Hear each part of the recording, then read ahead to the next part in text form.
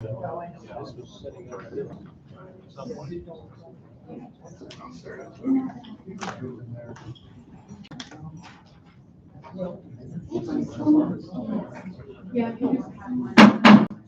is now 5 in the evening on this date, August 24th, 2022, and time for this evening's Canyon County Planning and Zoning meeting. My name is Patrick Williamson. I'm acting chairman for tonight's hearing. Will the recording secretary please call roll of the members of the Commission and Development Services Department staff? I guess I was jumping the gun. Commissioner Neville, Present. Commissioner Sheets, Here. Commissioner Villapano, Here. Commissioner Amaral, and Acting Chairman Williamson. Present.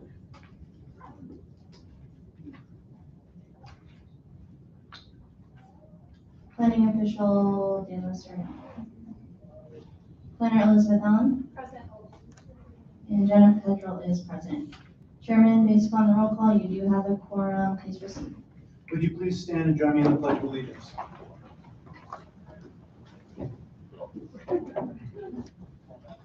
I pledge allegiance to the flag of the United States of America and to the republic for which it stands, one nation, under God, indivisible, with liberty and justice for all.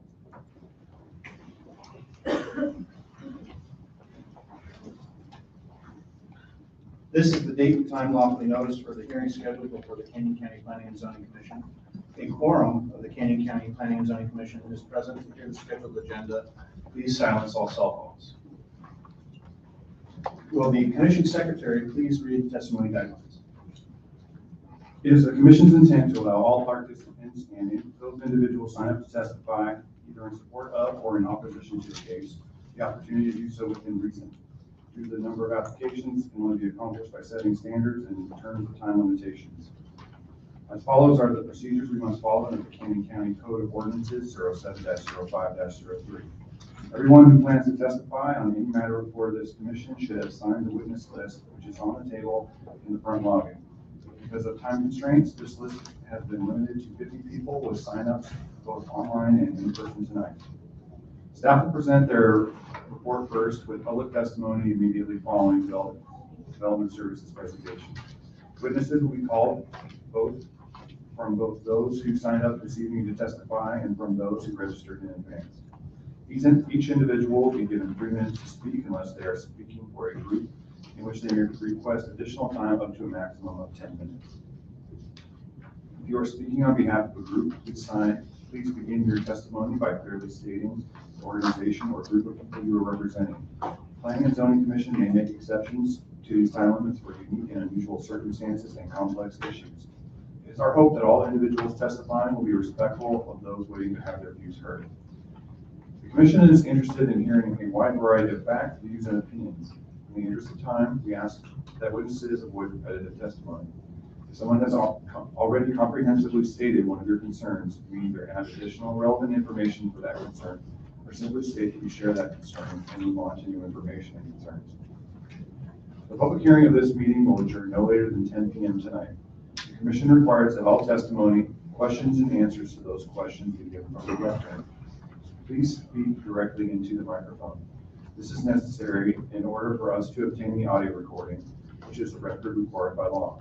If you refer to an exhibit or computer projection, use specific verbal descriptions, such as exhibit number, location, or direction, so that a transcript can be made for review, if necessary, by the Board of County Commissioners and/or District Judge or the Iowa Supreme Court.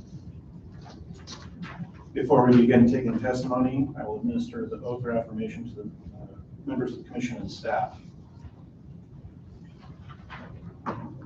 Recognizing that Idaho law prohibits perjury, do you solemnly swear to or affirm that the testimony you give will be the truth, the whole truth, and nothing but the truth? I do. I do. Development Services staff have been appointed as Sergeant at Arms for tonight's hearing. Their job will be to maintain order by restricting inappropriate discussion, monitoring the allotted time, and regulating any disorderly conduct. Just a bit of housekeeping, kind of going back with the guidelines. What we're going to do is For people, especially for groups, we'll start off with allotting you 3 minutes, get as far as you can.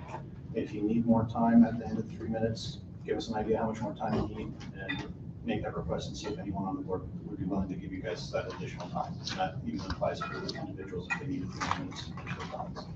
But there's a lot of people here and we want to hear everyone's testimony. So please be courteous.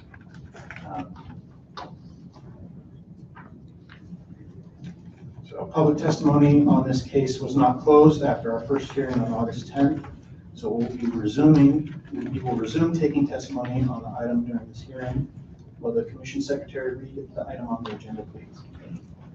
Item number 1, new business action item, is case number OR 2022-0008, Cannon County 2030 Comprehensive Plan. Second hearing to repeal Cannon County 2020 Comprehensive Plan and adopt the 2030 Comprehensive Plan. And I guess you will now begin taking evidence by calling development services staff as the first witness to present the proposed Canyon County 2020 Comprehensive Plan and any related exhibits. Good evening, Commissioners. There are some late exhibits that I've provided to you. So there was a memo provided to you on August 18th.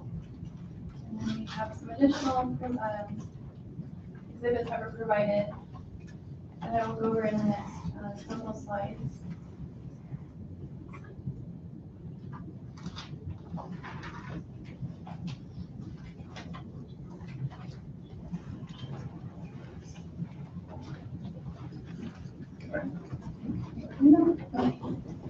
So before you this evening is the proposed Canyon County 2030 Comprehensive Plan with a request to repeal the 2020 Comprehensive Plan and adopt the 2030 Comprehensive Plan. This is a continuation of the August 10th hearing. The public testimony has been left open, as Commissioner Williamson mentioned.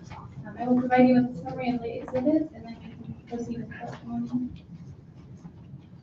In the memo that was provided to Planning and Zoning Commission and added to the website on August 18th, there was revised FCOs with recommended changes based on the public comment received at the first hearing and agency comments. 4Q was from Sheen Weston with comments about future acquisition maps and where city sewer and water related directed, comments on the need for better city and county coordination, TDR's impact fees for schools. The 4R was from John Curricamp and provided comment on the aquifer farmland development and growth. 4S was from Dina Palliston and provided comment in support of the plan. 4T was from Garrett Nicholas, provided comment on economic growth and the importance of farm ground and that cities can provide infrastructure to help balance growth. And then 4U was from John Ely, provided a letter in support of the plan and the need to protect agricultural operations. Also included in that memo was 4D from Anita Kaiser in support of the plan and the balance it provides. 4W was from Austin Hillgrant, provided comment in support of the plan as the old one favors the development of farmland.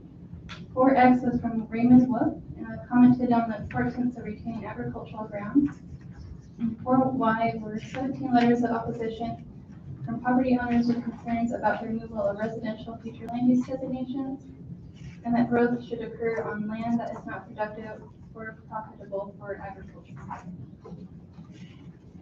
So the exhibits that were not included, there's a number of them. 4Z was from Middleton Land Investments, commented in opposition of the agricultural designations and the intensive agriculture overlay that's located north of Middleton. 3E was a letter of support from Valley View School District. 4AA was from Dave Basie, commented in support of protecting agriculture. 4BB are presentation slides from Amy Bittner, who will be presenting tonight. 4CC was from Hip and Ann Delgado, commented that they attended the presentation on the 10th as neutral and are now in support of the plan. They provided comments on infrastructure, the new agricultural designations, agritourism and growth. 4DD were presentation slides provided from American Farmland Trust that they'll be presenting tonight. Exhibit 8 is from Chris Brigham, which those will be videos used with testimony. And then I received 2 more exhibits from 2 individuals in attendance, but I don't have their names. And then there was one provided from John Foley, President of Coalition for Agricultural's Future.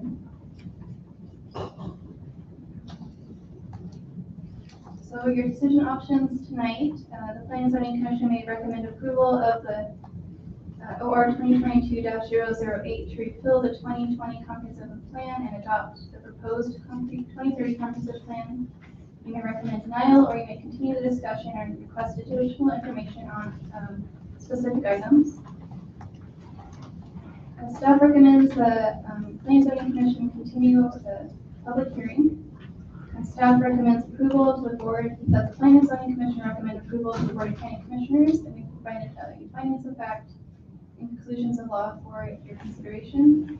That was suggested changes from staff. I went over this last time. The next steps tonight is a second hearing where you can choose to continue the hearing or make a recommendation to the Board of County Commissioners. We tentatively have a public hearing with the Board of County Commissioners scheduled for September 21st at 9 a.m. And then after the plan is adopted, we will need to develop advisory committees to assist in ordinance updates and sub-area plans to implement the plan. And then begin work on action items. And then I'll stand for any questions. Are there any questions for staff before we continue? Mr. Chairman. Commissioner Neville. Thank you, Mr. Chairman. The first isn't really a question, just to point something out on the revised FCOs, page 2, at the very top. It says based on the findings of fact, conclusions of law, or the findings of reference approval of case to repeal the 2030. Through the chair, Commissioner Neville, we would have to correct that. It should say refill the 2020 plan and adopt the 2030. So, and then, if you would, Elizabeth, I'd like some clarification on a couple of parts of the plan. The two parts, actually. One of them is the iterative nature of the fact that where the plan talks about more frequent revisions. What was the vision of the folks that put that together on how often those revisions might occur? Through the chair, so staff is anticipating that amendments will likely have to occur on an annual basis as needed. In the beginning, there'll probably be more amendments to fix, to make corrections that were caught potentially, or some issues that we ran into. And then when we adopt if it gets adopted and we work on the sub-area plans, we would have to amend this plan to incorporate those. Okay, so, and the next question that I'd like you to clarify a little bit more information on is those sub-area plans. Mm-hmm. What's the vision for, are these going to be broken out by land use, future land use? Are they going to be broken out by soil? Like what could be grown there if it's an ag? Or how are you going to determine the sub-areas? So the sub-areas, the county will be split into several different sub-areas. I think instead of staff coming up with those boundaries, we would have to work with the advisory committees to establish those boundaries. Once we have those boundaries in place, we'll have to work with the people that live and work in that area to establish what uses and development types and other issues that they see in that specific area of the county. And these subcommittees are the ones that would be created afterwards. Yes, After that's the correct. approval. Mm-hmm. Okay. That's all I have right now. Are there any other questions? Are there any problems with the late exhibits that were presented? Well, Mr. Chairman, if you don't mind, I was trying to keep track, but then we got to the end and she said there's two that you didn't know where they come from, and I didn't hear any numbers on that. Oh, that's true. I guess what would the exhibit numbers for the last two exhibits? Actually, I think there were three that there might have been So at the very end. I got them a little bit out of order, so let me give you an exhibit number. So the cap slides, one, and then there's two others. So CAP would be 4EE.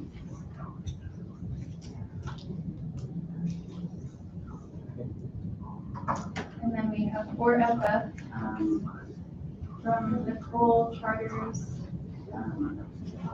Alviso. And then the last one, I don't have the gentleman's name. Oh, Daryl Ford. And that, what's that?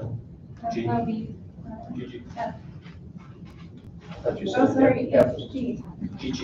Yes. Okay. I'll have the ejections after.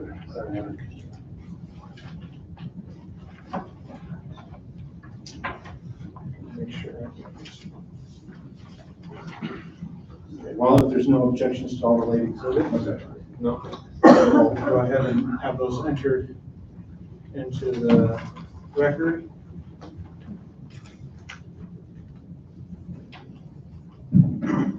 All right, so I've got several sheets of paper here that I will go through.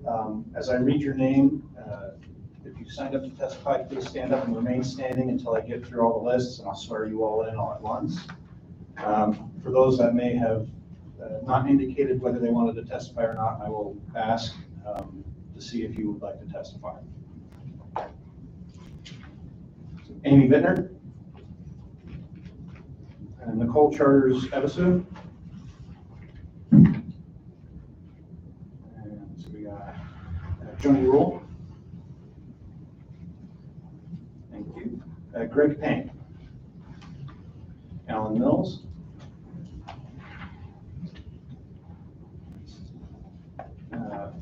Ron Bittner, but, okay.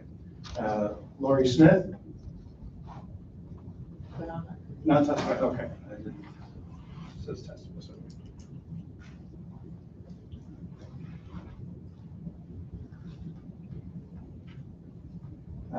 I have a Chris and Beverly Emmert. No, we did last time. Okay.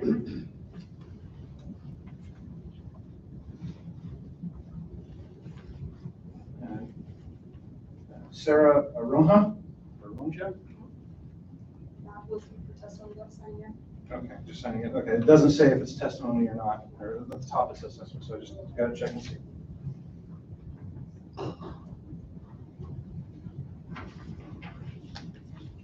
Robert Saliber? Yeah, again, we were just signing it. Just signing it, okay. Again, it says testify at the top, so I'm just double checking. So. All right. Good morning.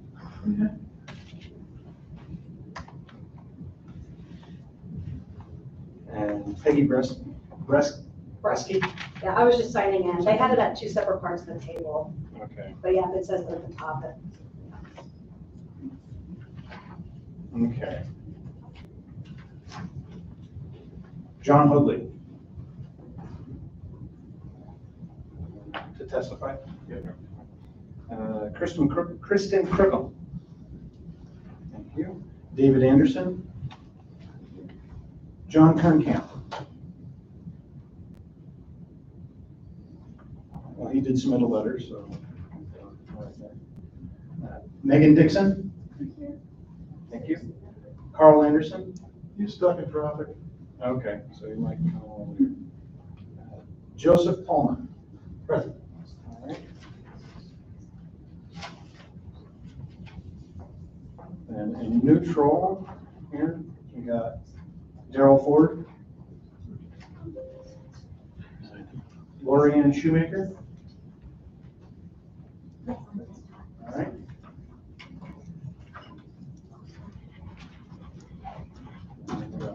Signed up online in opposition. Doug Critchfield. Thank you. Tom Wilkie.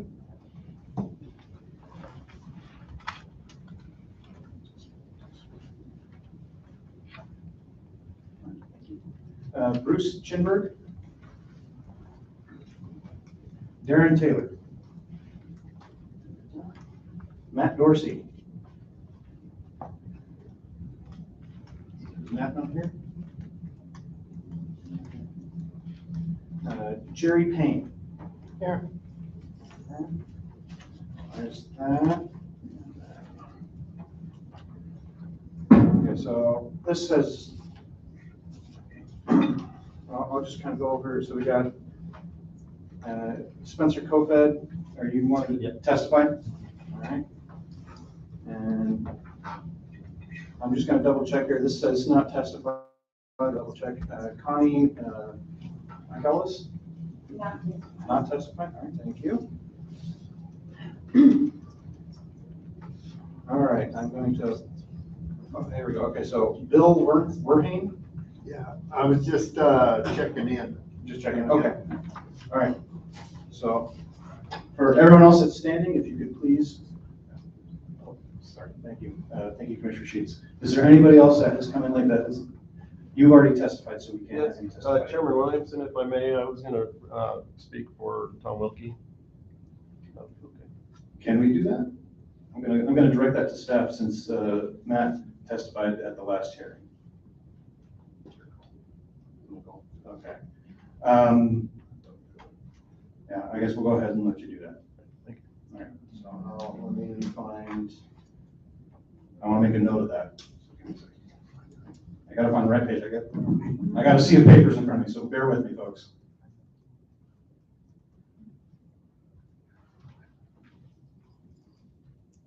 All right. And if everyone could please raise your right hand. Oh, sorry. I would like to testify. You testified last week, Josie, so we can't. She did. She did. That's what I have. She didn't know on here. She didn't. Okay. Well then, okay. Okay. All right. Sorry, I apologize, Josie. So go ahead and, so, let me make sure I got you signed up on here, Josie. If you could, just so that we can have this written down. And then, is there anybody else, anybody else that has not? Okay.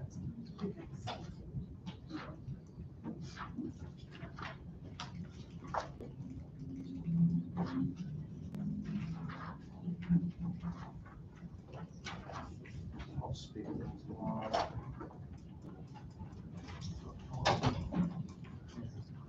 Thank you.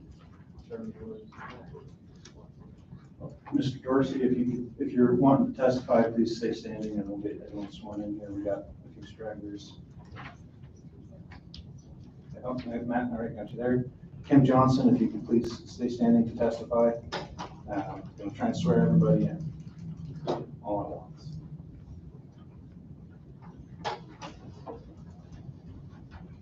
Testify, need to sign something to testify. Yeah, just to get your name on the record, please.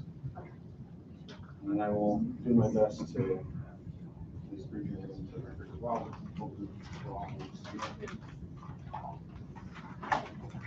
I think you should move forward.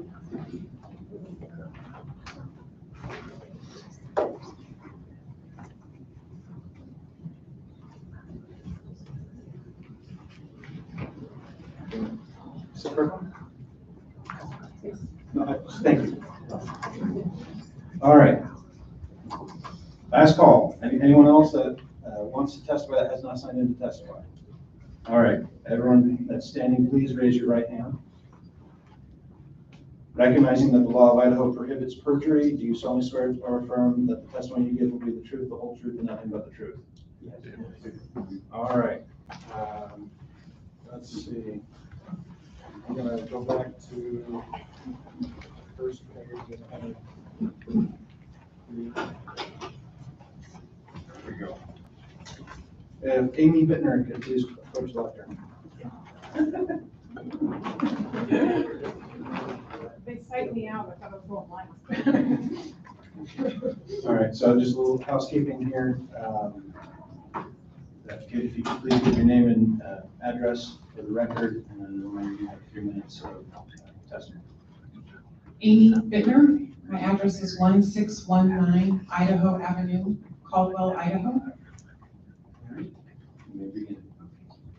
So I have some photos to go with my presentation. So what you're viewing here is the view from Bittner Vineyards deck. We planted our vineyards, started planting our vineyards in 1981, and our tasting room opened over 15 years ago. And everyone who comes out on our deck whether they're from Idaho, recently moved here, or just visiting the area, are amazed at how beautiful our area is out here, understandably. Next slide. This is the current view of our deck, dramatically different. As you can see, the big vineyard has been plowed out. It's now a big dirt lot. Every customer that comes to our tasting room, whether they are new, visiting, or current, asks the same thing. What's happened with property? And my reply is, it's going into a 15-house development. And every single person's response is, no, how can they allow this to happen? My reply from that is, thankfully, it actually is not going into a 15-house development, but it was being promoted as a 15-house development for almost 2 years, and it was zoned for 1. Thankfully, our neighbor was able to purchase it, and his intention for the property is to go into vineyard land.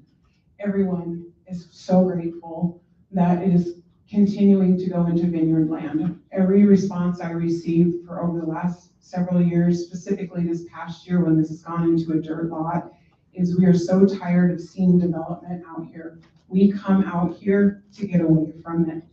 And it's just so hard why they don't understand why people are allowing so much development to go on when we need to continue to have ag and vineyard land.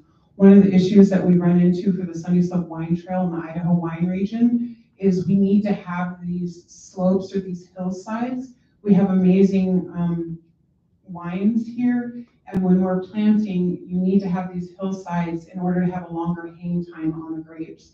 And it helps for protection for harvest, and so we can have a later harvest in the vines.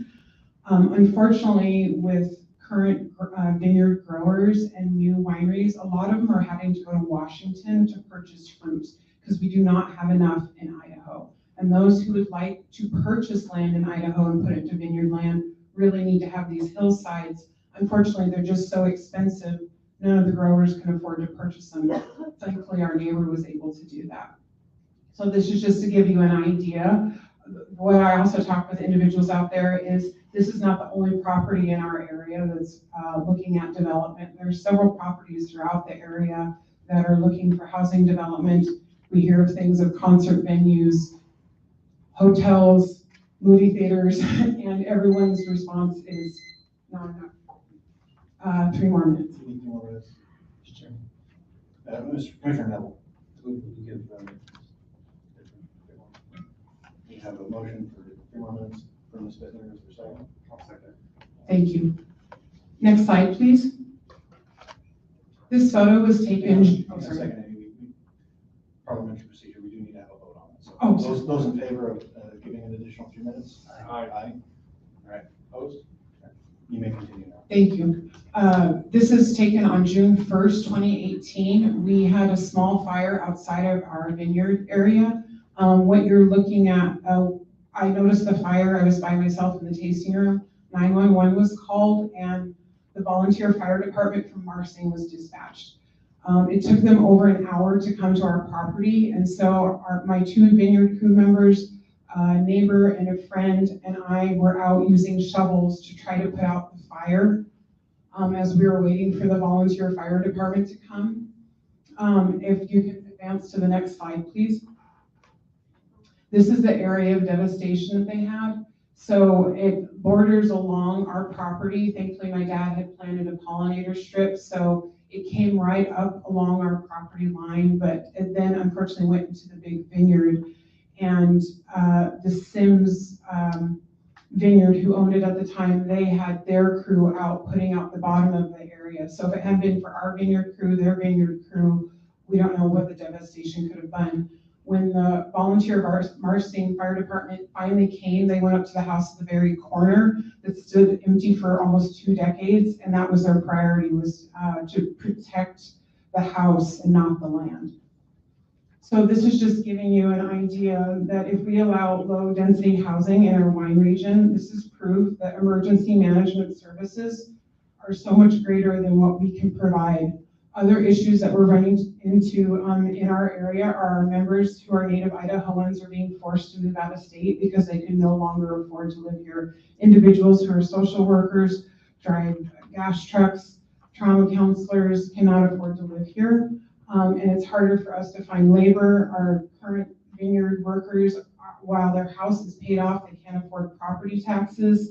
Wine club members who've been coming out for years are choosing to no longer come out here because of all of the development and traffic. It's just becoming a pain, and we're just turning into another Meridian area. So they're choosing to spend more time in Boise, Garden City, in Eagle wineries because it's less expensive and less time to drive out there, since we're losing what's unique and beautiful to our area. The thing that this is the last slide, please. The thing that I really want to mention here, and there are a lot more points that I could get to, but we are to the point in our area that it's either pavement or agriculture, right? So what does it look like 5, 25, 50, 100 years from now? Your kids, grandkids, great-grandkids, we're still going to need agriculture. We still need food. We still need the bees to pollinate things in order for us to survive. And so we are for this comprehensive plan to get approved, and we need it to have approved now. There should be no more delay. Thank you for the extra time. Hang on, are there any questions from Ms. Bender? Thank you.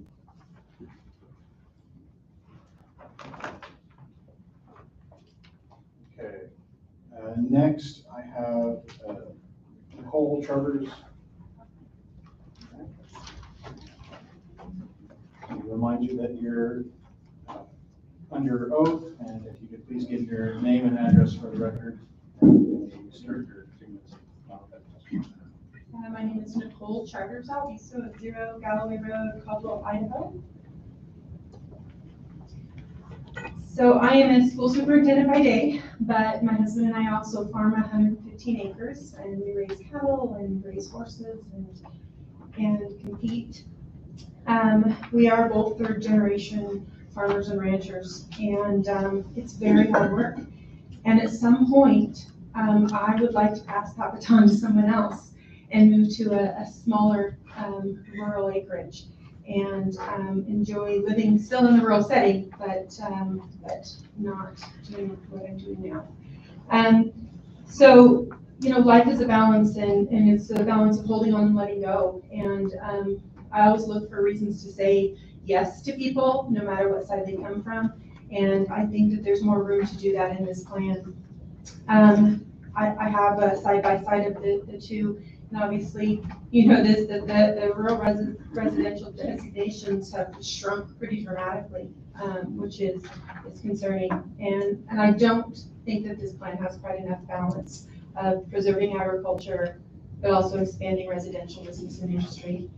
The proposed plan favors large conglomerate farming operations. It greatly reduces rural residential RA, R1 designations.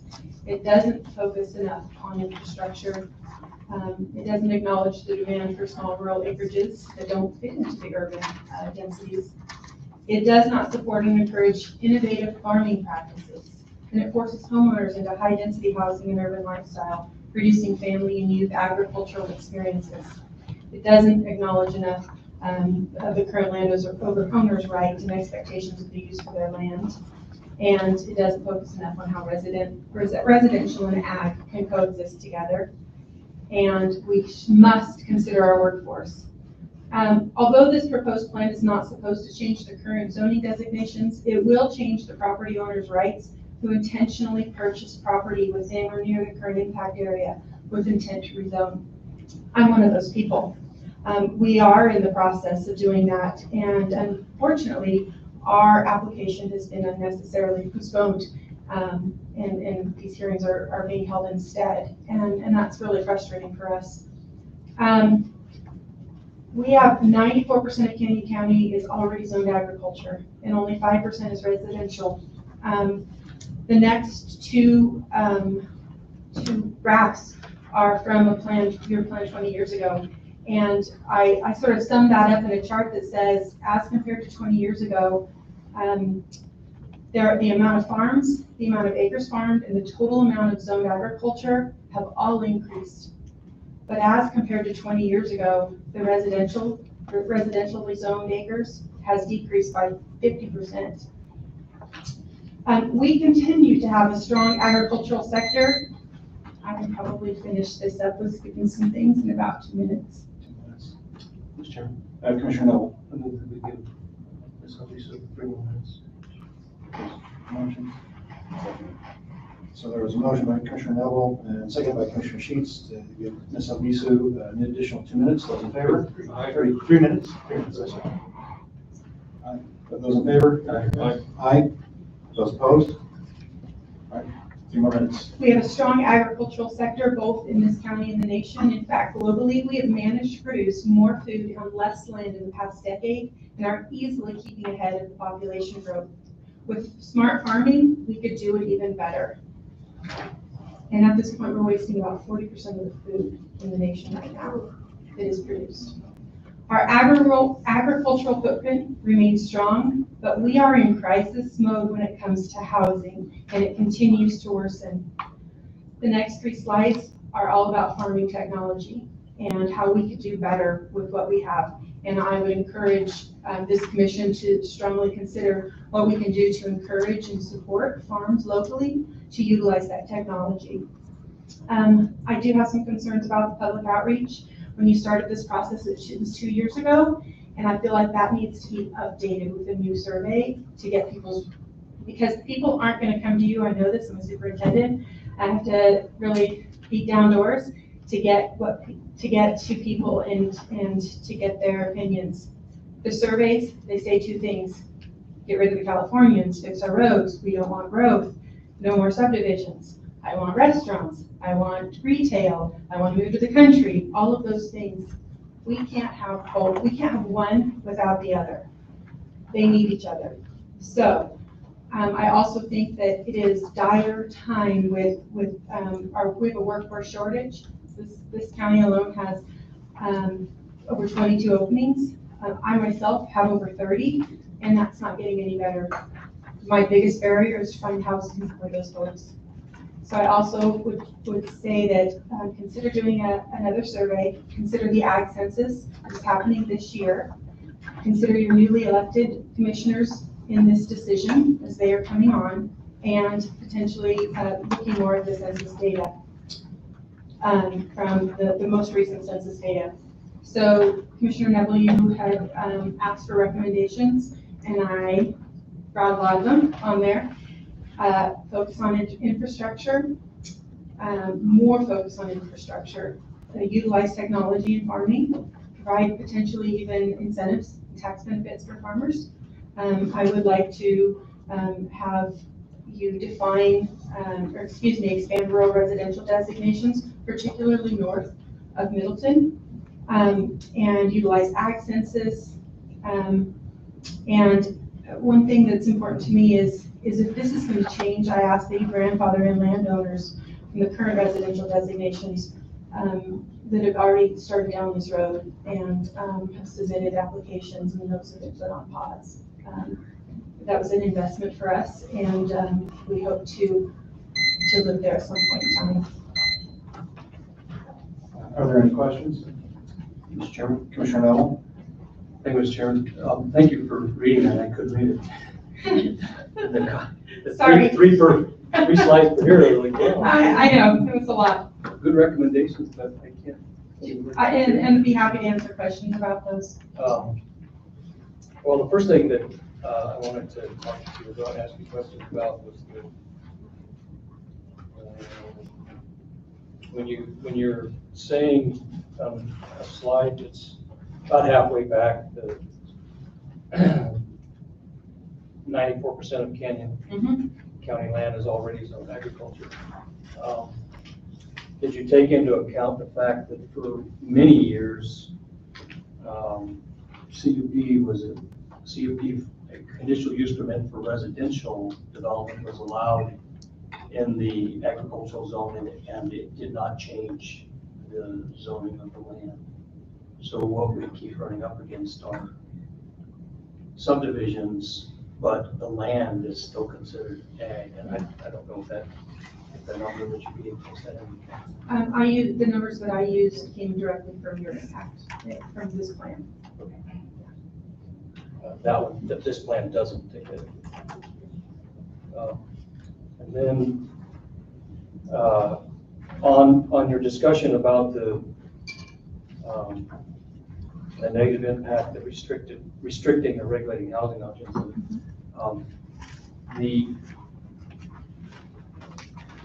I've retired now, but what we kept hearing when we were interviewing, trying to get new employees, wasn't that they couldn't find places to live, they could find apartments, but they couldn't afford anything.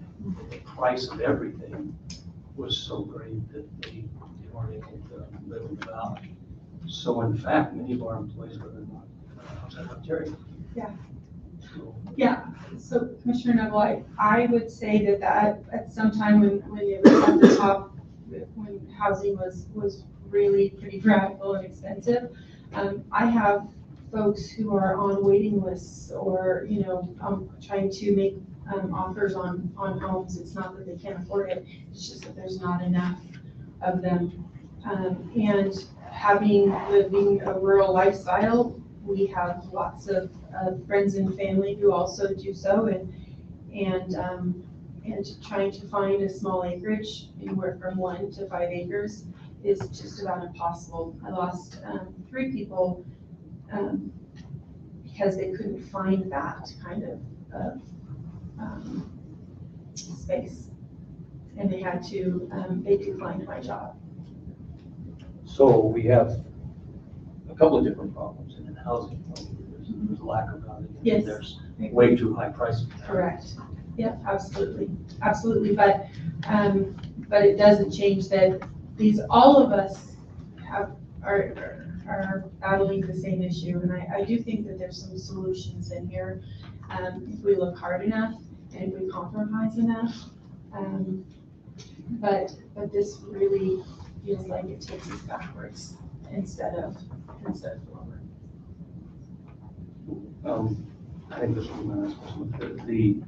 Earlier tonight, we heard testimony from staff about the idea of these sub-areas that would be created by subcommittees, and that specific attributes of those sub-areas would be taken into account by the subcommittees that would be working on.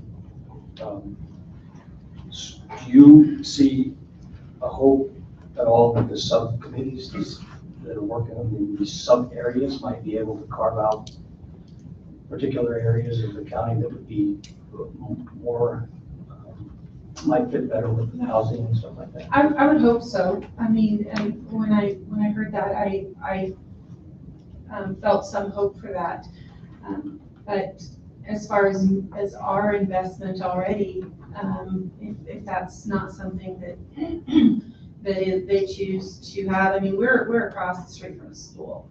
I can't imagine an area like that wouldn't at some point be made residential, right? Rural residential, and it doesn't make sense to me that it's not. And so, my investment is up in the air right now, and my future home is up in the air right now, because it doesn't, it kind of pushes us out. This plan kind of pushes us out of that. So I guess I would need to know more about it. I don't think that I think that the plan still allows applications. There's always the opportunity for a hearing. You might say no. Well, right. But you can always apply. Yeah, I think that the chances change when it's dramatically reduced. So, yeah. Thank you, Mr. Sure. Commissioner Sheets, I do have a question. Hey, thanks for coming tonight. Appreciate it. So you talked about the need for more rural residential. How much more should we have? Like what's in it now, or should it even be expanded more? Oh, I think it should be expanded more. It was reduced pretty dramatically, not in all parts, but in certain parts. I think particularly in the Middleton area, it was reduced pretty dramatically. So the thing is about rural residential housing is that you're looking at someone who wants to go from living on or farming 115 acres to hopefully just having a couple acres with a couple horses and enjoying it. retired lifestyle. And so, because generally speaking, those kinds of people are familiar with the rural lifestyle, then we are easier to get along with, let's say, right? I am a proponent and in total support of agriculture. It is all I've ever known. It is all I've ever done. And so I think it's easier for us to get along and live cohesively with larger farming operations. So I feel like there should be more of that. How much more? I'm just trying to understand the scope of your request. I thought the old plan was better. The current plan, I should say, with that area was pretty accurate. I think it could have been expanded just a little bit more in certain areas. So maybe just a little bit more than what you have currently. Okay. I mean, it's hard to give a number of I percentage. know, I mean, Yeah. we did talk about a little bit about percentages. Yeah. We can, what's your, I would say 25% more than the current plan. No, not 20%. Let's say 10% more than the current plan. okay. Other questions? Commissioner Villafana. Thank you, Mr. Chairman. Ms. Avisu, I do have a question for you. So you mentioned infrastructure and you mentioned the need for more residences. And so my question for you is, so, and all that, so last time we heard testimony on seed crops, issues with trespassing, with all the residents coming out to the country, issues with crop dusting. Some crop dusters refused to spray certain fields because of complaints, additional, and additional traffic, et cetera. So just, you would like to see more residences, but we continue to see more conflicts, more issues. So what would you say to that? And would you make the argument that you had an infrastructure slide? Would you make the argument that the infrastructure should be improved before we have more residences? So specifically when I speak of infrastructure, I speak of roads. And I really look at that because I read through all of the survey comments, and the majority of that was huge in that portion of it. So I would say really a lot more planning and looking for what those funding sources are going to be, but expanding on roads and looking to the future on that. So that was what I was mostly referring to in regards to infrastructure. I'm mostly advocating for rural residential, and I think that we can, as I said before, coexist better, right? I have a crop duster going over my house constantly, and I have cows that are out, and my husband bails in the middle of the night, and the neighbors are out. So I understand all of those things, and people like me who want to retire to smaller acreages, I believe understand that and can better work together. And the other piece here is that I've been in education for 27 years, and I feel like our kids need to learn to love and appreciate agriculture as well, and they need opportunities that kids in small neighborhoods cannot have. And I think about, I work in Ontario, and it's the forest county in Oregon, and we have a huge underserved population, and I think about how many of those kids, because land use laws there are just tight, and how many of them don't have the opportunity to show a sheep or raise a steer or a chicken or whatever it is. And I think that we need to have those opportunities for our youth as well, to be able to live in rural spaces, small rural spaces, to be able to appreciate ag. Thank you. Ms. Ellis, I got a few questions. Most of them got answered. But I was glad that Commissioner Villafana asked about infrastructure and roads. Yeah. A lot of times with that, it's a highway district, and we kind of have to follow their recommendations. And so, because we were griping about it too. Yeah. So I just want to make sure you understood Yes. that as well. Of course. Being also a superintendent, did you say there was a superintendent for Milton? Ontario. Ontario, okay. well, this won't impact you as much, but that's one thing that we wish schools would comment more. So Valley, you have them Yes. represented here. I'm excited to hear what they have to say. You talked about, numbers in housing and stuff, and I'm guessing the county, because you said you got the numbers off of the county website, the county information, because I was just curious if those numbers took into account rezoned land that was annexed into into the cities. And I'm gonna guess that it was, as far as some of those changes. So that's one thing that we don't see is the growth of the cities as well. So, Commissioner Williamson, I looked at, not only the data that you all had on the website, but I also matched some of the data and the information in terms of farmland and everything else, also with the census of both the current census and the. As a orchard grower and vineyard Yeah. guy, ag census kind of means next to nothing to me because they don't spend enough time on specialty crops, in my opinion. So. Well, I see that, I looked through a lot of historical ag census data over time, and I see that they're evolving, and each time it looks like they're reporting even better. So hopefully this current ag census will do a better job of that. Haven't contacted me yet in years. My last question for you is, you kept talking about the RR, and I've heard a few people say that they don't like the fact that we're just changing the name of rural residential to rural ag, or it'd be the exact same 2-acre average lot size. Would that be something that bother you at all? That basically we're just changing RR to RA. Does that name change bother you at all? The name change, no, not at all. And I guess I do appreciate you came in with constructive criticism, so I do appreciate that. So thank you. All right, next up. I guess we'll pause real quick. Commissioner Emerald is now with us, so I was reminded I need to get him sworn in. He's going to need to share the microphone with Commissioner Neville as we get him another one. Recognizing the law of Idaho prohibits perjury, do you solemnly swear or affirm that the testimony you give will be the truth, the whole truth, and nothing but the truth? I do. Thank you.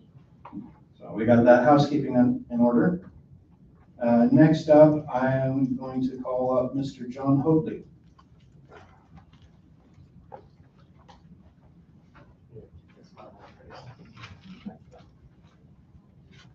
John Hoadley, 4701 Middlesboro Way in Caldwell. So I'm speaking on behalf of. Hang on a second, Mr. Hoadley, I got your housekeeping. I got to remind you your oath. Great job with name and address. Yes, sir. And now you may proceed, sorry. No worries. So I'm speaking on behalf of the CAF, Coalition for Ag's Future. So we got a PowerPoint up here in front of you. Click through that, so next slide. So Canyon County seed industry's data, seed is the cornerstone of our agriculture. We like to look at it as what we coin the phrase first to seed, because respectively, that's where our food begins. The Treasure Valley, mostly here in Canyon County, is one of 5 major global seed producing areas. So when you look at those 5, you're looking at China, you're looking at France, you're looking at Italy, Australia, and Canyon County. So it's a big deal to the seed production that we grow here in Canyon County. Small to global seed companies have a presence here in Canyon County, and they make a huge investment in our production of agriculture and to our economy. Canyon County is desirable for seed production because you can produce seed in a desert. We have low fungal and insect pressure. So Canyon County produces about 50 species of seed crops and hundreds of different varieties. Next slide. So Canyon County seed industry is valued at approximately $300 million annually. The farm gate value, which is what we pay to producers, is at least $50 million annually. So seed varieties, of course, are priority. So seed companies can make a huge investment in the economy, and what that means is to the jobs, the wages, contracts with seed growers, and of course those dollars stay within our local economies. So affiliated businesses also have benefit to the seed industry. This would be your chemical companies, your implements, seed treatments, coatings, color sorters, etc. So Canyon County seed companies in general ship to over 120 different countries worldwide to help lead the global population, which is set to grow to over 9 billion people.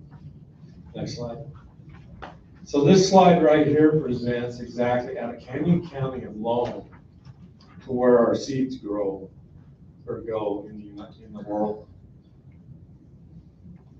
Next slide.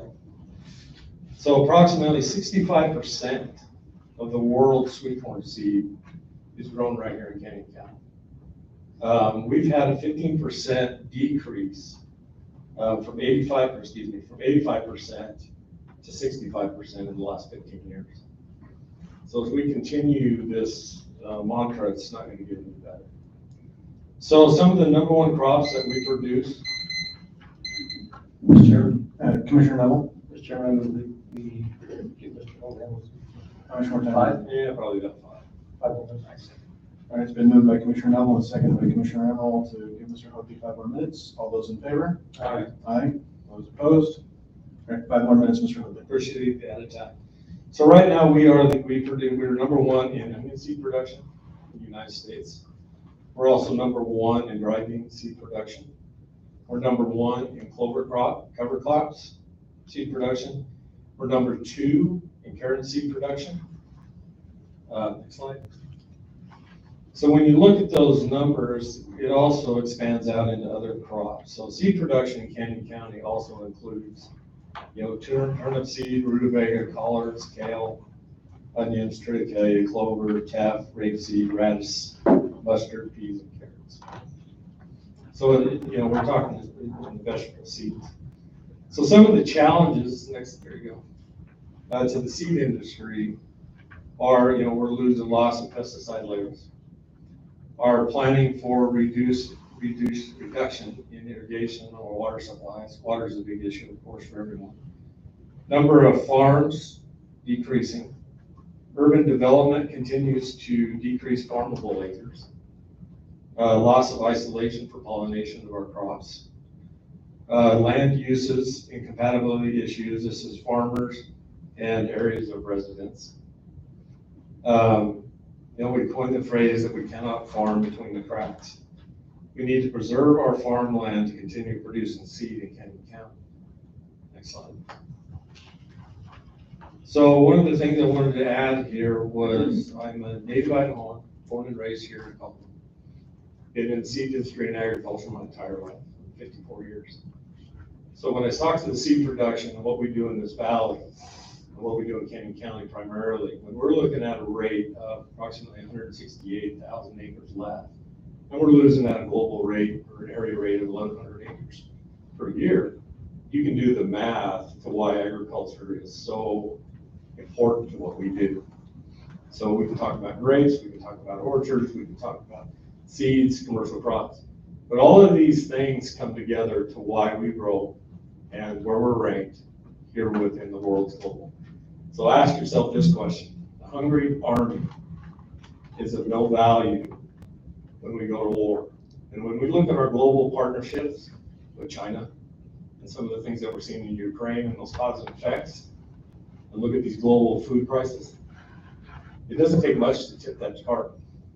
So Canyon County is one of the most viable areas and most important to what we do as a world. So with that, I'll yield back to you, Mr. Chairman. Are there any questions for Mr. Hoadley? Mr. Chairman. Commissioner Neville. Thank you, Mr. Chairman. Mr. Hoadley,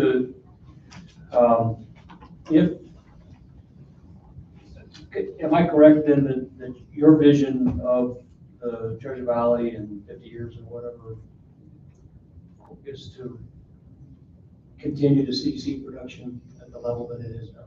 So with possible changes, we won't see it if we don't make this change and start. So in 50 years' time, if we don't start doing the right thing and looking at this through a much broader lens, we're not going to have to worry about agriculture in Canyon County because it will not exist in 50 years. Okay, and if we lose the ability to produce seeds in Canyon County, will we go to these other areas that you listed, or where will we go?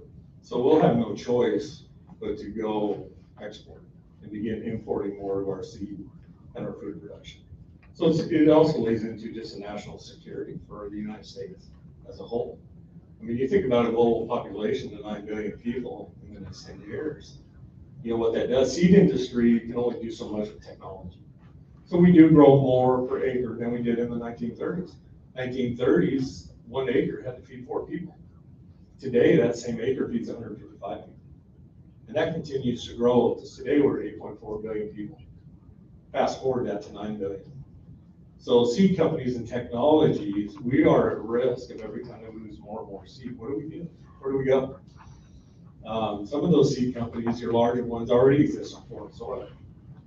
So, you know, it's in my opinion, this is just bigger than what we all really know. So you do consider seed production a national security? I do. I don't want to go to China. I don't think anybody really does. Thank you, Mr. Any other questions? Commissioner Emerald. So I just have a comment on your comments. I could maybe argue with you a little bit about some of the facts or details, but the fact is I spent a lot of my life defending this area for the seed business. And so I completely agree. This area is very important for the seed business overall. And so matter of fact, I commend you for bringing up the point you did. Thank you. Thank you, Mr. Hunter. Thank you. Appreciate the time. Okay, and I'm gonna try and mix it up here, not get too much of one group here. So I'll call up next Matt Dorsey.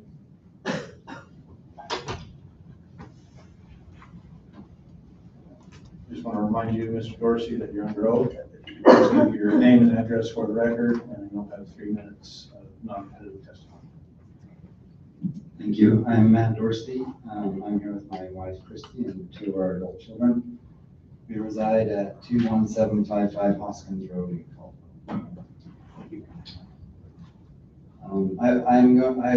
Christy and I both are going to be our 5th generation farmers and ranchers, and all 3 of our kids hope to be the 6th generation.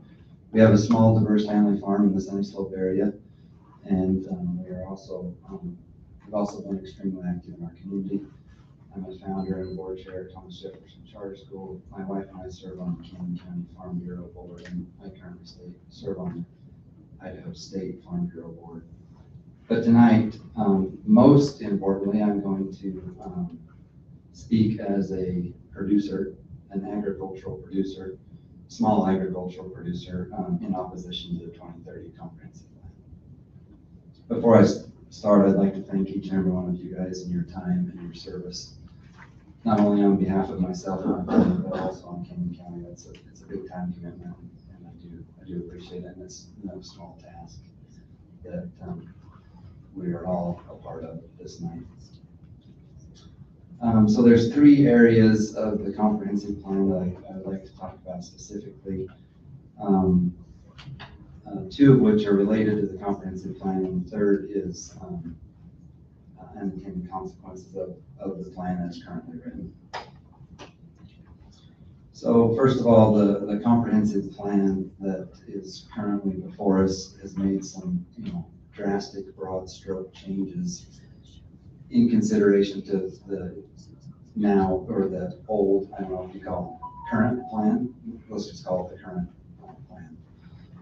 And without really any specificity of those areas.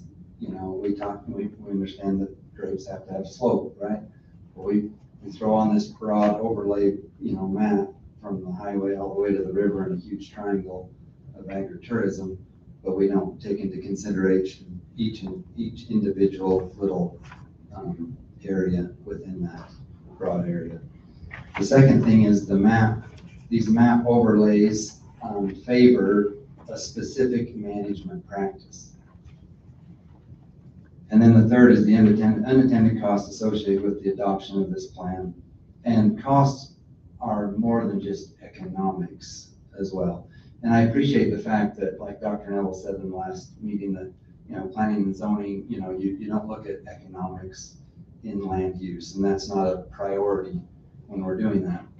But it does affect the farmer, and it definitely affects my ability to continue to farm and my kids' ability to continue to farm in the future. How much more time do you think you need, Mr. Dorsey? It's 5 minutes. Would that be all right? Mr. Chairman, Commissioner Neville, move that we give Mr. Dorsey 5 more minutes. motion to give Mr. Dorsey 5 more minutes. Is there a second?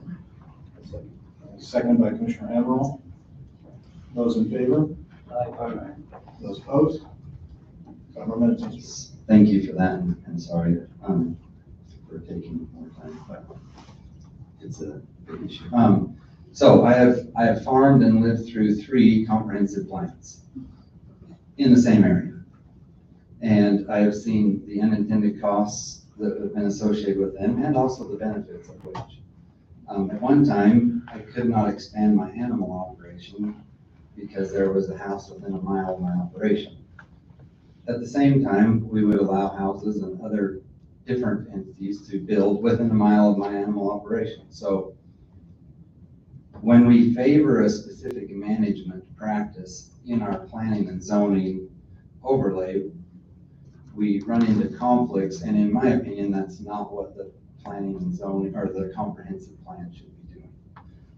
The comprehensive plan should be more of a 60,000 foot level. The second point with the overlay, production agriculture and agritourism exclusive farm use is not the same. Even though they sound similar, they're not the same. Production agriculture, I'm producing food on the ground, where agritourism is bringing people out to see the area and to, enjoy the area. So we can't lump those 2 things together. It doesn't make sense to me.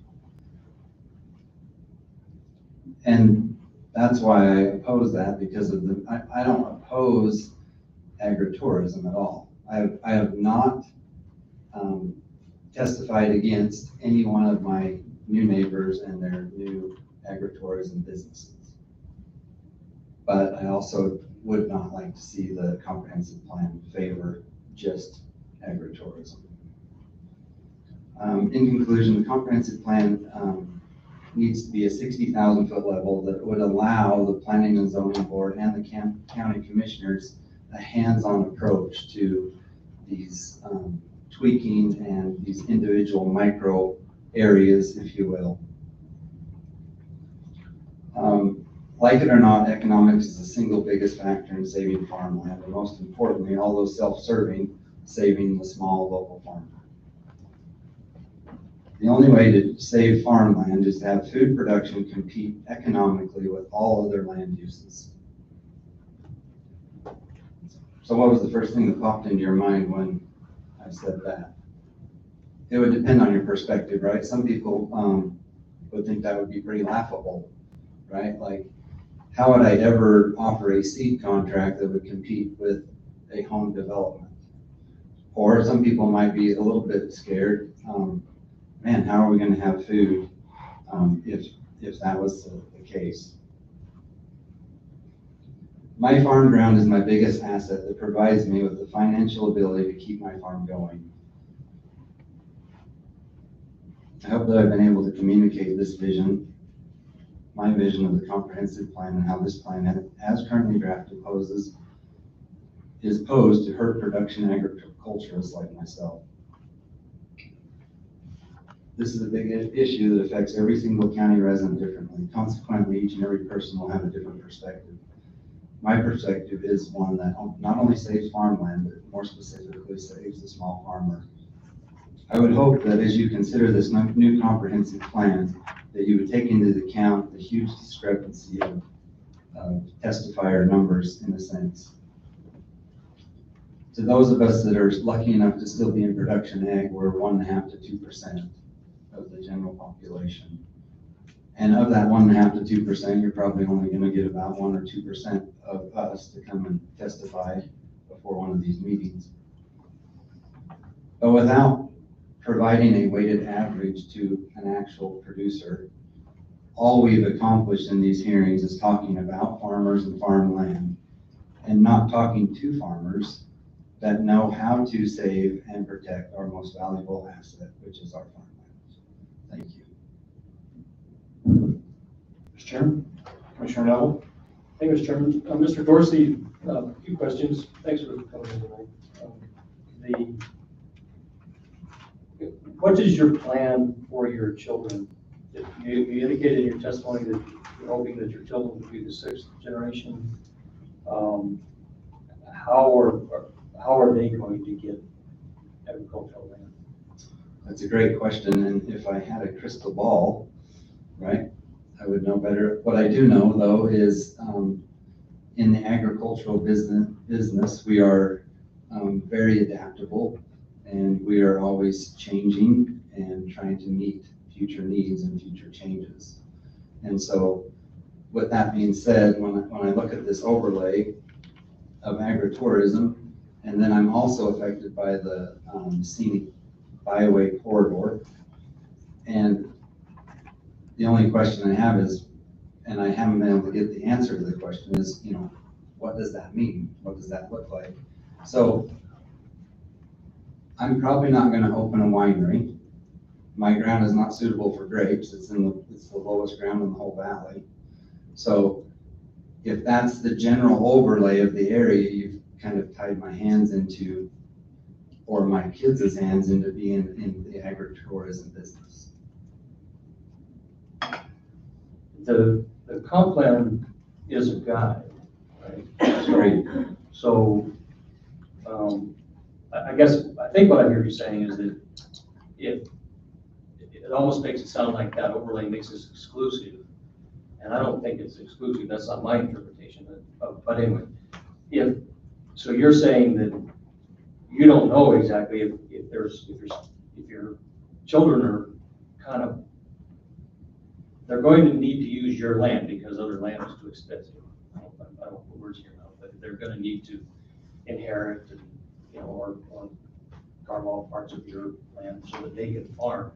You think that they need to go into agritourism in order to comply with the comp plan, which is. Yes. Okay. I don't know that I have that interpretation because it's just a guide, but okay. I understand your concern on that. And then you mentioned an unintended consequence where you couldn't expand your animal operations because of housing. That sounds to me like you would be more in favor of drawing lines where we could say housing could come to here, but after that, you're starting to impact a farmer's ability to farm or expand or do things like that. The reason why I brought up that example is that the comprehensive plan is just a guide, and I've seen that, you know, wishy-washy for 30 years, right? And I've seen it change, but as it being just a guide, it did affect my ability to expand my, you know, animal operation, which could have been more sustainable in the future had it been allowed to grow bigger. But was it capital? Yeah. When you're talking about ag land needs to be able to compete economically with other land uses, are you talking about concepts like transfer of development rights and things like that where farmers could forego developing by being paid an economic incentive? Is that part of what could be in that? I guess my point to that is that in the past 30 years, the comprehensive plan, although it's a guide and everybody works really hard at it, the economics, the 2008 recession saved more farmland than any comprehensive plan could possibly ever dream to save. And that is because at that point in time, what we were producing off of the ground was competitive with the housing market and what the other uses of the ground. Okay. misunderstood. Okay, so you're saying that because of the recession, there wasn't the pressure from development, and you were able to produce at a level that allowed you to Yeah, continue on. and right before that recession, right? I mean, you know, ground was being bought up for subdivisions everywhere, right? And, oh no, the sky is falling, right? And it was. And when that came along, you know, ground got turned back and it's still farmed today. So that's why I'm saying, like, I mean, I appreciate the difficulty in the comp plan and the idea that you don't really necessarily look at it economically. But if the purpose of the comp plan is to protect farmland, it plays a part, but the real issue is until production ag gets paid to compete with other uses of the land, this land, no matter what we do, the land is going to be ate up and used up for other things.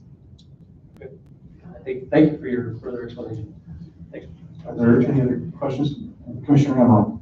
Thank you, Mr. Chairman. Mr. Dorsey, you mentioned that the plan defines a specific management style.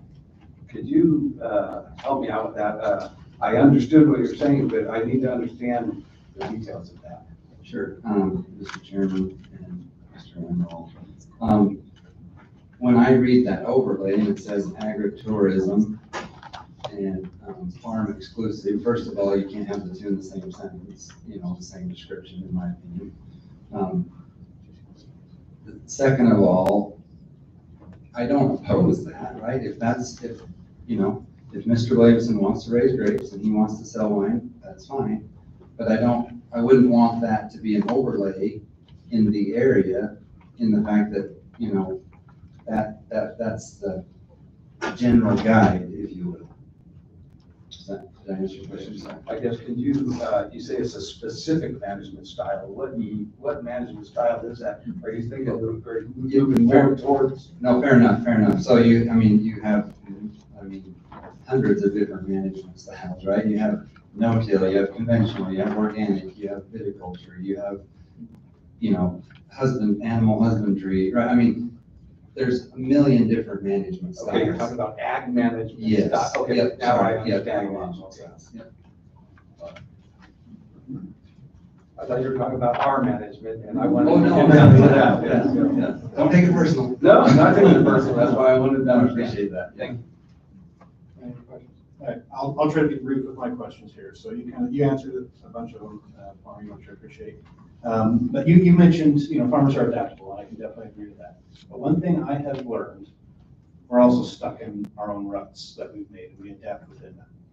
Meaning, I could do enough of what you do for farming and get up to here in trouble. I could probably do the same thing with Mr. Crump. I could probably do the same thing with Mr. Hovick, and they'd all probably get in the same amount of trouble if they were trying to do my job.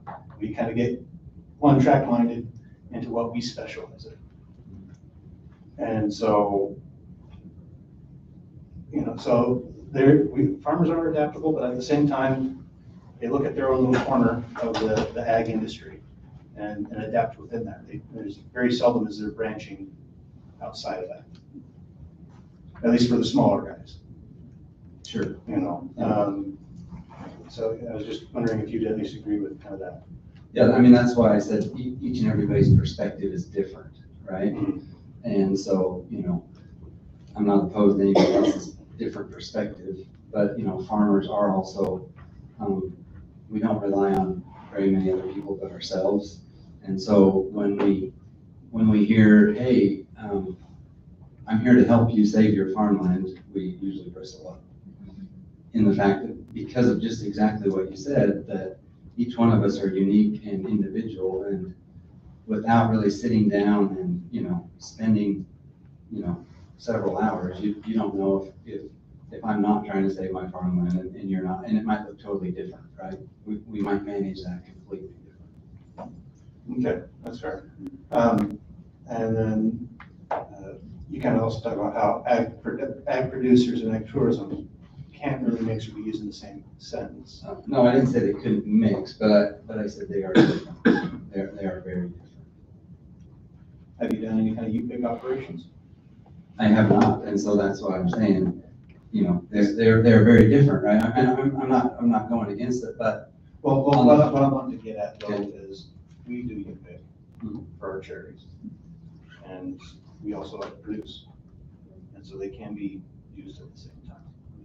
yeah, I'm not saying that you can't do them together, but they aren't the same.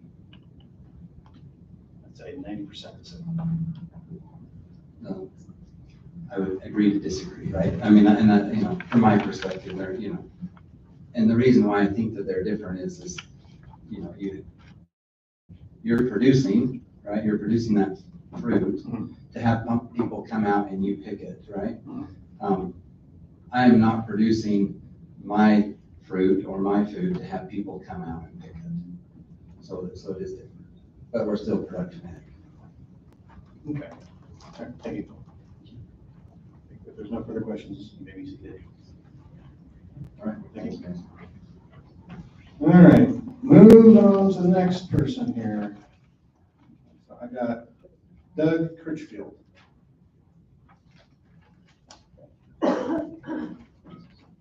Just to remind you, you're under oath. If you could please give your name and address for public record, and then you'll have 3 minutes of non-recorded testimony. Certainly, Doug Critchfield with the city of Nampa, 411 3rd Street South in Nampa. Thank you, commissioners, for the opportunity to address you this evening. We've appreciated the participation that we've had in this process so far, and you have a terrific planning staff, and we're working together to continue to coordinate our efforts in this regard. Regarding the policies presented in the plan this evening, there are a few issues that we'd like to highlight for you. Nampa completely supports the county's efforts to preserve agricultural land. And we want to be clear about that. We seek to continue to work with the county to establish grounds by which the agricultural industry can be preserved and enhanced, while at the same time, we're seeking ways to handle the unprecedented growth that we've experienced. We ask that the county include Nampa in the various advisory groups listed in the comprehensive plan, being the Agricultural Preservation Strategic Plan for Growth, Sub-Area Plan, Transfer of Development Rights, and Land Development Guidelines. We also ask that the county participate with discussions with the city of Nampa, Valley View, and Nampa school districts regarding the current school facilities crisis that we have. We're concerned about statements in the comprehensive plan that suggest that the county plan for development, such as master plan communities, industrial, residential, commercial, and public housing. We consider the county to be the lead agency in agricultural land preservation. We consider the role of the cities within the county to be the lead on facilitating residential, commercial, and industrial development within their respective areas of city impact, or AOIs. The areas of city impact play a vital role in planning for agricultural preservation and future growth. We applaud the statement in the comprehensive plan that suggests a review of the current joint powers agreement between the cities and the county governing the development within the AOIs. And we also ask you make this a high priority. We also ask that as development proposals within the Nampa area of impact are received by the county, that the city have the authority to review them for consistency with the Nampa comprehensive plan and to provide approval through a pre-annexation agreement such that the appropriate entitlements can then be granted by the county. On the exhibit on page 31, it shows an intensive agricultural overlay adjacent to the current southern border of Nampa's area of impact. We're proposing a small expansion of the Nampa area of impact to Deer Flat Road on the east and Missouri Road on the west, so that we can overlay planning designations that will help define these areas. Without these planning overlays, the current landowners and the city council and staff have little guidance about annexation when it's proposed in these areas. And that leaves adjacent residences vulnerable to development that in the aggregate may not be compatible. We express opposition, not to the intensive ag overlay itself, but to the proximity to Nampa's southern AOI border. 10 seconds, okay, go ahead and finish it. Lastly, we invite the county to participate in our drought task force, which involves several entities in Treasure Valley. The goal of the task force is to ensure sustainable water supply for agriculture and the growing population. Are there any questions for Mr. Critchfield? Mr. Chairman. Commissioner Howell. Thank you, Mr. Chairman. Mr. Crisfield, first one I want to ask you questions about is that you talked about a crisis in the schools, but you didn't define it. What is your definition of the kind of crisis? Currently, the Valley View School District is experiencing about a 9% growth rate in population. Their facilities are impacted. They have literally no more room to place students. This makes land use decisions, nearly impossible in that north part of Nampa. We're working with them currently to provide that school space in those areas, and we'd like to work and coordinate with the county and the school districts about what those areas could look like and where they could be located. Just Valley View, then, not the Nampa Street. Nampa School District has about 70% capacity currently. And if there are opportunities, we're working with the districts right now. If there's any opportunities to share facilities, we'd be looking at those. And then towards the end, you're talking about pre-annexation agreements, but then you mentioned a couple of roads, Deer Flat in Missouri, but I got lost on what you said. Could you just go over that again? Certainly. The city of Nampa is looking to expand the area of impact to the south, the Deer Flat Road, up to the south side, and then down to Missouri Road over to the Mora Canal. The reason being is that city development is starting to give us some pressure on that south border. And we'd like to be able to define these areas with the working with the landowners on what those planning designations should be, so that if somebody desires to annex into the city outside of the area or south of that area impact border, it would give us guidance as to how that should be developed, if at all. It would also give the residents in the area the ability to give us feedback about what type of development, if any, should be occurring in those areas. So the last time that we had a case that was south of Hill Hill, in the area around Lewis, we were told that the city of Nampa could not yet ensure a lift station for city services for sewer and water because of the big drop. I guess water's out there, but my understanding of an area of impact is where the city can reasonably be expected to extend services. Has something changed? You're now talking going out to Missouri, which is another mile at least from where it's at, and yet we were just told that you couldn't get any services out there for sewer. So currently, there would have to be some degree of growth in that area to allow that to occur, the costs that are associated with that. It's not an area where we're seeing a lot of growth, particularly to the southeast, because of the soils out there and getting utilities in that area. But we're receiving applications of individuals that want to develop in that area. We don't have any guidance to give them because it's outside of our area of impact. Right now, it's being shown on the map on the current county plan as an area that is an intensive agricultural overlay, which means, according to the comprehensive plan, that there will be no development in that area. And so we would have to defer back to the county on how that would be developed. If somebody wants to annex into the city, let's say the city limits reach that area, and somebody wants to annex, we have no guidance to give them other than to say it's an intensive ag overlay.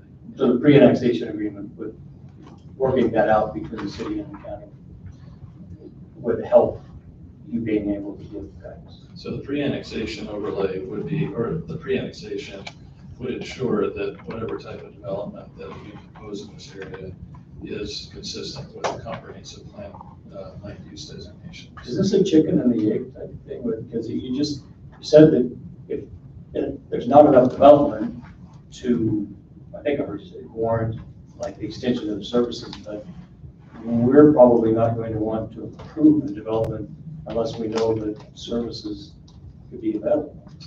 Well, so the purpose again of the planning overlays is that when somebody wants to annex, and they have the right to do so per state law, outside of our area of impact. It gives guidance as to the type of development that can happen in that area. Right now, it is somewhat of a chicken and an egg thing. We have to have so much development to support the services that use that area. But we're working with the landowner who wants to sell their property, so we have to be able to give them some guidance and for specific uses. Okay, thank you. Thanks for the clarification. Commissioner Emerald. Thank you, Mr. Chairman. Mr. Christopher, you mentioned that the city supports agriculture, and I was just wondering if you or the city or anybody that you're aware of has looked into such programs like transfer development rights and those kind of things. We've been in conversation with the county about the program since its inception, and our understanding is that these intensive ag overlays are a genesis of that program. They identify areas that could be transfer of development right areas into the city. We haven't worked it out beyond the idea, the concept of it. We don't know where in the city, other than maybe enclaved areas, that those areas could be developed, or the values associated with each. We haven't worked to that level yet. So you're relying on the county for the input back to you? We're hoping to work directly with the county staff on that program. Okay, thank you. All right, so I'll try to keep my questions short because there are a lot of people here. So do you happen to have a timeline? Because you talked about the extension of the area of impact south. So this is because kind of with what they're talking about, but you happen to have a timeline of when P&Z and the Board of Commissioners might be able to see what you're going to be presenting? Because if you get it done before this gets approved, we're going to have to change this to meet what you guys have to say. So again, that chicken and the egg story happens right there. Yes, we've been waiting for the county to complete the comprehensive plan before we bring it to. Okay, and then I take this opportunity because I try to do this to every city official that shows up at one of these things. Is the city of Nampa actually considering developing up instead of out? The city of Nampa is interested in developing denser within the enclave areas. One of the things that we have been working with in our current planning effort is to find ways to increase density without having to move outwards towards the farmland area. Hence, one of the reasons why it's important that we're a part of the farmland preservation efforts that are in place. The current comprehensive plan that we have now does designate certain densities, and we have increased those densities to the degree that we can within the city limits and within the area of impact. So just to shorten it up, so I'm kind of thinking specifically more skyscraper-esque. Not 20 people on an acre. I'm talking vertical growth, literal vertical growth. Skyscrapers, 10 stories, 5 stories, 200. Our current limit is 65 feet in our high density areas. And we do have a zoning designation that would allow more than that with council approval. There certainly would have to be the economics to support something like that. Okay.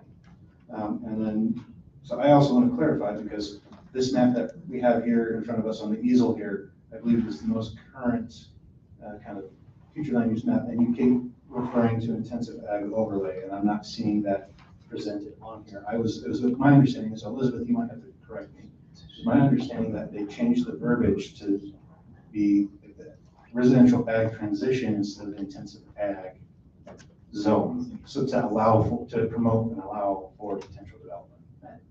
Commissioner Williamson, so the map in the tent right here is a future land use map. The overlays are not a future land use designation. Gotcha. So that's a designation that would overlay current zoning, and that would have to be through when it gets, if this gets adopted and we create the ordinance, we have to create ordinances to put that in place, which that will also be public outreach. So. Okay, so there'd be more hearings similar to this, or even what started this to get people's input. Correct. Okay, thank you. Mr. Chair. Commissioner Emerald. Sorry, I have another question for you. And you said that the city supports the agriculture and wants to protect the agriculture next to the city. And now I have it's kind of a point blank question, because I had some conversations with some other cities that were asking they like agriculture around there, so they can annex their city into those agriculture areas. Is that really the reason?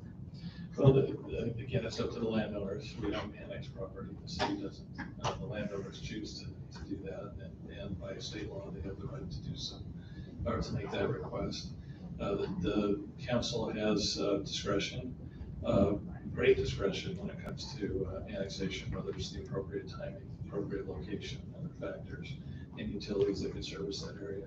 So to answer your question, the annexation, NAMPA is looking to try and annex properties such that we're maintaining our density limits.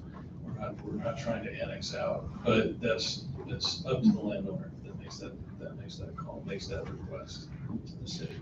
And we have to respond to that. Okay, thank you. Commissioner Sheets, apologies, it just opened up a question I had about that. So we're talking about things like the growth that we are experiencing and things like that. And you're talking about annexation, when the council is basically the body that approves that. So we're talking about the growth that the city is encouraging and approving of. So it's not necessarily the growth that's just occurring. So what the city is actively encouraging and doing. So when we're talking about annexation, are you aware of any denials of annexation requests? There have been several. Okay. What kind of circumstances would there be for a denial of that annexation request? Generally, it's compatibility, that existing residential developments and the residences oppose developments either because of density or housing type. And so that's probably the biggest hurdle obstacle that the council has to face right now. Those enclave areas are difficult to. All right. Well, I will definitely commend the city council for listening to those kinds of concerns, because I've been to other council meetings where concerns were raised and it didn't matter. So kudos to you. No further questions. Thank you, Mr. Critchfield. All right, so next I'll call Joni Rule. Thank you, Ms. Rule. Just to remind you, you're under oath. You have 3 minutes of testimony. Please give your name and address for the. Okay, my name is Joni Rule, 13243 Ballard Lane, Caldwell. And there was a couple different things that I'd like to talk about tonight. One of them being on the functional classification map, it's still showing that the bypass that was proposed to go around Middleton, that the city has opted to do away with. That's still on the map. I'd like to see that removed from the map. I'm one of the property owners that would have affected. And then another thing that I wanted to talk about tonight was the green belts and some of these walking paths, I guess, that there are groups that would like to see those from Arrow Rock all the way to the Snake River. I'm completely against those. I have approximately 270 acres along the Boise River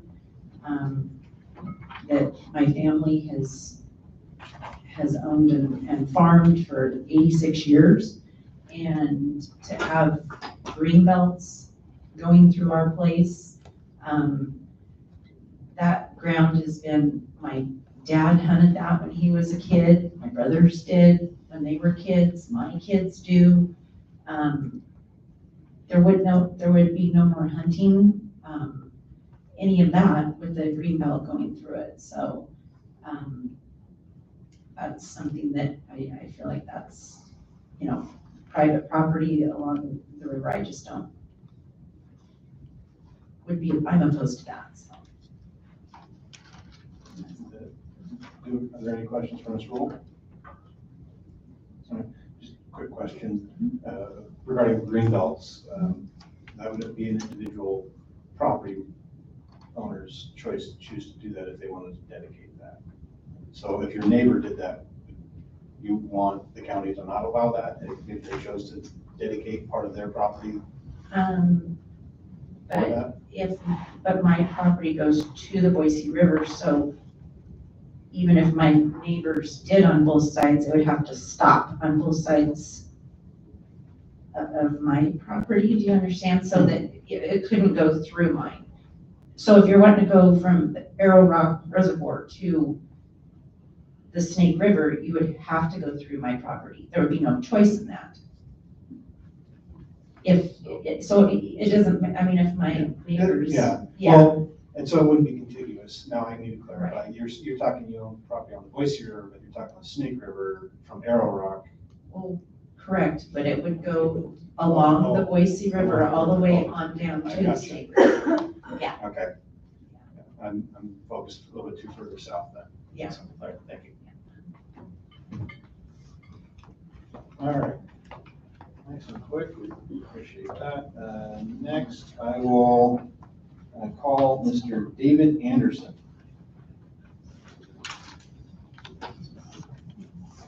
All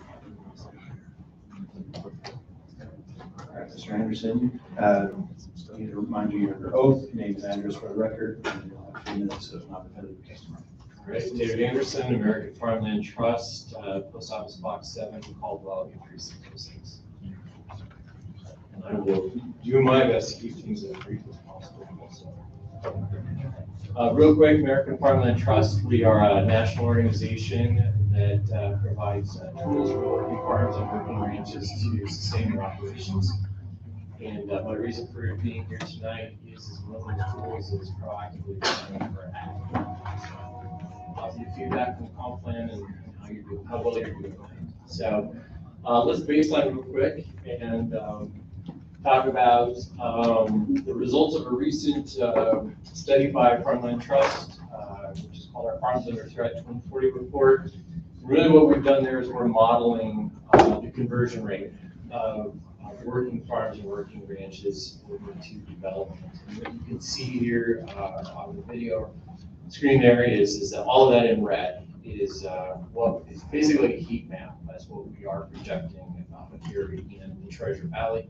So anything west of the county line there, you can see pretty much most of the growth. And the good news is that when we look at the areas of city impact being proposed in the comp plan, that a lot of that red is within those. Takeaway from this is that we did an Idaho program, did an agricultural economic impact analysis early this year and presented that information to, working meeting to the Board of County Commissioners. And so I just wanted to pass some of that high level information on to you also to baseline this. You move us on. Thank you. So what we did is we looked at the top 12 crops being grown in Canyon County. You can see them listed there. If we look at those specifically within the 10 areas of impact, which is that map to the side. So the way to read that is anything that's in really gray or any sort of color. Can you see, Patrick? Well, you need to be all the mic, so. All right. Lean around. Essentially, that is one of those 12 crops that have been growing. So as you can see, quite significant. And the math is right there. We're just shy of 50,000 acres of those top 12 crops being grown currently within those areas of impact. So if the county and 10 cities were successful at limiting conversion, limiting growth to just within those areas of impact, we're still looking over 30% of those top 12 crops being converted. So nothing to sneeze at. What we saw here. So looking at those two things together, then here's some math for you. Currently, the estimated value of the ag economy in the county is $620 million. Conversion rate from our modeling is right just shy of 1,200 acres a year, so almost 2 square miles a year. How much more time do you think you need to finish? Let's do this in less than 3. Yeah. You want 3? Mr. Chairman, Commissioner Neville? Would we give Mr. Anderson 3 more minutes? All right, there's been a motion to give him 3 more minutes. Commissioner Villafana seconds. All those in favor of giving Mr. Anderson 3 more minutes? Aye. All right. Thank you. 3 more minutes. All right.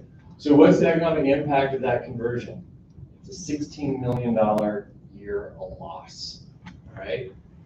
And so if we multiply that over a 20-year lifetime of the decision-making that's going to occur in this comp plan, you're looking at over a $300 million loss to the ag economy.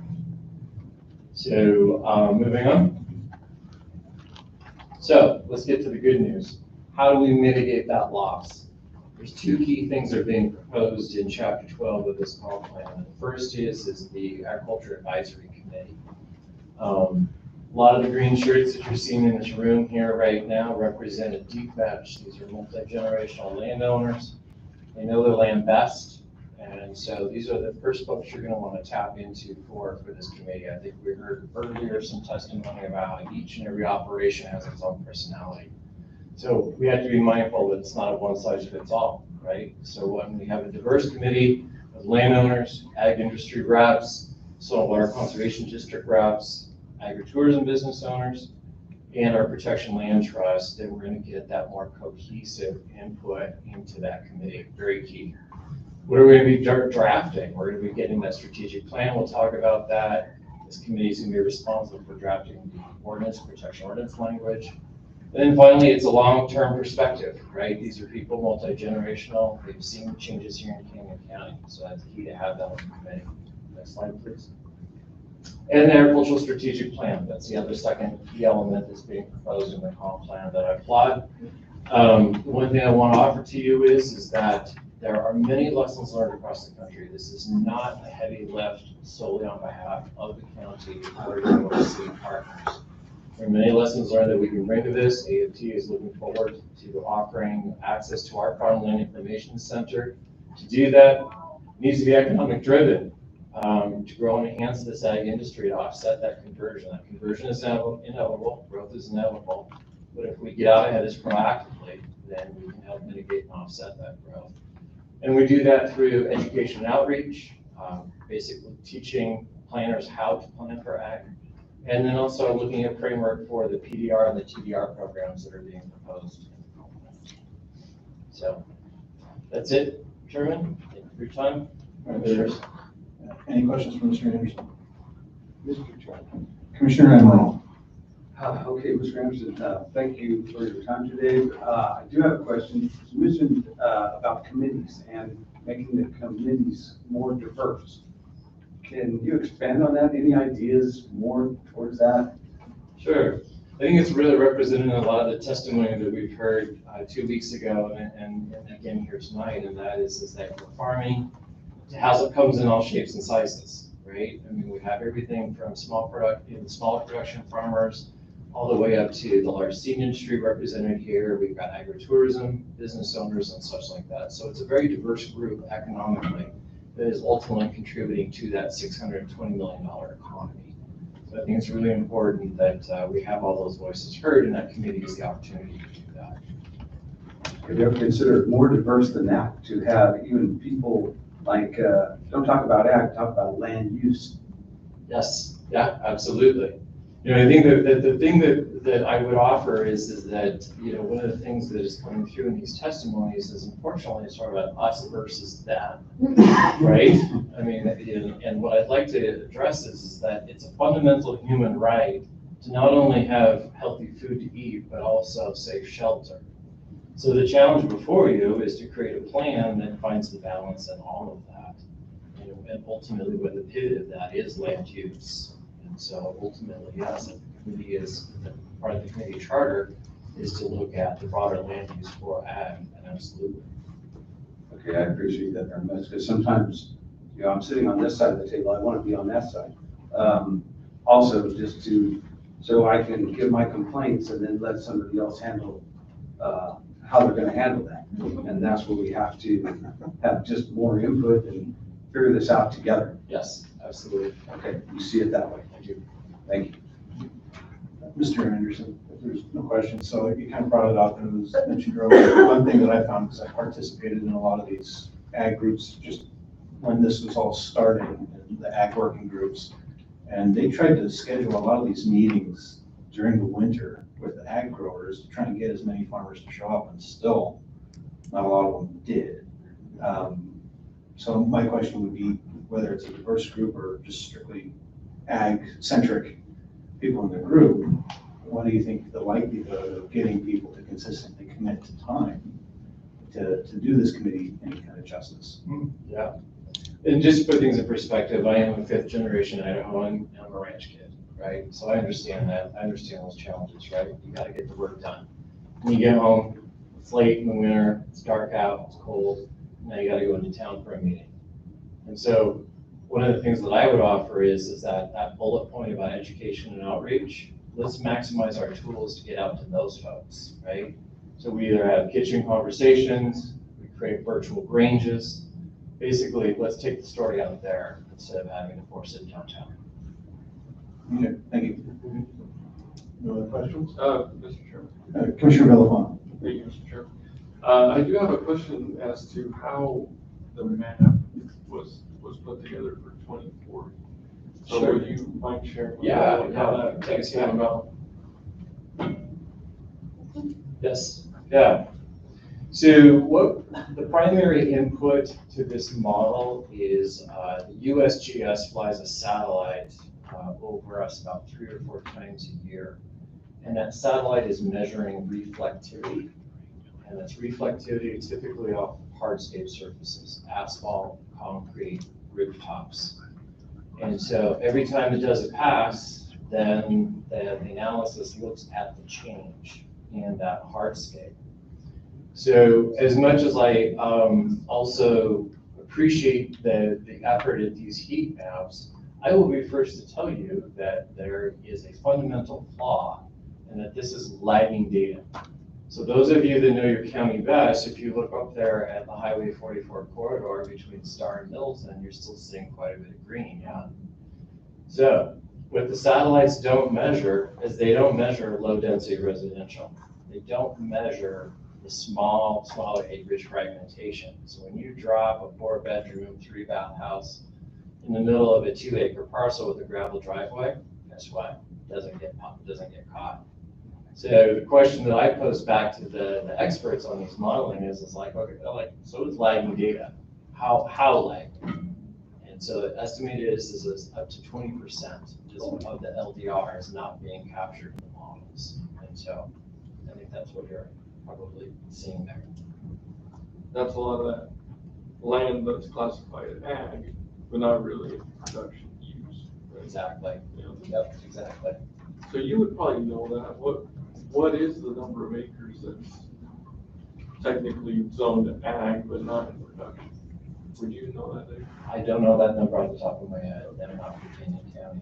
Yeah. You know, the challenge that we have with LDR, if I may, is that even with LDR, we're looking at an extension of community services, right?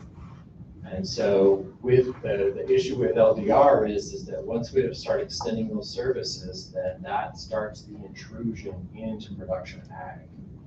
And so it starts to accelerate the fragmentation of the larger acreages that puts our production ag at risk. Any other questions? Thank you, Mr. Anderson. Thank you. All right.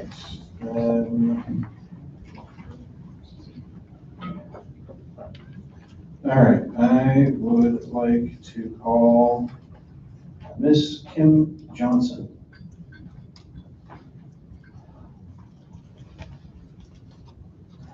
I want to remind you under oath, if you could please give your name and address for the record, and then you'll have 3 minutes of non-repetitive testimony. Kim Johnson, I live at 16730 Plum Road, Caldwell, Idaho 83607. Thank you, gentlemen, for the opportunity to speak. I debated on whether or not to go ahead with this because a lot of this has already been said by others. But I do appreciate your holding these hearings tonight. It's going to take the wisdom of Solomon. I don't envy you having to divide or diaper this baby because it's a tough one. Having said that, I come to appear before you this evening, coming from 2 different perspectives. My husband Dirk and I are 4th-generation Canyon County residents. We come from both ag and working collar, blue-collar backgrounds here in the county. My husband was involved with his father 50 years ago in taking land out of the sagebrush where the current Brianna Dairy above the Pickles Butte landfill resides. That ground was in our family until the dairy purchased it. Currently, we live directly across from the photos that Amy Bittner started this presentation off of this evening on a 30-acre property where we have a horse breeding operation. We also have a custom harvest operation, and we harvest approximately over 5,000 acres of the small seed crops that Mr. Hoadley referred to in his presentation today. We've seen, we've lived on this property for 30 years, and we've seen great changes come throughout the county and in our ag heritage. I honestly don't know if the two of these can be become compatible. And one of the reasons that I say that is in our current harvest operation, unfortunately, on Monday night, we were featured on a Homedale Facebook page where a woman tried to pass my husband in a combine. We were on the corner of Plum and Homedale. He was turning left into our facility lot, and the woman trying to pass him at that time tried to force the issue. And fortunately, she realized that if she didn't slam to a halt at 60 miles per hour, that she and her children would have lost that battle. So I come to you tonight understanding both sides of this equation, and we currently own property in 3 parcels, 2 of which are in the intensive ag overlay and the agritourism overlay. We would like to keep our property agricultural, and we understand the importance of this county's unique position in the ag world. We empathize with those who have offspring coming up to take over their ag operations, and we wish it were so in our case. We would love for our ground to remain agricultural. However, in looking at our properties, please understand. How much more time do you think you need, Ms. Johnson? 2 minutes. 2 minutes. Mr. Chairman. Commissioner Miller. I would give Ms. Johnson 2 minutes. Motion for 2 minutes on Mr. Johnson. Seconded by Commissioner Sheets. All those in favor? Aye. Continue for 2 minutes, Ms. Johnson. Thank you, gentlemen. Please understand that in these 3 properties, you're looking at our 401ks that we have invested in for the last 40 years. And we kind of find it ironic that the county, by the definition of the land use, will determine the value of our 401ks. We would love to make sure that our property is farmed in the future. However, without some great TDRs put in place, before the county qualifies our property as undevelopable, we feel that we're getting the cart before the horse. We affirm the need to have farm ground that is preserved, but we honestly feel that one can't put a moratorium on ground that is next to already platted, subdivided ground without having options for the current owners.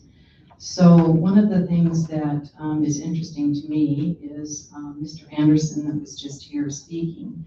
And if anything, I would like to urge you tonight to consider a partnership on more involvement in the Farmland Trust and how the TDRs will work and how those can help those of us that would like to preserve our agricultural land to still get the value out of what it would be as a platted land as well.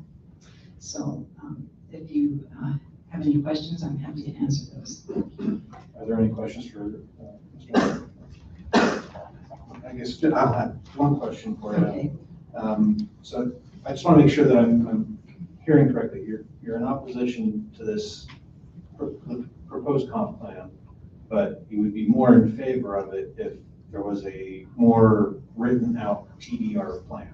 Absolutely. So that's okay. Yes. So I would want to make sure that my understanding of what you're saying is yes, if there was a way to transfer development rights so that one could financially reap the rewards in the future, yes. And that was, I think we've heard that a lot. I know I've heard that a lot. Okay. And I think part of it is because it's so new for the county that we have to start from the ground up and figure out what is the best way Right. to do it. I think And that it's- committee is meant to try and help develop that, and that would be also Right. to work with the cities and the sub areas, I think, as well. And that's why it's does the chicken come before the egg? Do we put the plan in place first and deny people that, you know, the opportunity to sell that ground? Or, you know, do we have the ability to put in place how they could, you know, realize from that? I think the intent is to try and quickly have a TDR plan in place, but after it's approved, I don't know. Okay, Thank you thank very you. much. Yep. All right, so we've been at it for about 2 hours now, and I appreciate everyone's patience. I just want to check and see with the other commissioners, do we need another 10-minute break? All right. At about 11 after, we'll come back.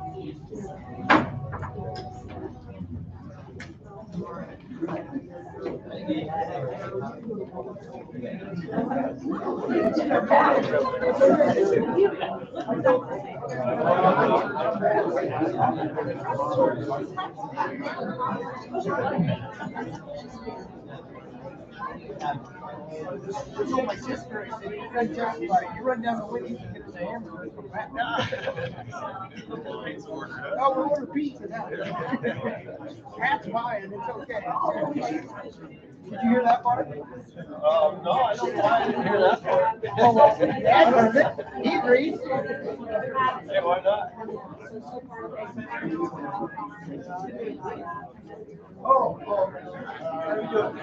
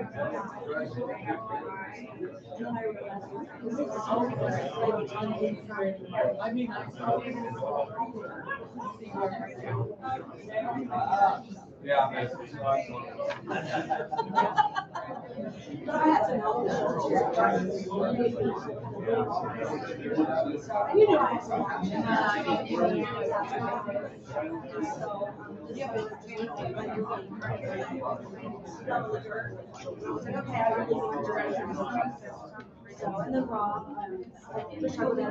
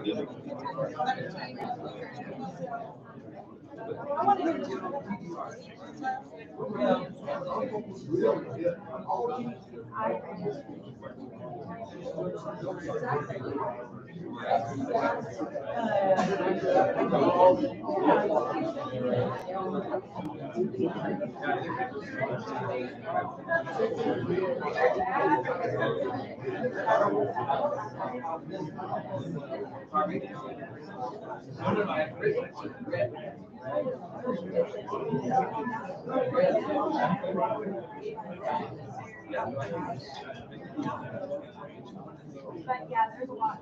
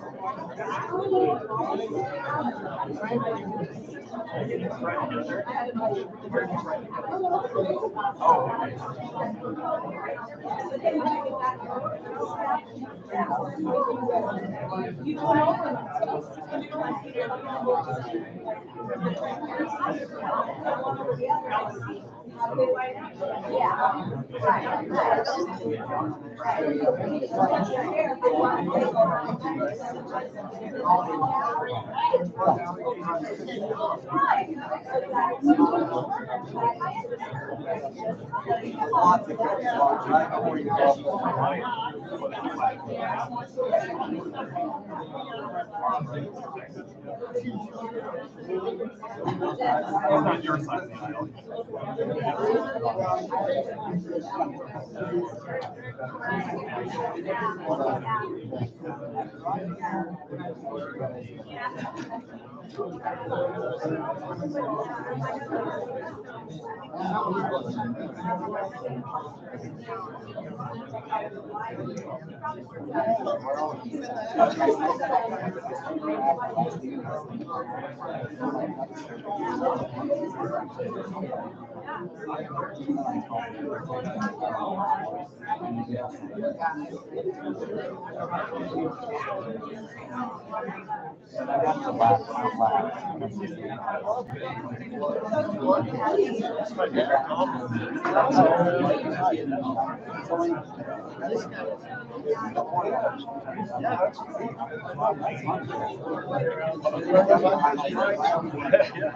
They still fit.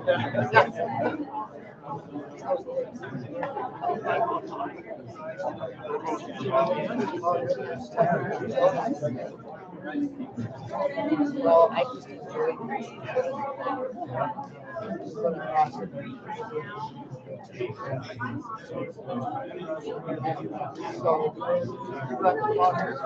his little brother drives it right now. I'm kind of moral support.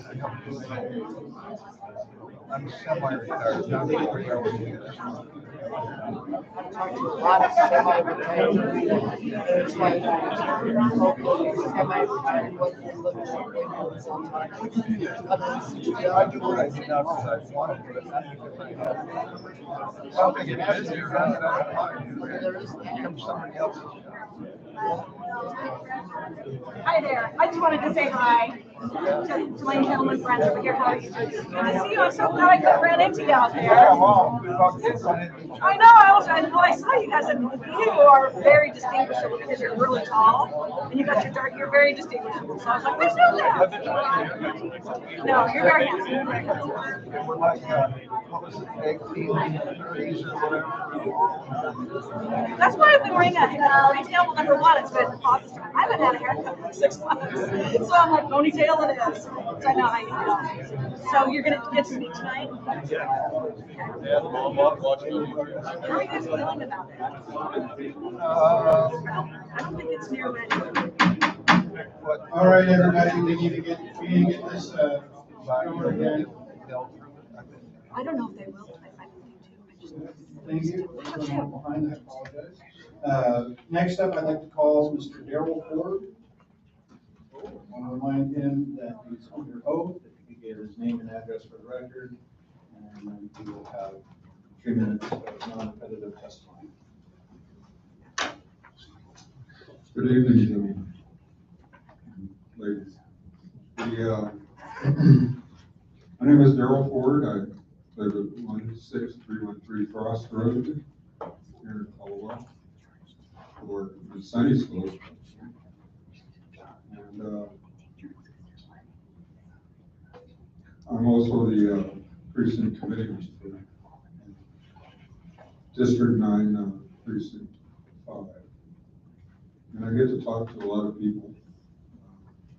When we went door knocking, door to door, we got to talk to a lot of people that happened to mention to them about the comprehensive plan. And the part about rural residents, that's what I wanted to give my testimony. And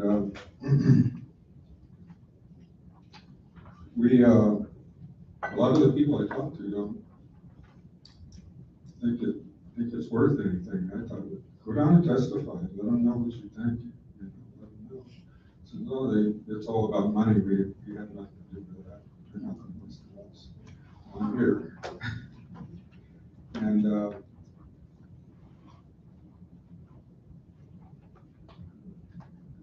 it was a great one. this is one that we got from Mayor Klein here just about a week and a half ago. I don't know if you're adding this to your survey. We got it. Looks like it just started, so I was just curious. Is this a new survey that's out? Is that what you're saying? That's what it looked like to me. I've heard of it. Commissioner Williamson, so the Parks Department is, they're working on their master plan for parks, and part of it is they just launched a survey, so this is the first step in that process. Okay, I understand now. But the questionnaire that we were looking at before, they were asking, how do you want your community to grow? Do you want your community to grow? I remember some of the questions were like, do you want sidewalks? Do you want paved streets? Do you want street lights? Do you want parks and playgrounds? And do you want boat ramps? Well, it doesn't fit me at all. I'm rural, and I've got a couple of horses out here, and I'd like to have a place to ride.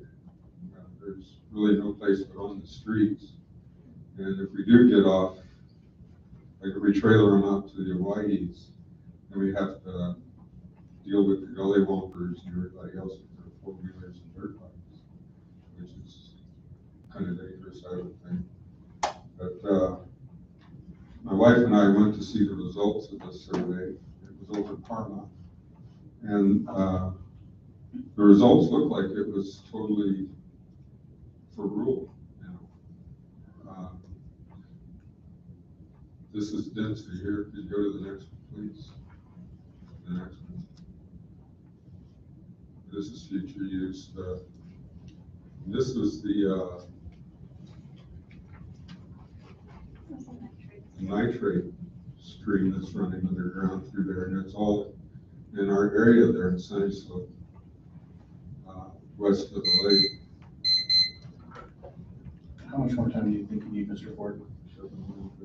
3 minutes. Mr. Chairman? 3 or 5. Mr. Chairman? I'm going to give Mr. Ford 5 more minutes. Is there a second to give Mr. Ford 5 more minutes? I'll say. It's been moved by Commissioner Neville and seconded by Commissioner Villafana to give Mr. Ford 5 more minutes. Those in favor? Aye. Aye. Okay, Mr. Ford, 5 more minutes. Thank you very much. And the next slide, I was worried about this because of the water with the nitrate, because if the nitrate level goes up, our wells are useless. We'll have to end up paying for getting water out there and having the sewage pumped out, I would believe. And I'm on a fixed income. I'm retired.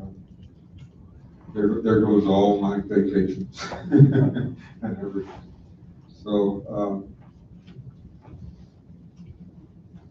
in the meeting last on the 10th, there was a detail of the wineries that were in the Sunny Slope area. And I didn't see anything else, just the wineries that were there. And I was wondering, the commissioners have put a lot of houses up there.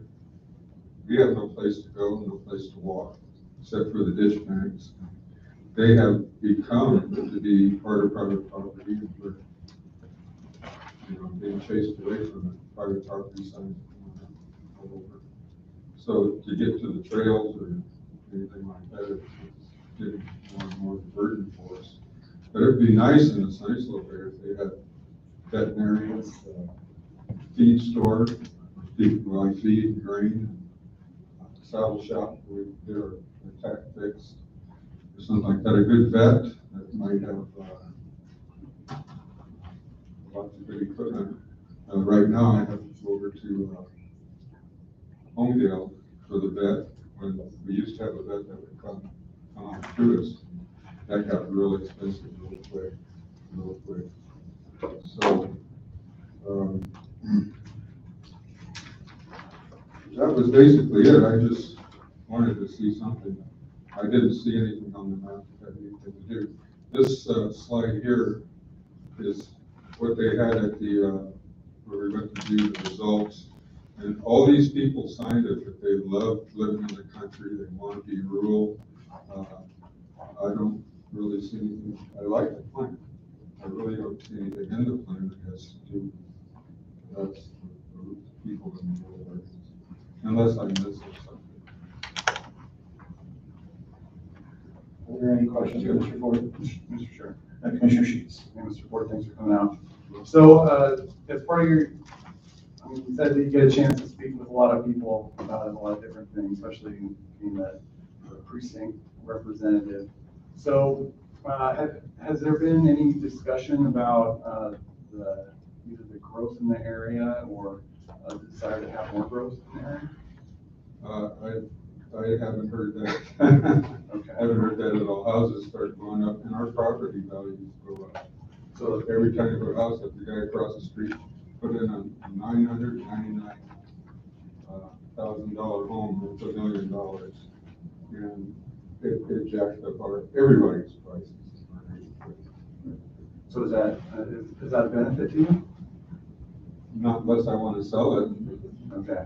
If I want to sell it, sure, but I lived there. I lived there for 34 years. All right, so help explain to me how your property value going is not a good thing for you. Because I'm going to die there. I'm not going to sell it. Okay. I paid for it. I paid for it years ago. Okay. Don't have a house payment. It's mine. Is it? I mean, now I get to your enjoy the golden years. Your expenses go up because of that? Well, when the taxes go up, yes. Okay. There goes my vacation. It was at least one of the vacations. Gotcha. When my taxes go up, to go out to eat better, go to, a good restaurant, something like that. It keeps chopping them off little by little. My costs end up getting more, and I want to fix them. Thank you. Any other questions from Commissioner Emerald? Yes, sir. Mr. Ford, so if I understand correctly, it's, the property values may be higher, but it's quality of life is what you're after. And I was just wondering, do you hear that from other people that you talk to then? Yes, yes, I do. I do hear that. Right now, if you own horses, the price of hay for a bale of hay has gone up from about $7 to $15 a bale. So that's a lot of money. A lot of money. And it costs us twice as much to feed critters, and they're nice animals. You try to feed them good. So are they basically, are they supporting the plan? Is that what you're hearing, or is it against the I'm plan? in support of the plan. I'd like to see something more added to it. Okay. You guys work hard at this. I'm really impressed. Really impressed. And I just didn't see anything much about that Sunday Slope area having anything different than wineries. And all that means is that there's going to be a lot of people that drink wine driving around my community. People drink wine, don't buy horses. Anyway, thank you very much. Okay.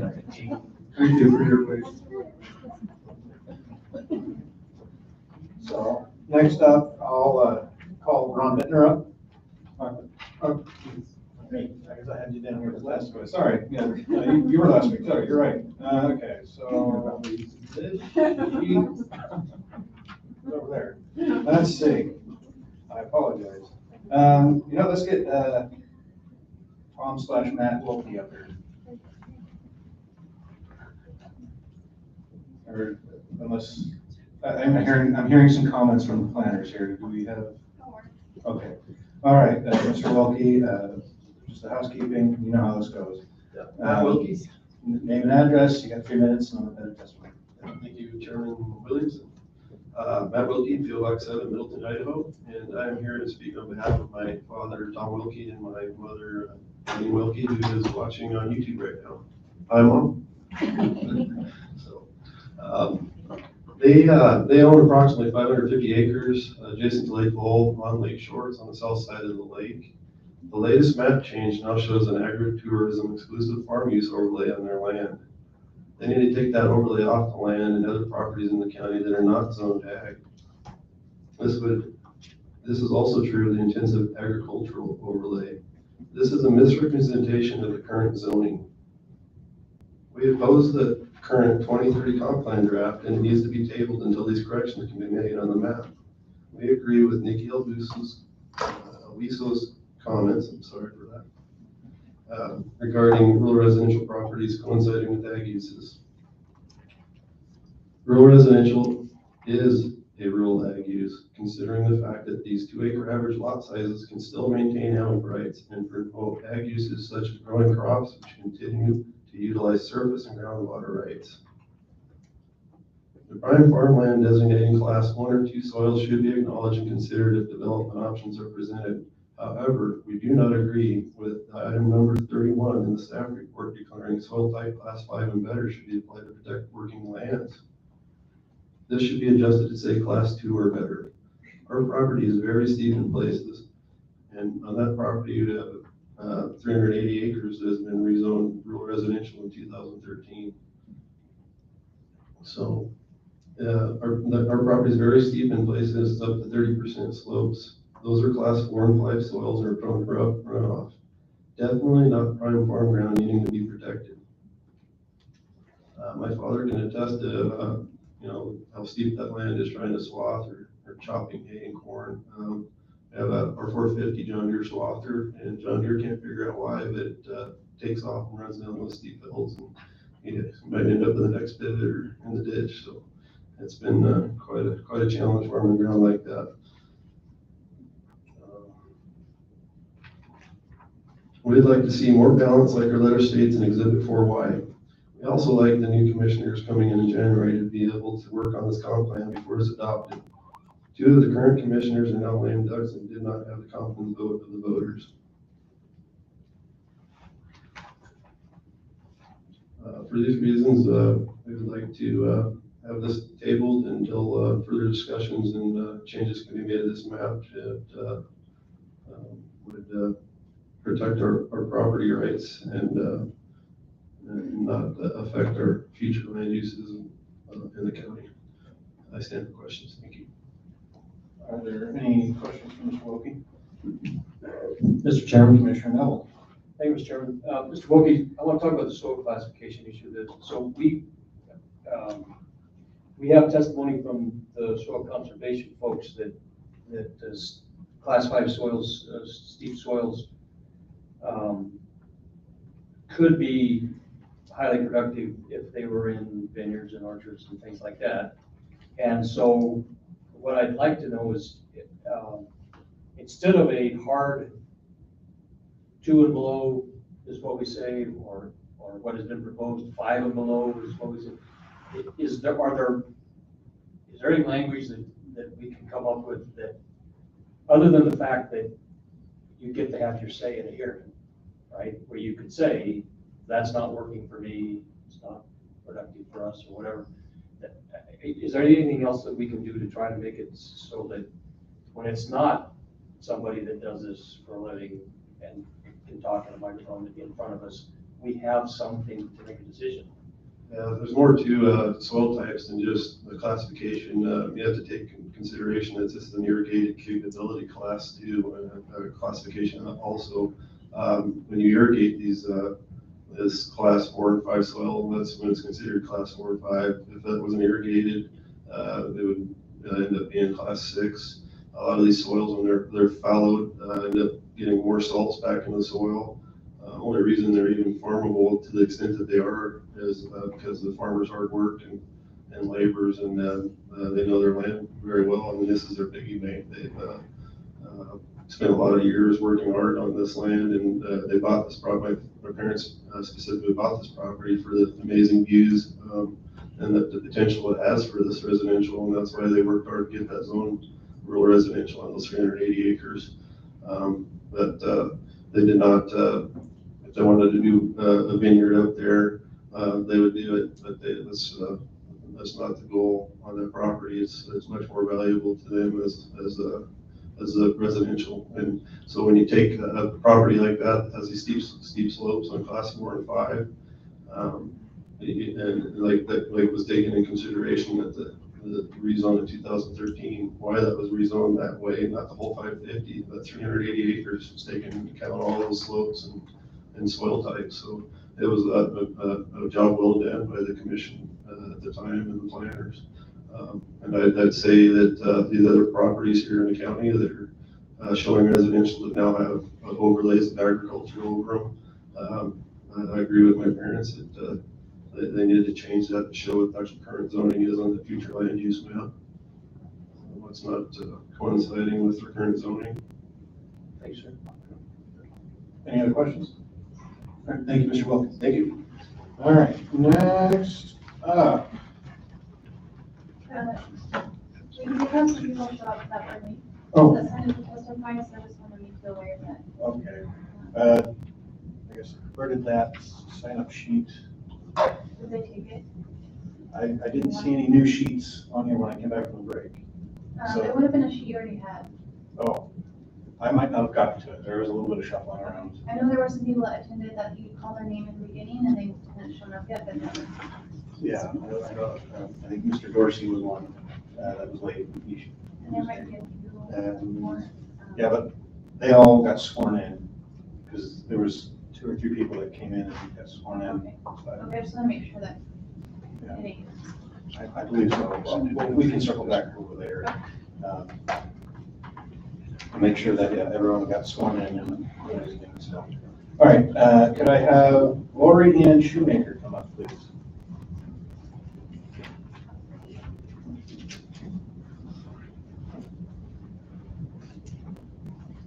Thank you, Commissioners. This sure is an honor. Ms. Shoemaker, let me go over some housekeeping things real quick. If you could please give your name and address for the record, and then you'll have 3 minutes of non-repetitive testimony, and then remind you of your oath. Yes, I apologize. My name is Gloria Ann Shoemaker. Our family name. You can move the microphone down to. Her name is Gloria Ann Shoemaker. Our family name is Bueller. My husband and my daughter are essentially make us 4th generation farmer ranchers in Canyon County. And Could you give your address too, please? my mailing address, our mailing address is 29862 Emmett Road, Caldwell, Idaho, 83607. I emphasize mailing address because we're not residents anymore. We've been forced out. And development's a big part of it, but there's also another component that I was surprised to relearn at the 8/12 2022 commissioners meeting that was hearing on what I would call the Stark petition to subdivide or rezone, I should say, farmland. And I'll get to that exact example, but I want to generalize first. Our experience is we're one of those, similar to Ms. Bittner described, that we've already been forced out. We're in the process of being forced out and moving completely, except we will, when I say we will likely remain landowners. We love our land. We have beautiful farmland and on Emmett Road. And I have worked for 5 or 6 years independently, speaking with farmland, American Farmland Trust, Nature Conservancy, Treasure Valley, Land Trust of Treasure Valley. I look, Bayette has a really good land trust.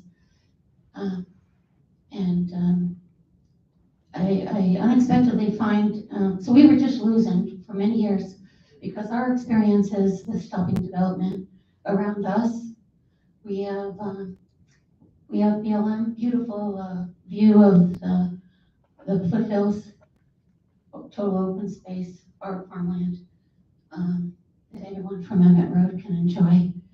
And then on the other side is BLM. And then over the years recently, Canyon County approved a subdivision, Chilocco, on Emmett Road.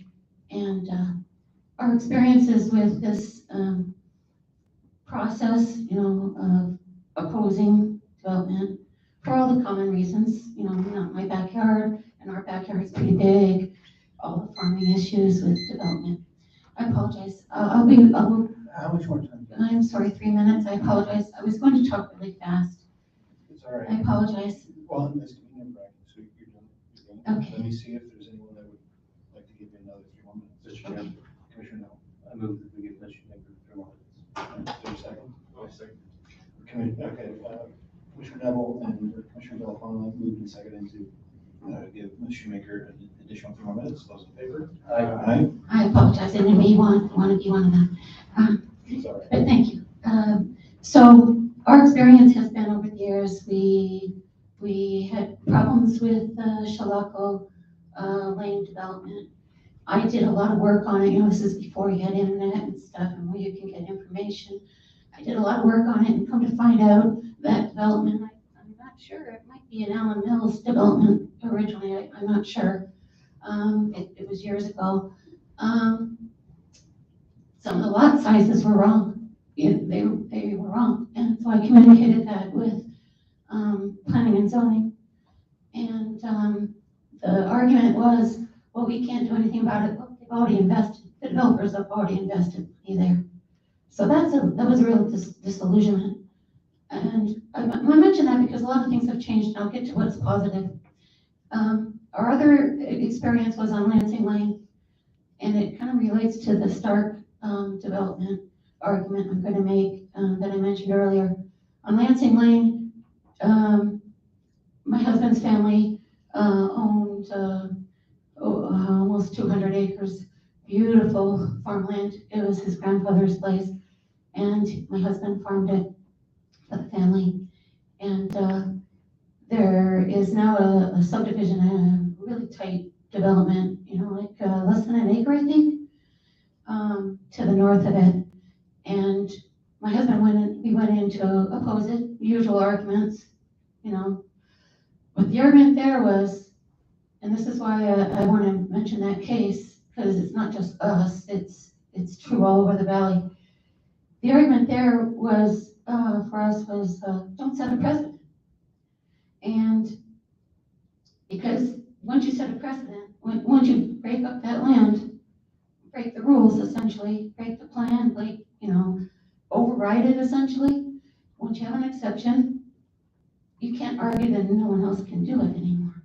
So, and I think that was alluded to a while ago. We went to the commissioners on that, because it went to the commissioners. They can't, you planning and zoning, I realize different people, but planning and zoning or development services advised against it, because for that very reason, don't set a precedent. And there were other issues too, probably. Don't set a precedent, no, you know, don't set an exception. My husband spoke out against it, and he was told by a commissioner that, and it was a California developer, by the way, and that used to be another point, but California developer wanted to come in and develop it. And so my husband opposed it, and the commissioner said, well, if you don't like it, you can leave. So those are our two experiences, and I know it's different people. And so I'll quickly wrap it up. I want to wrap up on a positive note.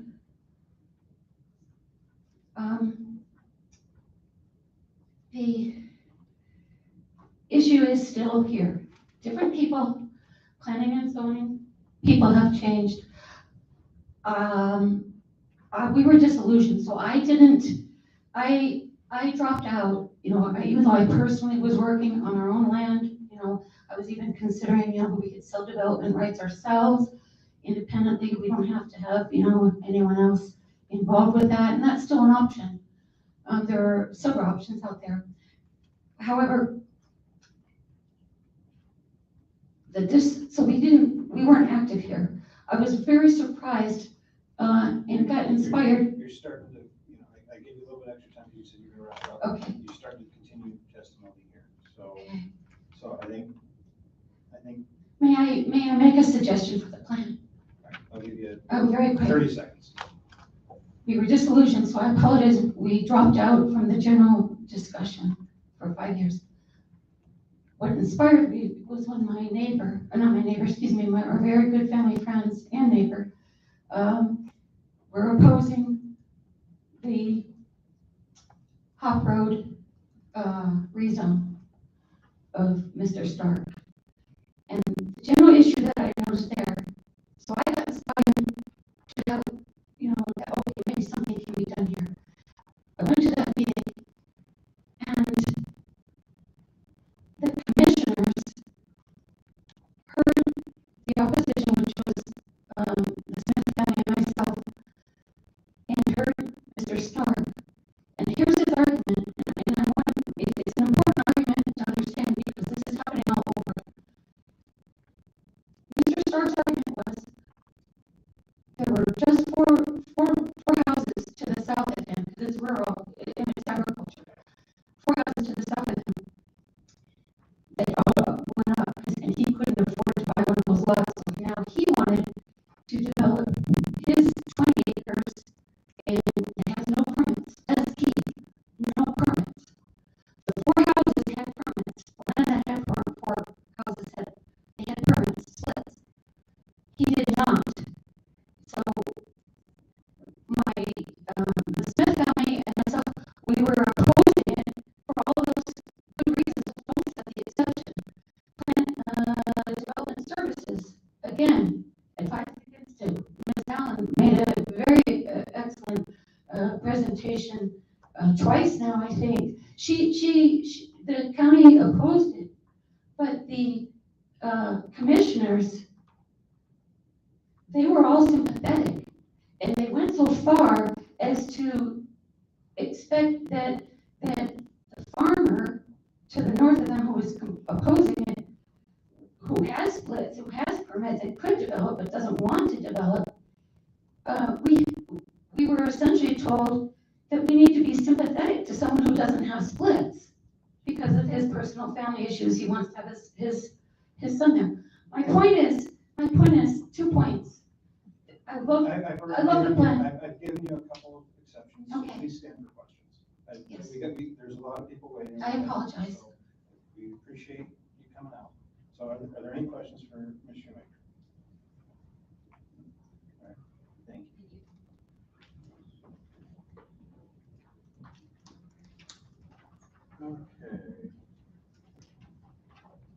Okay. Robert Salver. He's gone. He's gone. Oh, okay. Oh, I have him down. Yeah, he was just. So I apologize. That's I gotta look at my notes. I apologize. All right. So Greg Payne. Remind you you're under oath. Please give your name and address for the record, and then you'll have 3 minutes of non-repetitive testimony. Okay. My name is Greg Payne. I reside at 24295 Conway Road, Caldwell. And I'm speaking in opposition to this based on, I have property that lays north of Galloway Road and was in the future residential growth area that has now been retracted. We farmed the ground, we've owned it since, I believe 1992. There's a pivot on part of it. It's class 4 and 5 soils, and we're making do with what we can. There is some corners that are available possibly to sell off as rural residential, 6 acres.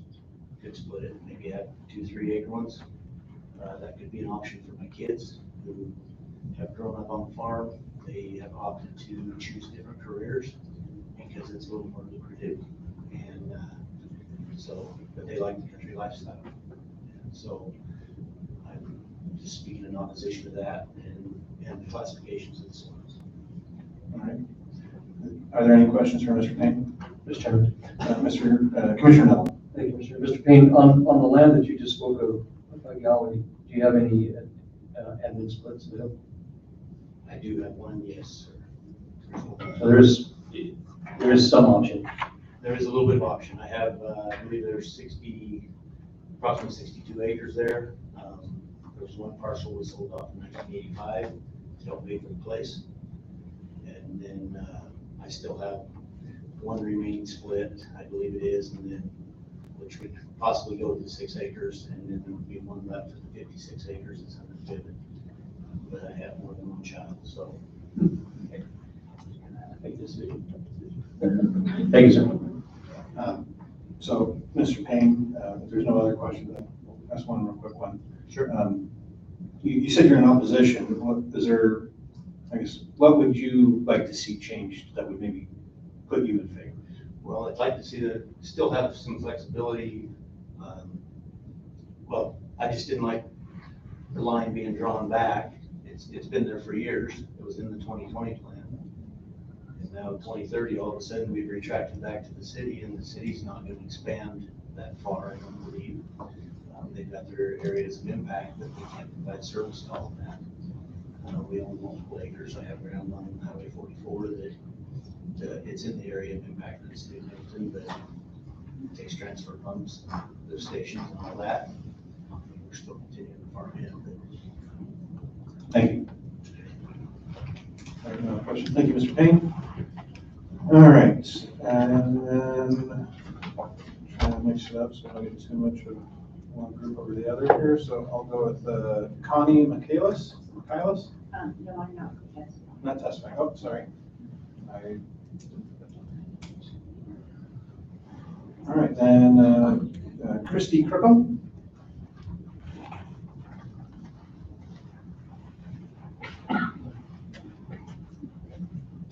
Good evening. Good evening. You want to do your housekeeping? Yeah, I got to do my sorry, I'm also trying to write things down. I can't multitask that well. That's okay. So I remind you, you're under oath. Give your name and address for the record, and then you'll have 3 minutes of non-repetitive testimony. Thank you. My name is Chris Kirkham. I work in Caldwell, Idaho at 301 West Warehouse Street.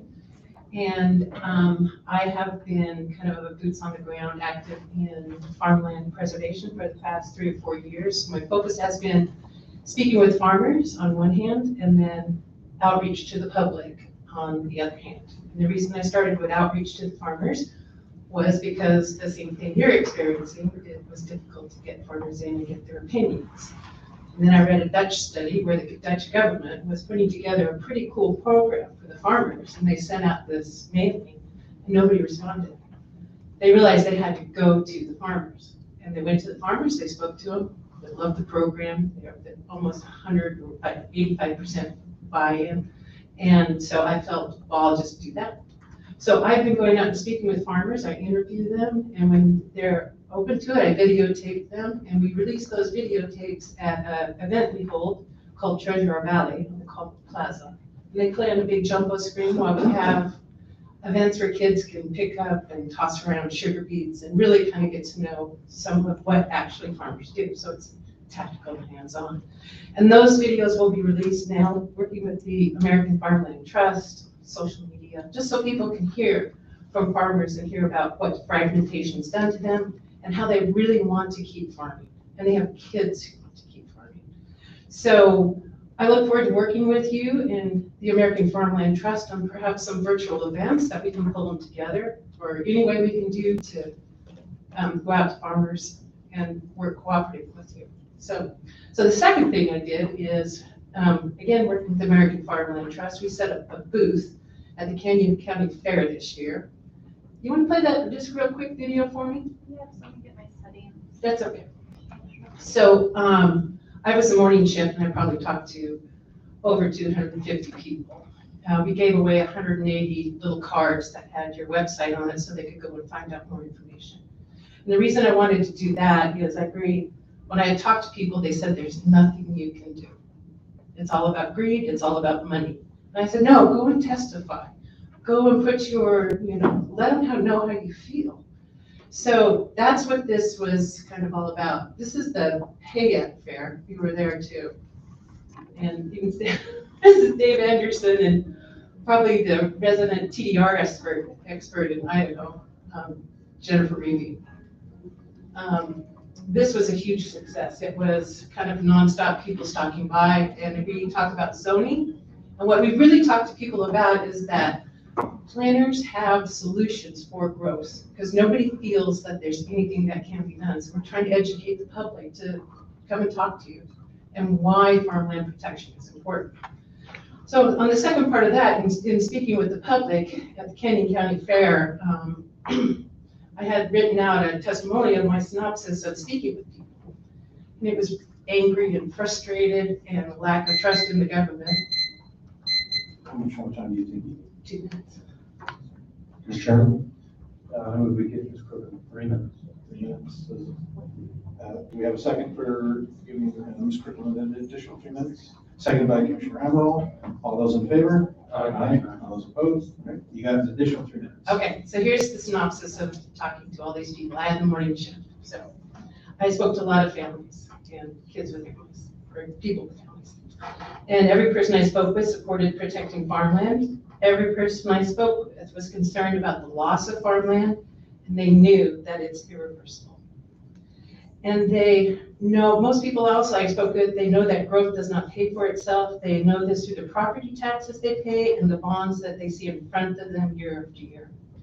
And they're angry and they're frustrated, but more importantly, like I said, they're losing trust. These are people that are agreeably living with HOAs and rules that are planned for their communities and neighborhoods. There are people that understand they can't put a used car lot in front of their front yard and that a strip club doesn't belong next to a school. They feel that these same rules don't apply to growth. There's also an inherent disconnect as they watch developments institute planning in the projects they build, but ask the county to ignore comprehensive planning for those very developments. They believe that the county is being driven into insolvency as the costs of growth are not being addressed, and that ultimately they will carry this burden. They feel nothing is going to change. And they see delays and denials that are tactics that are continuously used. They just don't see any kind of movement forward. And they believe that decisions are made on a case-by-case basis without a clear ag plan. So I guess what I'm saying here, and our outreach is to educate them, to let them know that there are solutions out there and to please come forward. And we handed out, like I said, about 180 of those little cards for them to go and find out more on your site. But so the public is counting on you to listen to them, to cut through the noise and the bluster, to protect their property rights and their rural culture. They know that all rights are embedded in clear and well-defined responsibilities as they are lived by these day to day. Any discussion about rights without responsibilities is abstraction. So, conclude, we'll continue outreach. I really enjoy talking to people, even though they're frustrated, but they always seem to be hopeful in the end too. Are there any questions for Ms. Crookham? Mr. Chairman. Commissioner Neville. Thank you, Mr. Chairman. Ms. Crookham, can you classify the farmers that you've talked to, went out and talked to, and the people you talked to at the fairs, what's the in favor of ag preservation versus not in favor of ag preservation? I just haven't met anybody who's not in favor of ag preservation. So the booth has no farm to food, so I don't know if anybody is opposed to ag preservation. Well, that's nice. Thank you for admitting that. Yeah, no, I mean, so, but unless they're looking for an argument. I listen to a lot about politics too, which I just listen to. This is a listening tour. So, and the whole reason for it is because I personally don't believe that there's nothing you can do. Highly conservative states have been very successful. Wisconsin, Pennsylvania, West Virginia, very conservative states, because they know the value of ag protection. And I want to tell them that. Another question, the folks that thought that there wasn't anything that they could do about it, do you see any hope that the current plan, the plan amendments, this idea that if the plan's approved, that we would look at things on a much more frequent basis? Also, the sub areas plan with different areas of the county might have kind of specific plans, kind of sub plans put together. But do you see any hope that might have the plan, comply more with what people would want to see in their area? I think most people, when I first talked to them, they really don't know much about zoning. and they don't know about planning. And quite frankly, I didn't either when I started this process. And then I met planners, and they have solutions to housing, they have solutions to farm. They've got solutions if we plan for it. So planning is the key. And when I talked to them about this, the zoning and solutions through planning, they do agree with it. They're just not seeing it. They're driving through farmland and seeing, large subdivisions. They're just not seeing it. They're not experiencing it. So, but they are, once they know what's going on, I do believe they will be for it. They are when they, leave the booth. Of course, that could be my charm as well. So I think through this, little by little education, come down to the plaza on August 1st, and we get a lot of people from Ada County because they consider themselves toast. Yeah. October 1st. Yeah. And we have a lot of people from Ada County because they want their kids to come in and experience farmland because it's gone. Thank you. Sure. Commissioner Sheets, sorry, I'm trying to. That's okay. So thanks for coming in, appreciate your testimony. It sounded like some of the people you were talking about were rather despondent about the process. Could you expand upon that? I mean, you said it's something to the effect of, like, they just think it's all about greed and nothing. They do. Could you help explain that? So crony capitalism came up quite a bit, Ponzi schemes about, it's who you know, it's not what's going on. That's very relevant. The most successful display I had in that booth was what we set up for kids because it drew the adults in so they could understand zoning a little bit better. And if you look at that sign, it just says, some things don't belong next to each other. Some things are smelly, and the adults actually kind of were able to grasp onto that and then understand how planning actually works. So we're kind of doing a gentle civics class on how things work. And I do find them leaving a little bit, they were taking the literature when they left. They weren't interested when they came up. So I do think that outreach is going to be key. Commissioner Emerald. Thank you.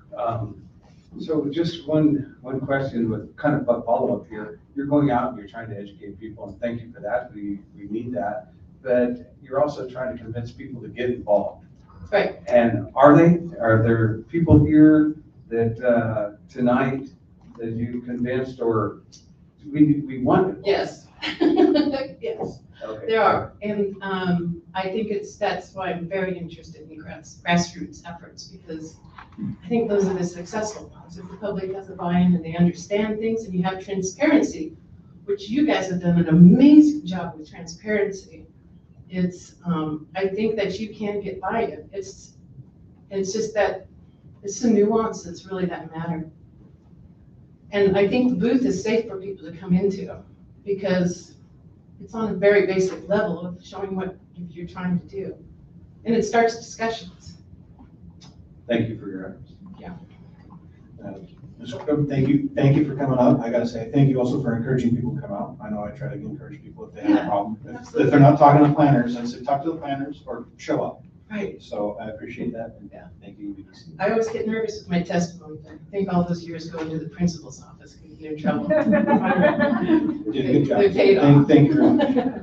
All right, next up, I will have Darren Taylor come up.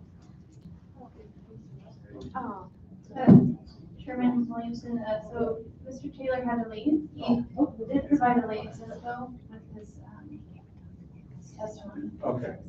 All right, I guess what would the exhibit number for that be? And while we're talking exhibit numbers, is there a exhibit number for the video that we saw?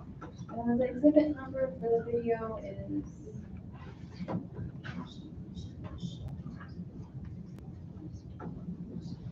we're about line 4HH, and then Mr. Taylor's exhibit would be for II. Mr. Chair, Commissioner Sheets. I need to see the exhibit before moving it and approving it for accepting this testimony. All right. We will take a break at this moment, but we'll get those distributed and then we'll circle back on. That's all right. So we can keep moving on. In that case, then I'll have Mr. Alan Mills come on up.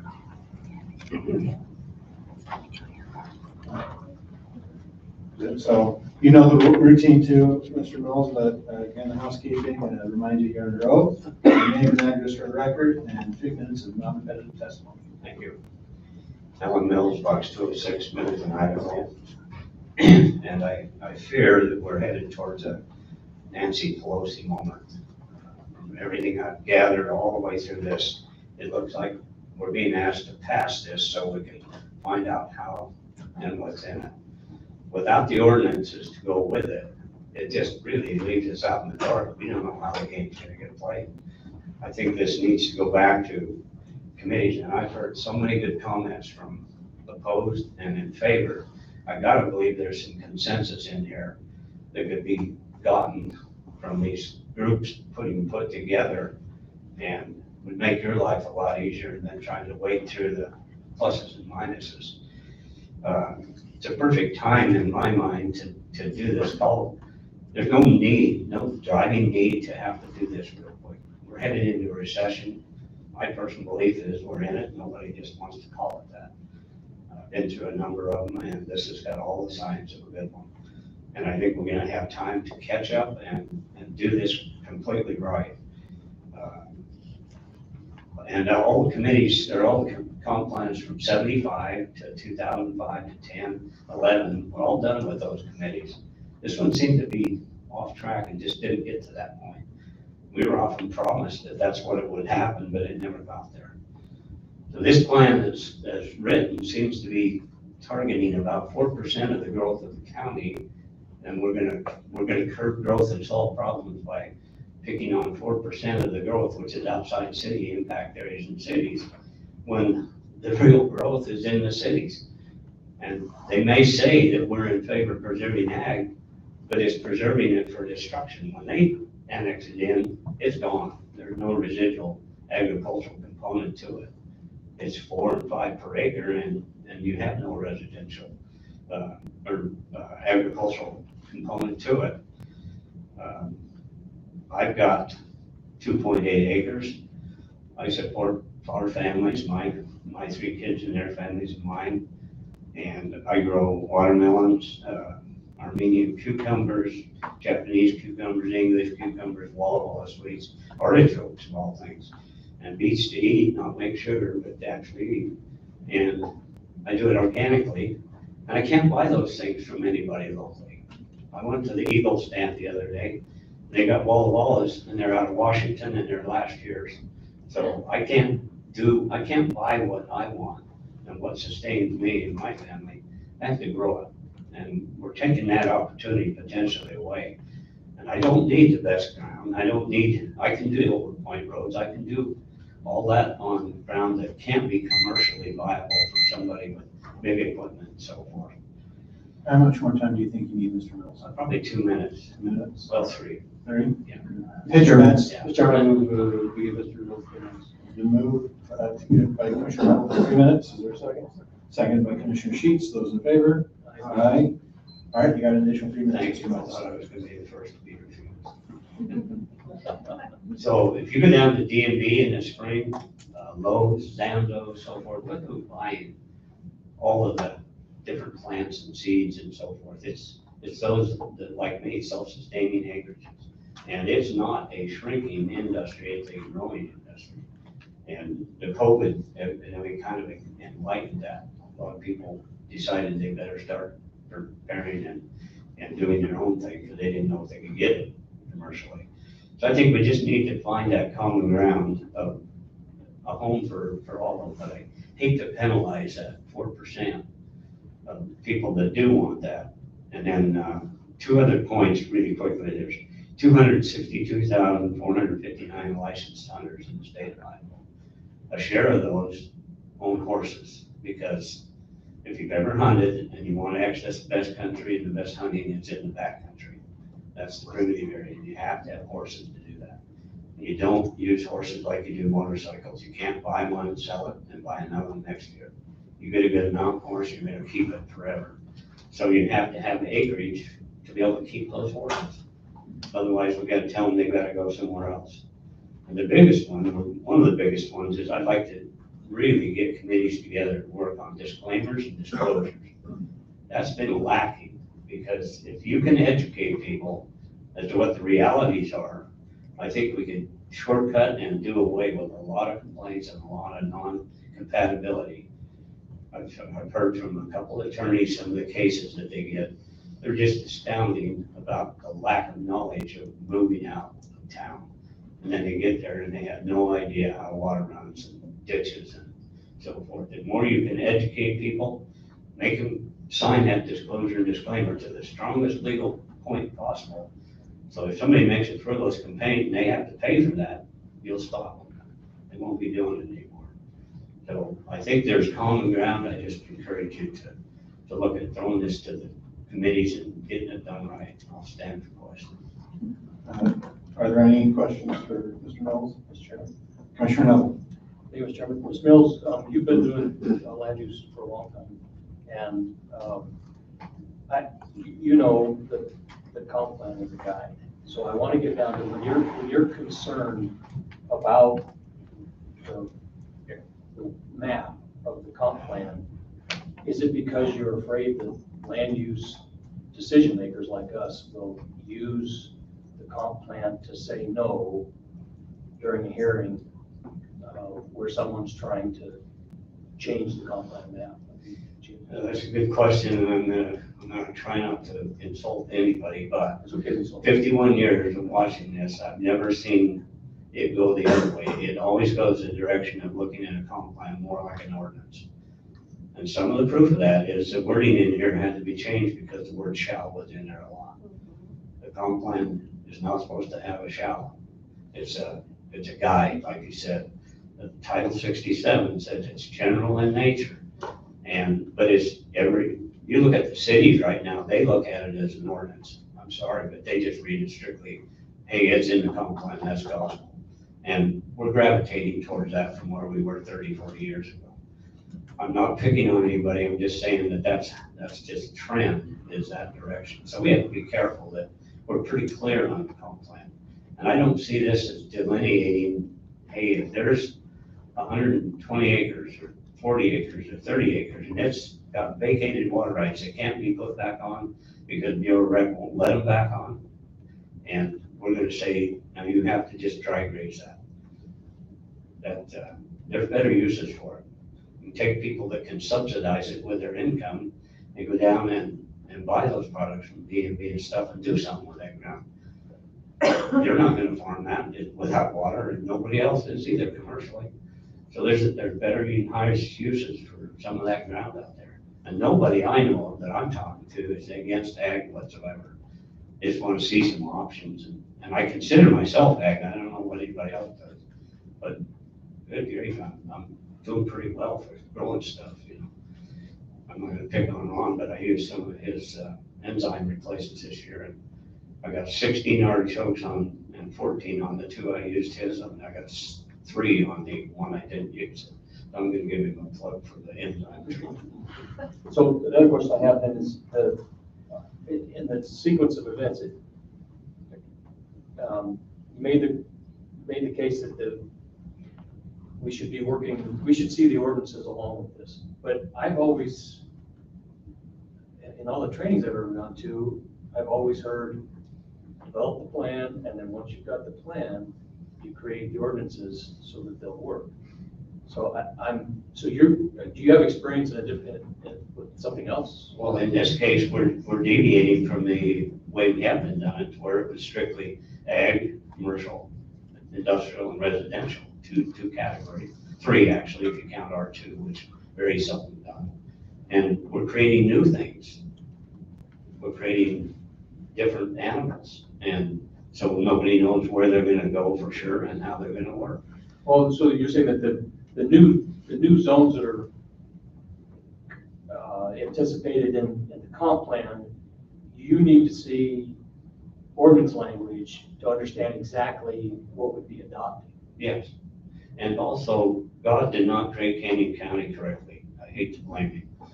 But if it was correctly, it would have been concentric circles like you can do in Iowa and stuff. The land is the same all the way up. You would make a different plan for that than you can. We have typical Black Canyon, 100 acres, might be 5, 6 different soil types. And you've got, the soils map is more of a reflection on what we should be looking at, in my opinion. There's no feasible way we can develop a comp plan to mirror that. So it's got to end up ultimately on a case-by-case basis. Thanks, sir. Commissioner Monroe. Thank you, Mr. Chairman. Mr. Mills, I do have a question about, your mention about the plan should be general in form. And, but I also hear you saying we have to have committees that can address the disclaimers and disclosures, which seem to be pretty specific. So could you help me understand that? Yes, and disclaimers and disclosures can be put into the comp plan as a goal and a policy, but the ordinances can develop those. See, that's why they need to go together, in my opinion. You get that? It's okay. All right. Thank you. Okay, do that. Any other questions? All right, well, I got a few questions for you, Mr. Mills. So with your experience on here, and you kind of answered this with Commissioner Neville, but I just want to clarify to make sure I understood. So in previous comp plans, the ordinances were drafted before you got to where we're at today, essentially. They were in place. They were in place, or at least the proposed ordinances, policies, goals, all that was written in that so that everybody could read and see while it was being analyzed in a similar setting like we are to now, right now, looking at comp plan changes. Correct. In my opinion, I've never seen it any other way. Okay. All right, that's good insight to know, and I appreciate you saying consensus. Compromise, someone loses, everyone loses in compromise, but consensus is the best way to try and shoot for it. I do agree with that. The disclaimers and disclosures, I'm actually kind of interested about that, but that also could be something that I'm going to do a plug at the state legislators, one of them being in here, that I'm wondering, so if the disclaimers and disclosures, that's like the right to farm, you can't gripe about your neighbor's pigs and dust and all that stuff, and they need to have that in the title, like a solid page. That, it needs to be of public knowledge to a point where nobody can say I didn't know about it. It's got to be on title insurance, it's got to be a disclosure, disclaimer signed by the people. So is that something that the county can do, or would it be more effective at the state level? Well, we'll have to talk to the legislature to see if there's enacting legislation that can allow that. But I think the counties can do that. Okay. There'll be a lot of legal work involved in that. And then I might need to talk to you about your artichokes, cucumbers, and rum also. I haven't gotten anything off my artichokes. All right, well, I think if that's everything, thank you, Mr. Mills. Next up, that page is done. I would like to have Mr. Spencer Coped.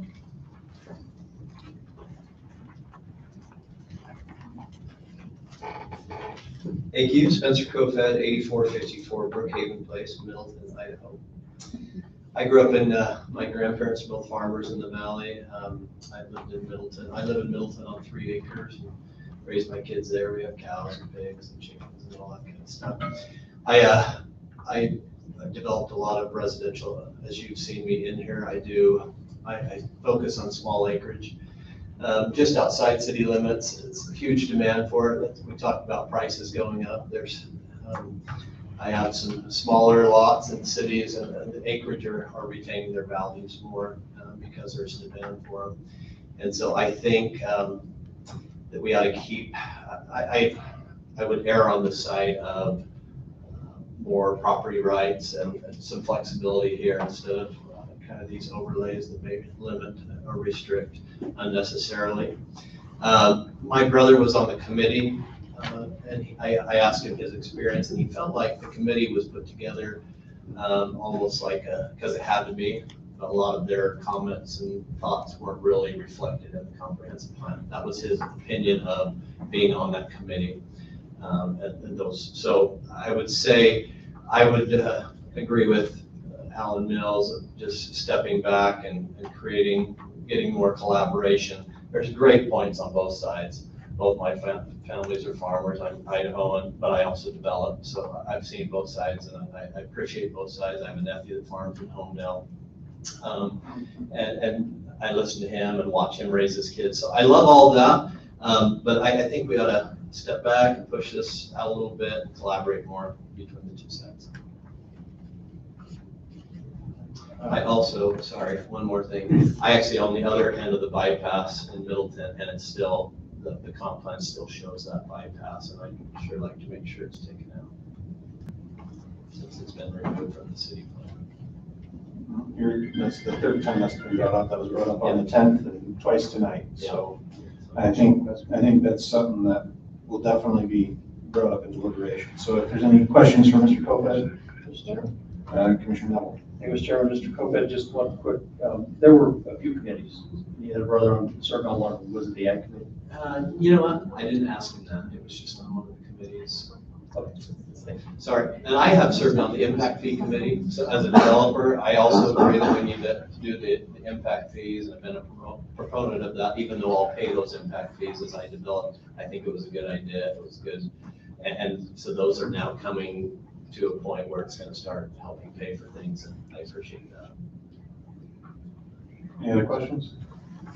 Thank you, Mr. Koped. Thank you. We'll have Josie Erskine come on up.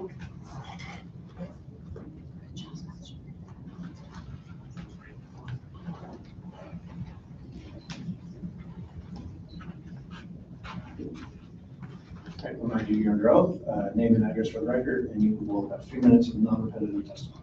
Josie Erskine, 20021 Hoskins Road, Caldwell, Idaho, 83607.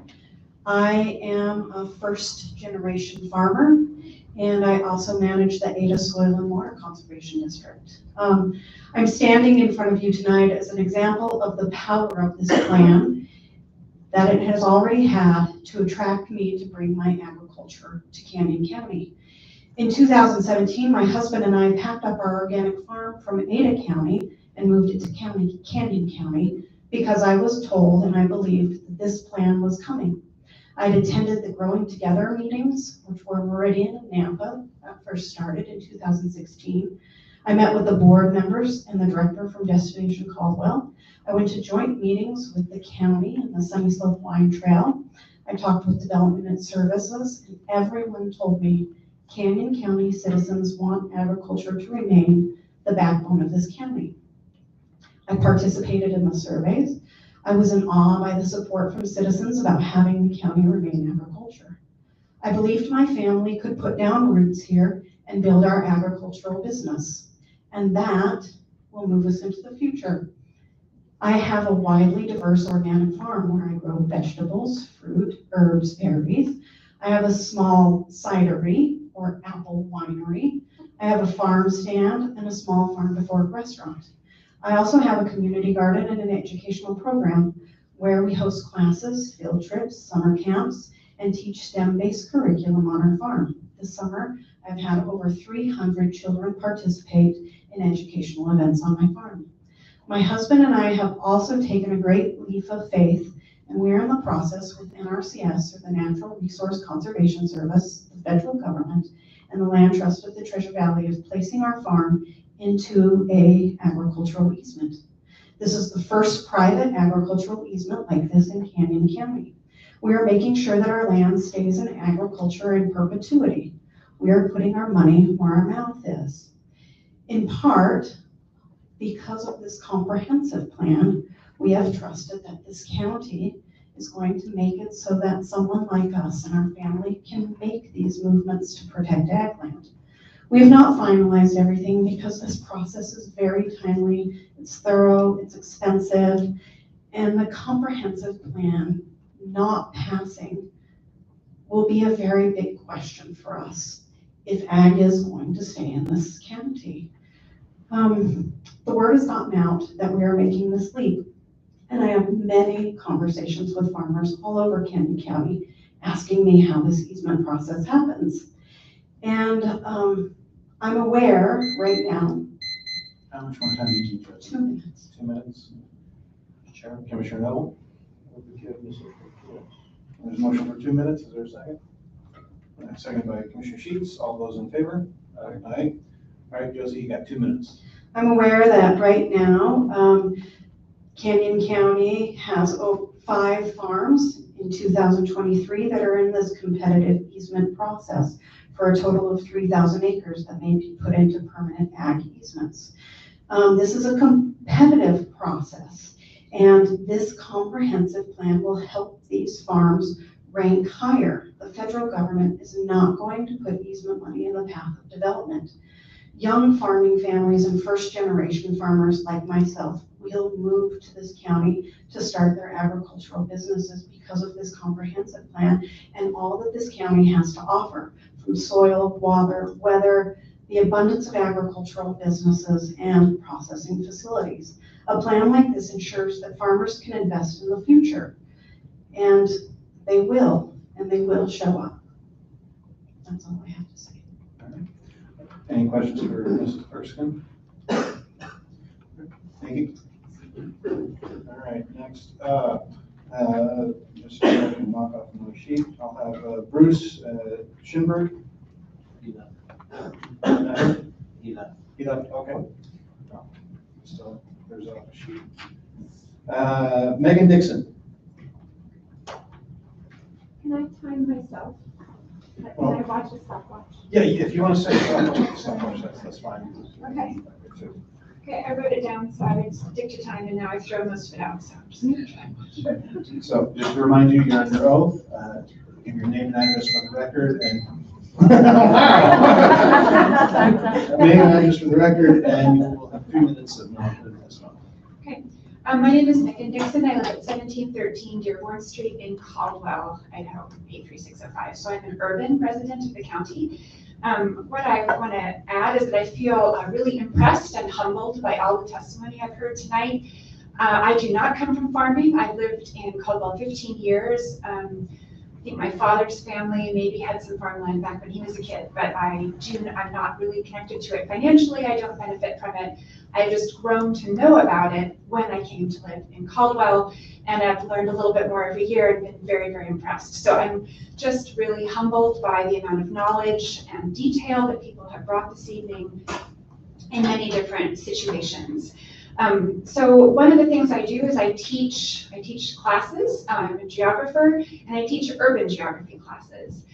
So I have this now soft spot for farming that I've developed by living here, but I'm speaking in favor of the comprehensive plan. As an urban geographer, watching a lot of processes happening over and over again, like a cookie cutter, as urbanization happens and changes situations that as a geographer, I'm seeing like a stronger economic base than the usual thing. So I really appreciated the earlier testimony about the cost of development and what happens to the surrounding area. I would say I would love to get up in the morning and have a quiet place to read a book, but I live very near the boulevards, and you cannot go outside in the morning anymore and have it be quiet. So there is an impact on increased growth in the county right downtown, about a mile from the actual downtown, and I feel that very much.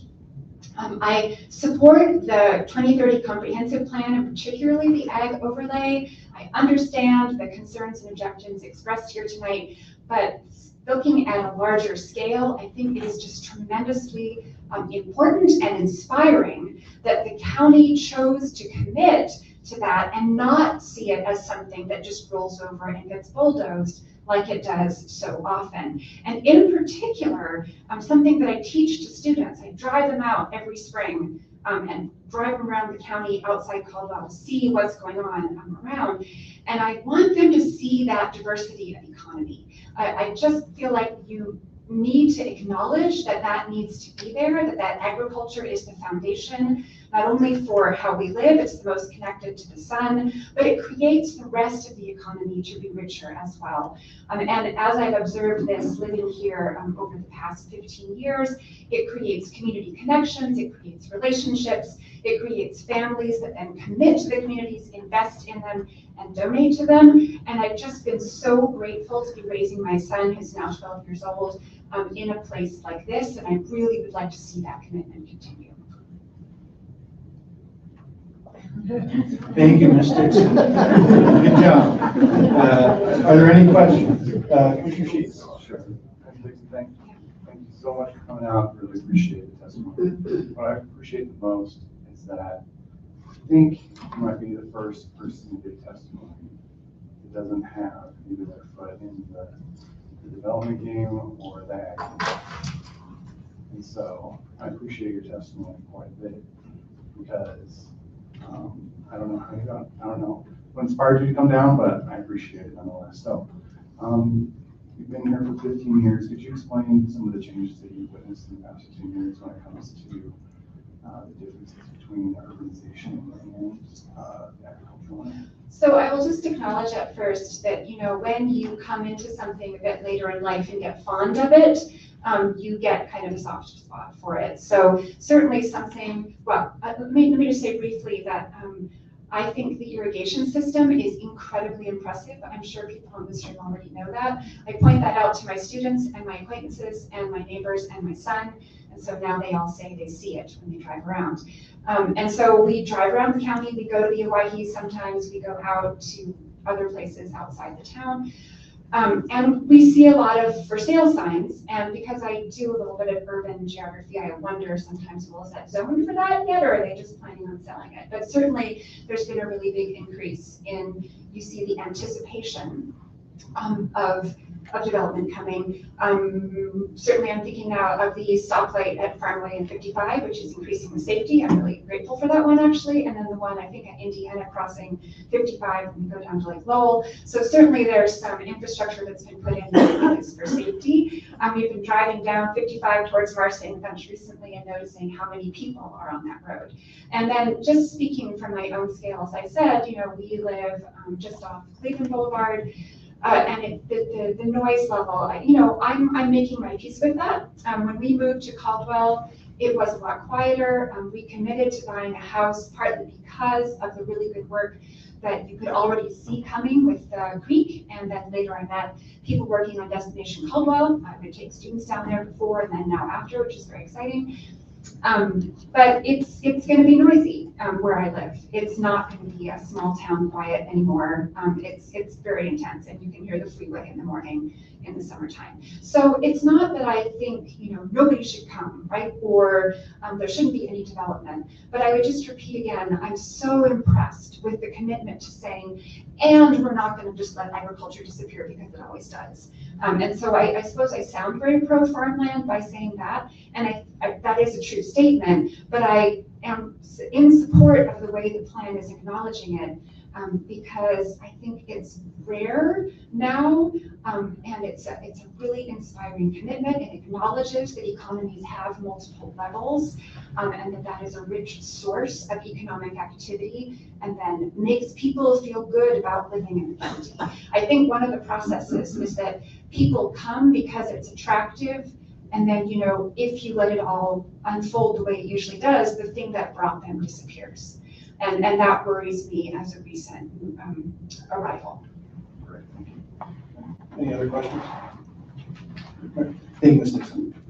All right, next, let's have Sheila Ford. You decided not to, that's perfectly fine.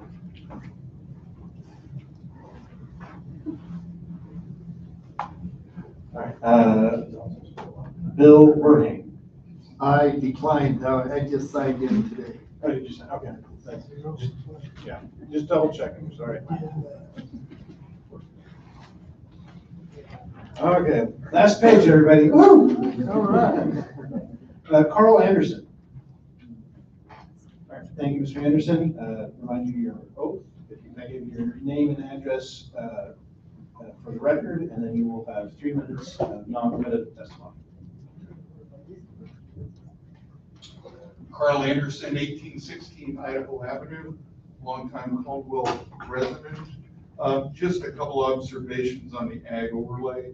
I really believe the ag overlay is not exclusionary, but it actually creates an opportunity zone and creating opportunities for economic development, hobby farms that become viable businesses, and I think it'll create an opportunity for a lot of people. We're certainly not going to slow growth. Idaho is a great place, as we all know, It has been discovered, and we're not going to stop it. However, we can certainly make the transition from Caldwell and Canyon County to a more, an area that's got a lot of opportunity for smaller farms, hobby farms, and the ability to live out of town. I'm fortunate enough to live on a little better than an acre in the middle of town, a little bit of a farmer. I don't grow crops near as good as Alan, just pumpkins and cucumbers. So with that, that's all I've got to say. I would say collaboration is the key. There's a lot of common ground on the opposing viewpoints. If we can gather up the common ground, there's a lot less area to cover. That concludes my testimony. Thank you, Mr. Anderson. Just hang on a second. Are there any questions for Mr. Anderson? All right, thank you very much. And then last one I got on this list, and I'll see if there's anyone that I missed, is Joseph Palmer. Thank you, Mr. Palmer. I remind you, you're under oath. If you could give your name and address for the record, and then you'll have a few minutes of non-competitive testimony. 5207 South Montana, Joey Palmer, representing our hero on behalf of the Valley View School District. Valley View School District's leadership is in favor of Canyon County's comprehensive plan. Specifically, the goals, policies, and actions outlined in Chapter 6 all highlight the primary goal to, quote, ensure adequate school facilities and services meet the community's educational, social, and recreational needs. This is of utmost importance because this goal is currently not being met. The Valley View School District is arguably the fastest growing district in the state of Idaho, as more and more parcels of land are sold to developers and annexed into Nampa, Caldwell, or Milton city limits, all of which fall within Valley View School District's boundaries. Valley View submits letters to local leaders requesting that developments are denied. Nevertheless, developers are approved, which brings in more families than the district currently has the capacity to serve at the elementary level. As a result, we appreciate the policy stating that Canyon County will, quote, consider the cumulative impact residential development will have on the capacity of schools, end quote. Nevertheless, our experience is that when we provide feedback regarding the capacity of schools, developments are still approved. As it is right now, 6 of Valley View's 7 elementary schools are over capacity. Lakeview Elementary, for example, has a capacity for 725 students. Currently, the school has 930 students enrolled. This is a result of the city of Nampa, Caldwell, and Canyon County approving development of Lakeview Elementary's attendance zones. Recent developments have been approved, are zoned to attend West Canyon Elementary, the only elementary school that is currently not over capacity, which is an 8-mile bus drive away from, even though Lakeview Elementary is a short drive from the newly approved subdivisions. Other districts may have the ability to shift attendance zones to accommodate growth. However, this is not a viable option for the Valley View School District. On the east side of the district, Birch, Desert Springs, East Canyon, and Skyway Elementary schools are all over capacity, with construction building up around each school with more children to come. Therefore, the attendance zones on the east side of this district cannot be shifted to alleviate crowding with every school in the same predicament. Excuse me. On the west side of the district, Lakeview and Central Canyon are seeing the same development and may eventually need to shift attendance boundaries to attend West Canyon Elementary, despite having an elementary less than 2 miles away. Such a move would bring temporary relief, but eventually West Canyon Elementary would also be overcrowded, putting the district at 7 out of 7 elementary schools, working beyond the building's capacity. Another manner in which districts attempt to accommodate growth is with modular buildings for additional classroom space. Unfortunately, modular classrooms are expensive, often without restrooms or water, and serve only as a short-term solution until bonds are approved for the appropriate long-term solution. To make matters worse, many of our elementary campuses do not have space to add more modular classrooms. For example, could we have a motion to order pizza and have a sleepover? Denied. Fair enough. Looks like I'm going home with my kids. How much more do you think? 1 minute. 1 minute? Yeah, we'll just go ahead and Okay, I appreciate it. Yeah. To make matters worse, many of our elementary campuses do not have space to add more modular classrooms. For example, Desert Springs Elementary has 4 modular buildings that adds 8 more classrooms to the campus. Those portable classrooms are full. Because the campus does not have room to add more portable classrooms, elementary students are walking to Sage Valley Middle School to utilize their portable classrooms.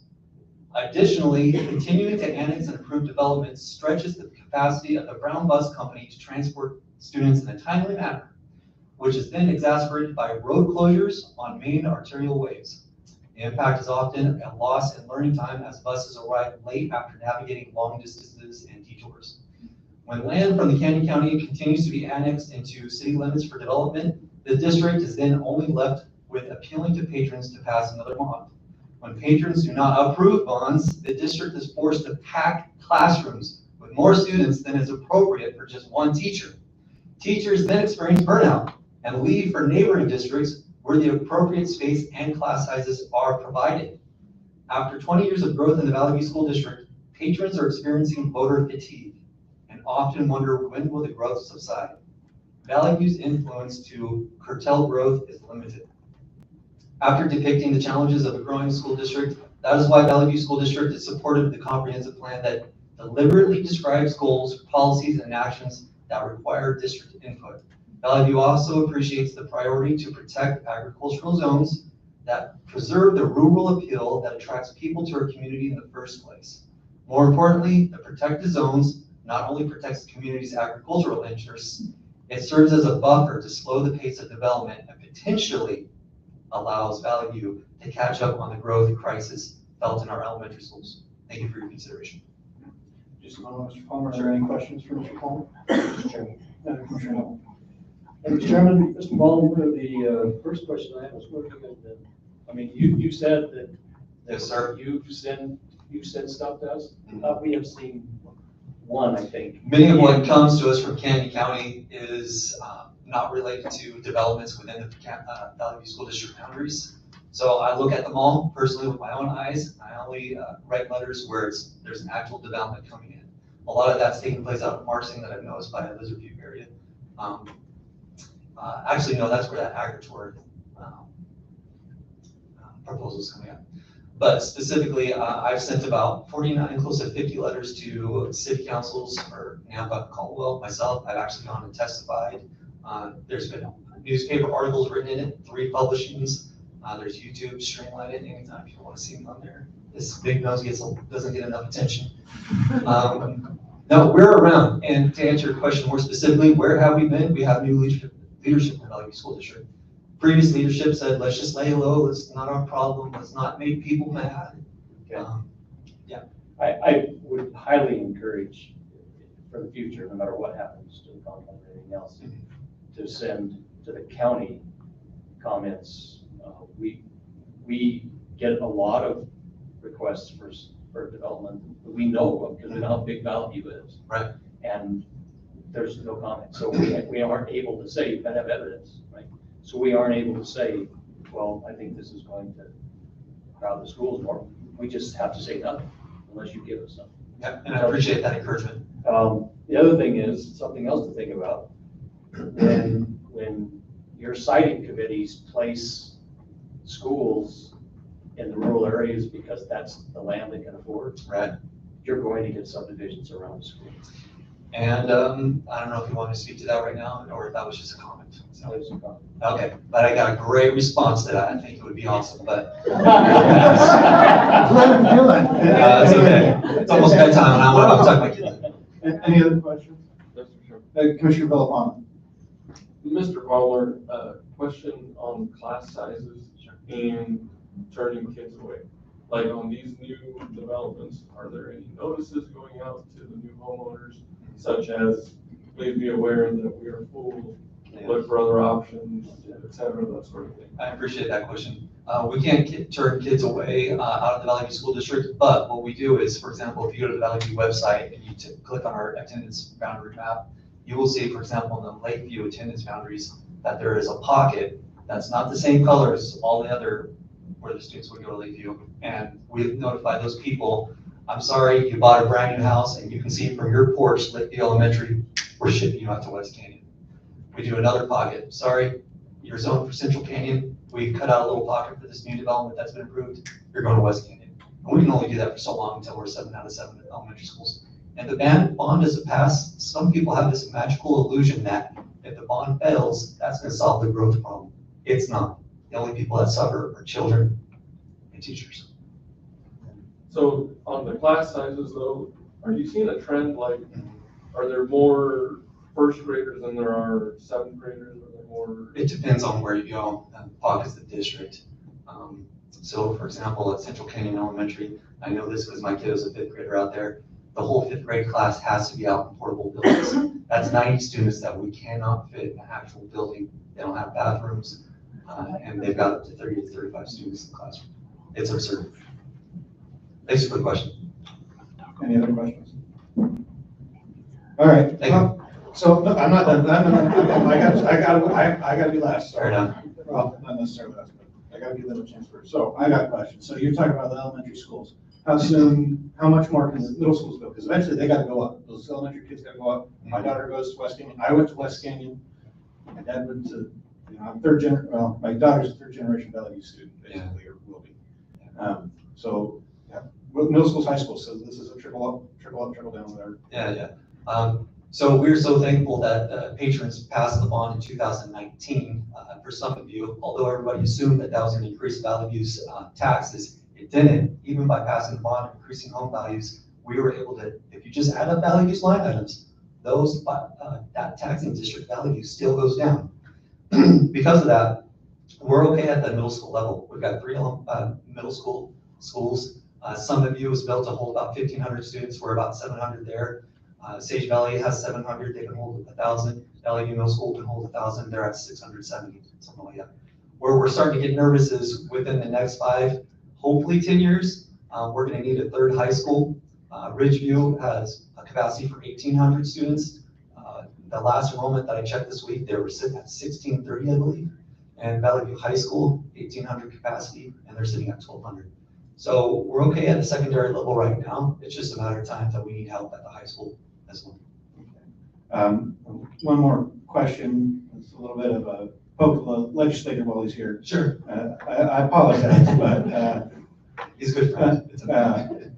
Well, and he's now my new representative after the district. So, I appreciate him being here. Yeah.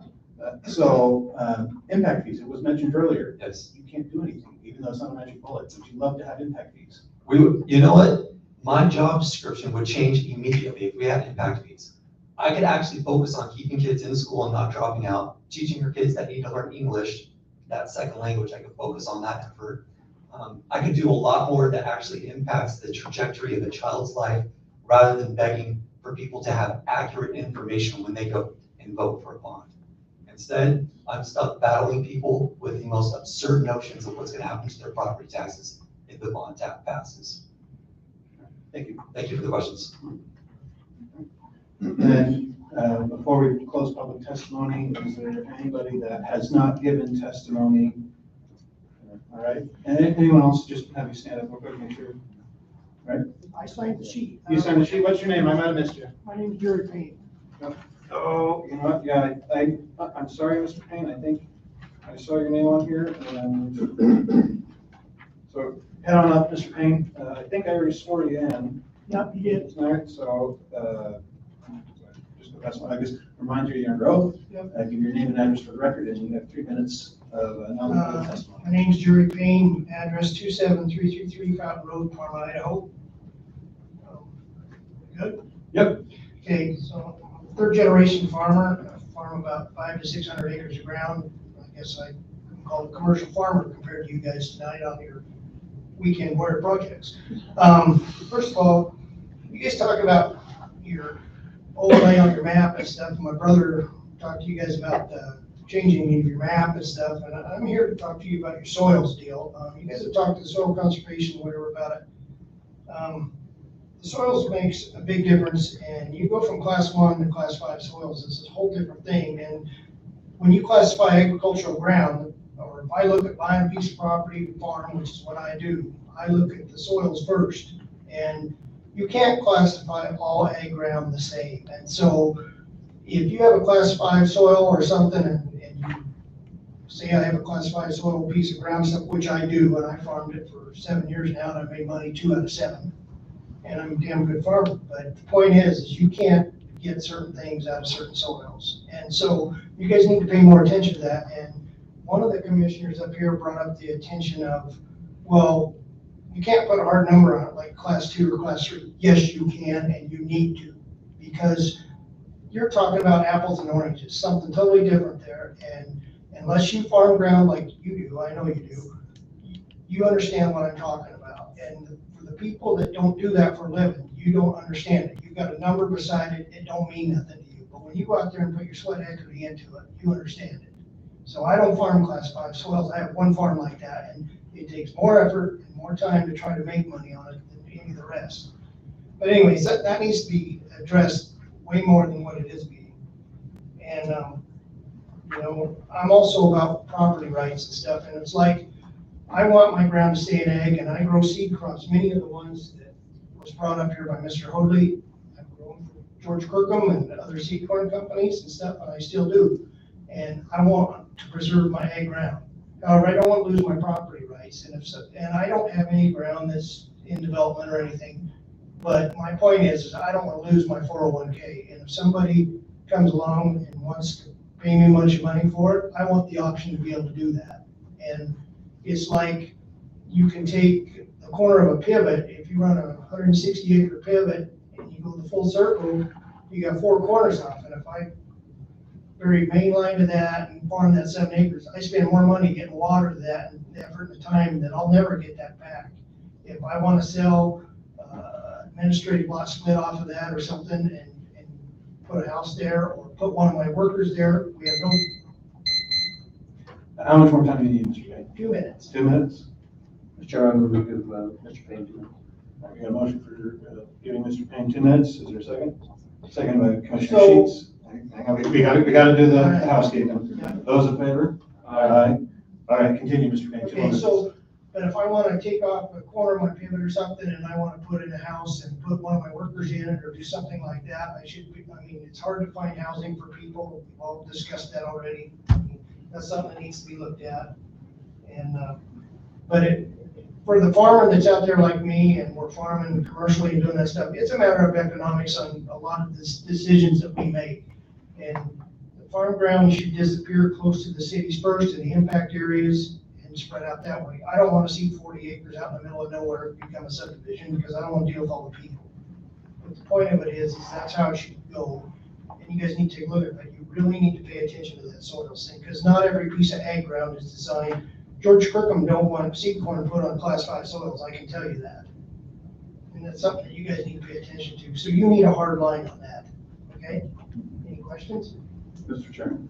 Mr. Sheets. Yeah, so when we talk about ag uses and we talk about the soils, are you specifically referencing things that say grow in the ground, like plants and things like that, versus potentially like other ag uses like pasturing or say chickens or some other sort of ag use like that? Well, I mean, I would take a class 5 soil or something and maybe have a pasture with horses on it or something like Alan Mill said for your livestock type deal or something like that. Or maybe you grow a little bit of hay to feed something or something. Or maybe you have a garden where you can tend to it 24/7 or something. But to commercially grow and do large acres and stuff, I mean, I try to stay away from that for that reason. The ground would be good for rural residential on a class 5 soil somewhere. I don't care if it's flat or on a hill like Matt Wilkie said. But, I mean, there's an exception to everything and stuff.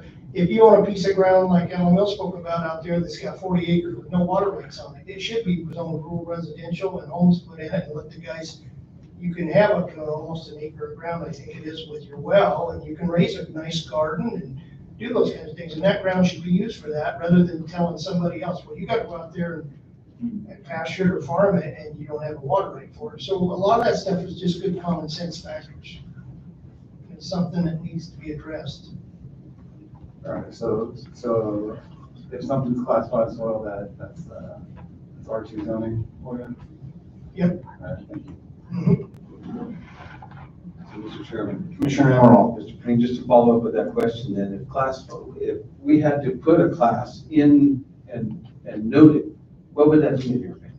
My opinion is you put class two soils in as ag, and beyond that, you could take a look at it. It's a case-by-case thing, and it depends on the geography of the ground, the topography of the outlays, how it's irrigated. I mean, the first thing that you look at when you look at ag ground, when you're a farmer, is how does it water? Is it gravity irrigated? Is it flat? Is it square? Is it up and down with a pivot? Do you have wheel lines on it? Do you put drip system in it? I mean, there's so many different variations of that, but the point of that is that's the critical point. But you can't talk to one commercial farmer out here that wants to farm class 4 and 5 soils. They just don't want to do it because you're just beating your head against the wall doing that. So in your opinion, it would be 2, not 3? Yeah. Okay, thank you. Mr. Chairman. Commissioner Villafano. Thank you, Mr. Chairman. Mr. Payne, thank you for the discussion. We have talked, especially like in the last 6 weeks, the soil conversation gets brought up a lot because, you know, there's not a whole lot of class 2 soil left out there really. I mean, the majority in the county is probably class 3. I don't know, I can't remember the statistics. You can move it to 3 if you want, but you just can't have nothing in there. Right, and so this is a great conversation because, you know, there is a lot of class 4 out there that does produce row crops still. And so, want to get your thoughts on, I know you mentioned property rights and how you don't want development out on a 40 because you don't want people out there. Could you make the argument that when you develop a pivot corner that has class 5 soil, it's adding to the traffic, to the complaints, to the trespassing of people riding their horses on your canal bank, dogs running through your siphon tubes, you know, testimony that we heard the last time. Do you make the argument that by doing that on not as great soils, but still in a big agricultural area, that you're affecting the rest of the agricultural producers? Well, I think you affect it because every time you put a house anywhere in ag, you affect it one way or another. But the point is I'm gonna control, on my place, I'm gonna control that house, where it's built and who lives in it and everything else, especially if I want one for my workers. But, you know, if we do a right to farm thing, or like Alan Mills was talking about, you educate the people. And this, I've had people that ride their horses up and down my ditch banks all the time, or I've had them smash siphon tubes, and I've had to go put up signs that say, stay the heck off my place, whatever. And I've had people that are courteous and respectful. It all comes down to the individual when it comes to that. I mean, some people are very respectful and some don't care. Yeah, no, I agree with that. And the other part of my question is about employee housing. So that's been brought up quite a bit. I think there was even going to be a subcommittee at some point to talk about employee housing, what that should look like. What's your vision for what employee housing would look like on your farm if you had to put a house on a corner? Well, I mean, I would like to add say I want to add a house to put employees in or something. I'm not talking about I'm not a big enough farmer that I need housing for 20 employees or 100 or anything like that. But the point is you should have an ordinance or something in there, or something where, I'm sure he uses a lot of employees, but you need someplace for those people to live. It's the bottom line, and you say, well, you go rent an apartment in town, $1,500 a month, and they can't afford that. And they go, where am I gonna go? And what am I gonna do? And it's a problem in Kenny County. It is, yeah, absolutely. And there's a big shortage of employee housing. And it needs to be addressed somehow. And,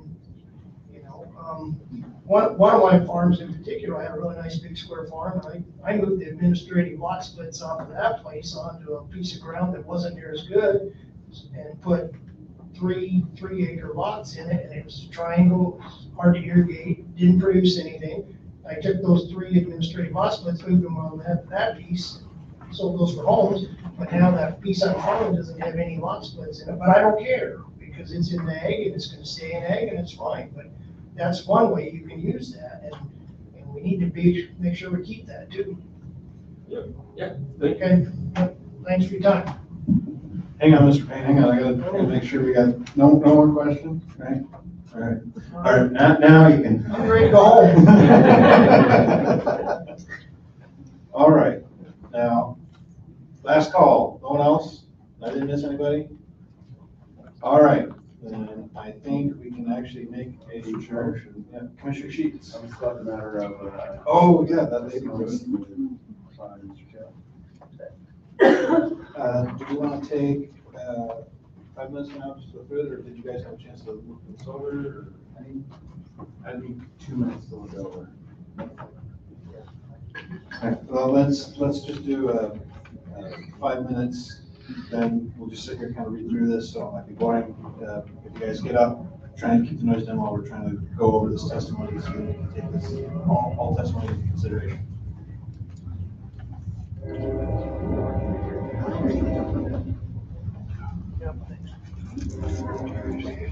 Yep, take care of yourself. Good. See you later, Al. Yeah.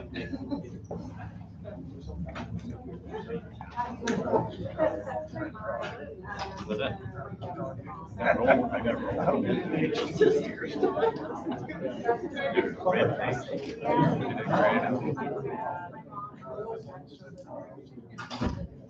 think I had answered the question.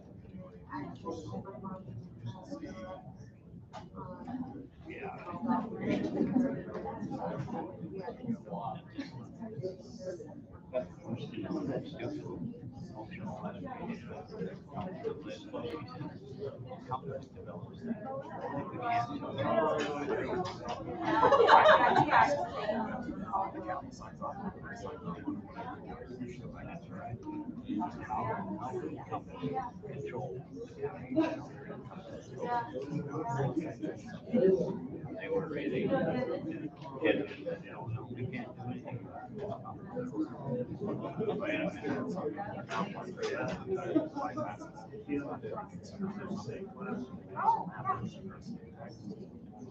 How do you amend that map? We have to come. I think it's fine. That's what I think. It's gotta be the county making it viable.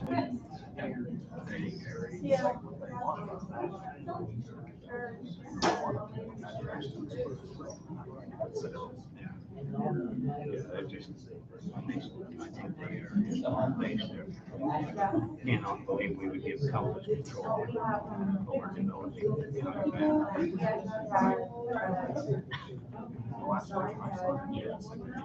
That's the one. This one has their signal.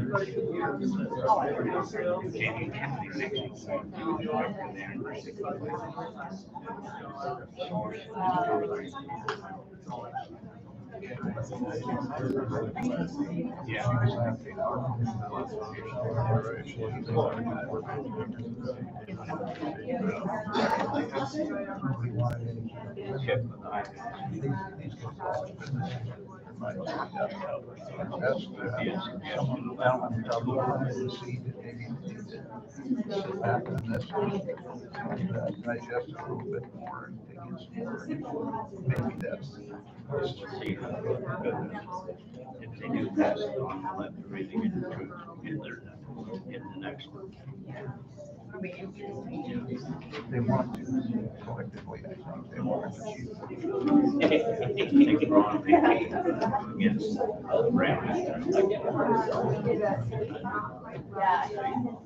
I've got to go to Georgia. I didn't get it done. You just have to check in on it.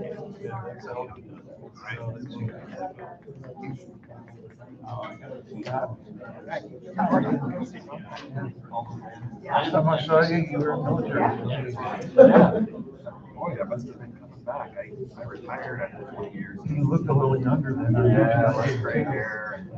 I kept the hair a little bit shorter most of the time. The guy retired in 2017. Well, I'll eventually see a little paycheck.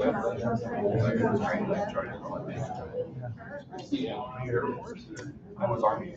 Army was really dragged. Oh, wow. Interesting.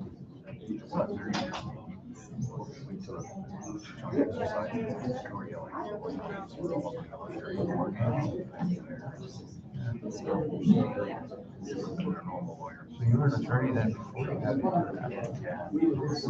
I know, hindsight, I cannot. You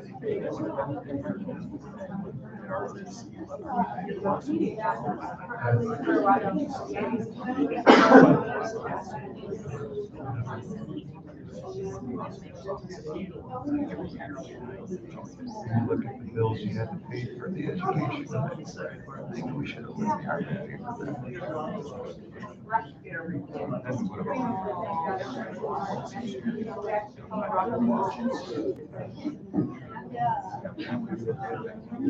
You got an education. All right. Commissioner Sheets. What's the potential exhibit number on this? My objection to the characterization is paragraph 7. Real object to its admission character. Second. Yeah, so we have a motion and second from Commissioner Sheets and Commissioner Neville to approve the late exhibits 4II and 4HH, right? The video. So, is there, I guess, all those in favor of approving the late exhibits? Aye. Opposed? No. All right, so late exhibits have been entered. I believe that now would be the time to make a motion. Commissioner Lipson, there still has to be rebuttal. Oh, hey, yeah. Forgot about that. I didn't think that was on that. All right. So I guess rebuttal would be by staff. Yeah, it should be brief. All right. And then just any questions you have. So I just wanted to mention a few things. So there was mention about the master, there was a policy in there that says about master plan communities. We have proposed to remove that in the conditions we added to the FCOs. And then the future land use map where it shows agriculture, we created, let's see, 2 additional agricultural zones and the residential agricultural transition. So under agriculture, a property owner could rezone to a 2-acre minimum lot size, a 5-acre minimum lot size, or a 10-acre minimum lot size, or sorry, not 10, but 20-acre minimum lot size, and that's options they don't have under the current plan.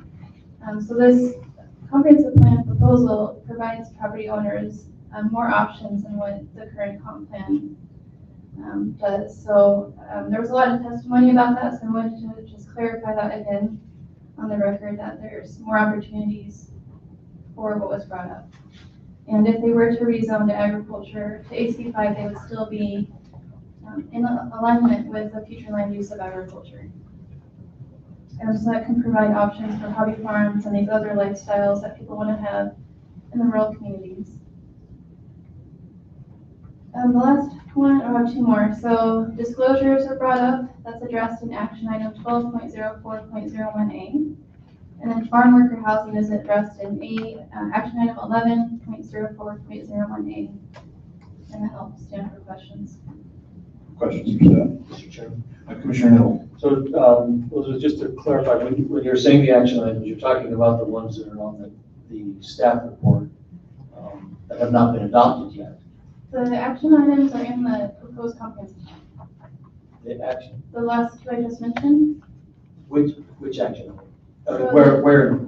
So the disclosures, those were addressed in, so it'd be chapter 12, action item 12.04. Oh, okay, I thought you were talking about okay, sorry. Yeah. So you're talking about that's already in. Yes, those last 2 I mentioned, yeah. Okay. Another question, is there anything in the plan at all that would stop lot splits, administrative lot splits?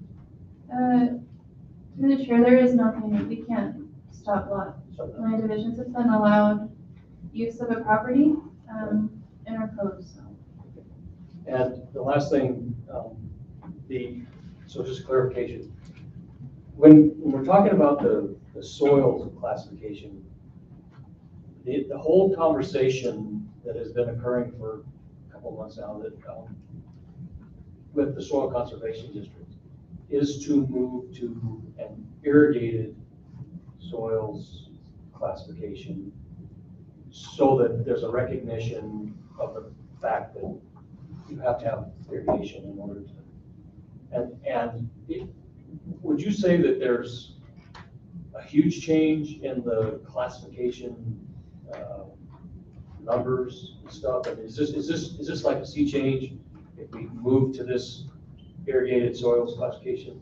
Or is it just a modification, a refinement of what we've been doing? Through the chair, so the soil, you mean the soil classifications that are listed in the plan? Yeah. So the ones that we got into the plan were the exact language, classification language from the NRCS. So that was added, and it's not that different from what's in the current plan. As far as the irrigability, I don't think we have any language in the comp plan right now addressing that. Is it when we had that training with the soil conservation guy?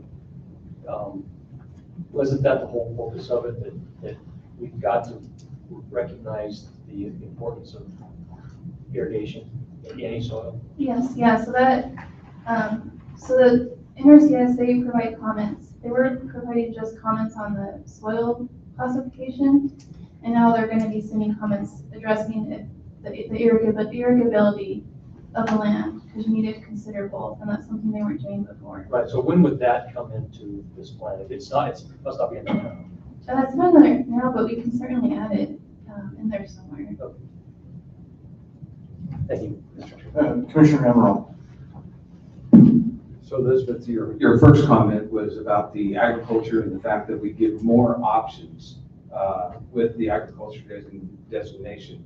So just for clarity, when we talk about these corners of pivots and like that, does that address those things?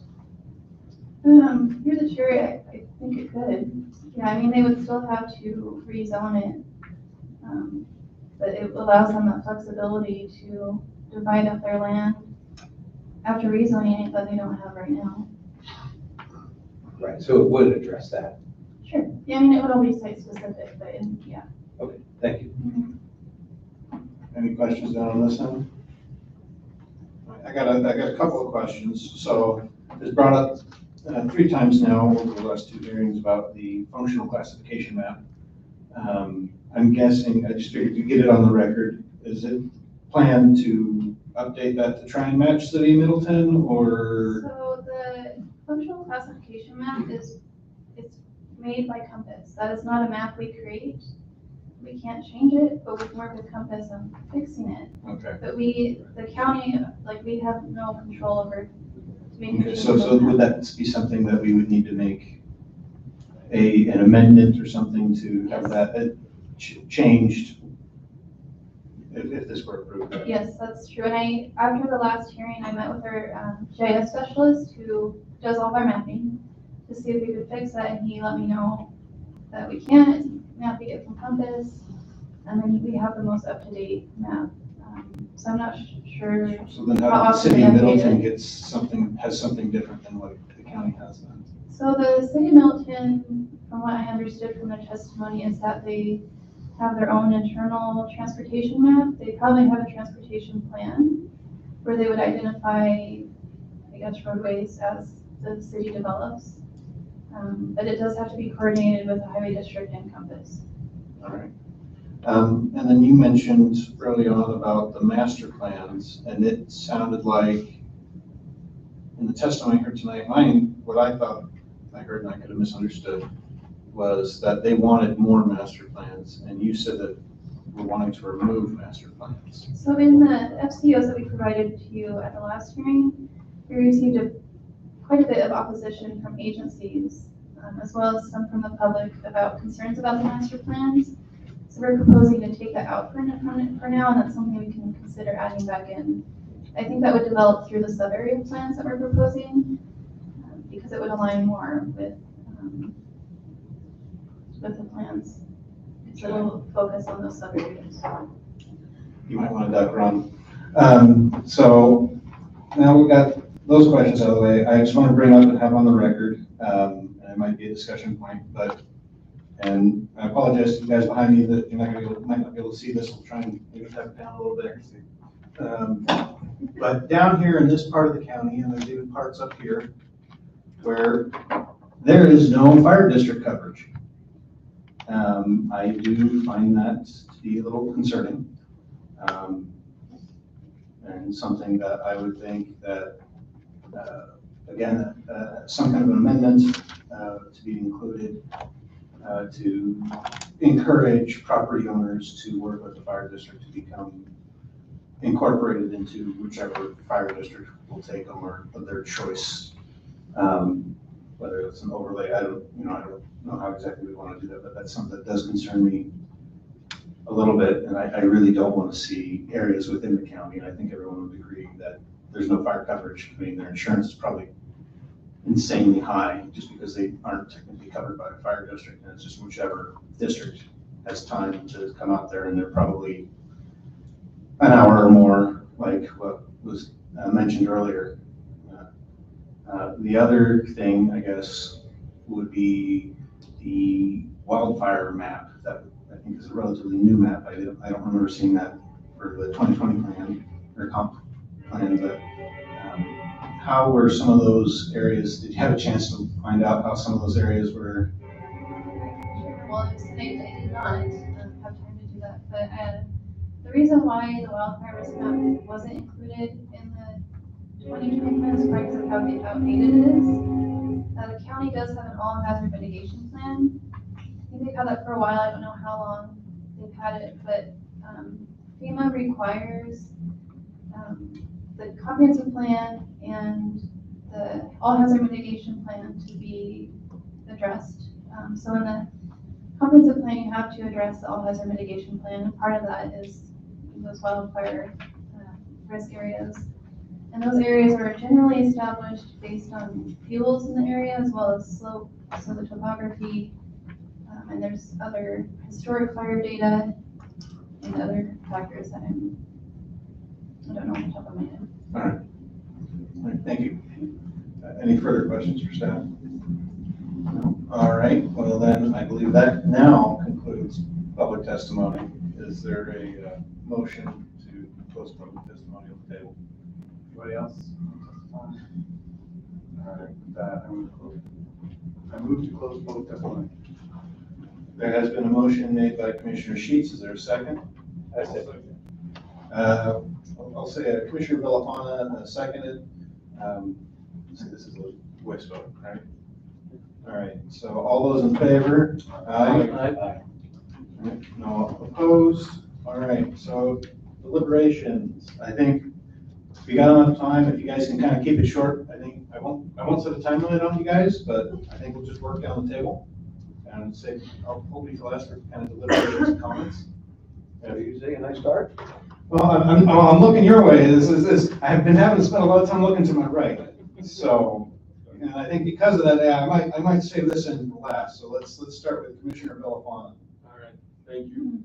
So I do like the plan, and I do appreciate Elizabeth explaining that there are some additional opportunities that maybe aren't understood quite at this point, as the ability to add other parcels to a property, lot sizes, etc. I do like the agricultural portion of it, and I do think there's still going to be opportunities to develop. I think it's going to be a case-by-case basis, and we'll certainly look at that.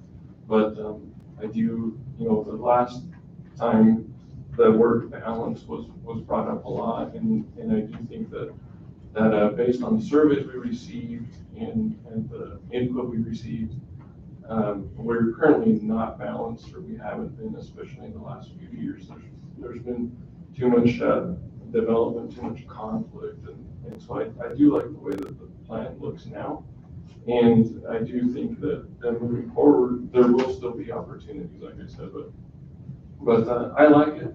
The only thing that I would add to it, or would like to add to it, and was brought up in the last hearing, was that there's a little light industrial section that was removed from the 2020 map on Peckham Road between Wilder and Greenleaf, and that's an area where there's already Valley Agronomics, 3 or 4 onion sheds. And so I was going to ask, maybe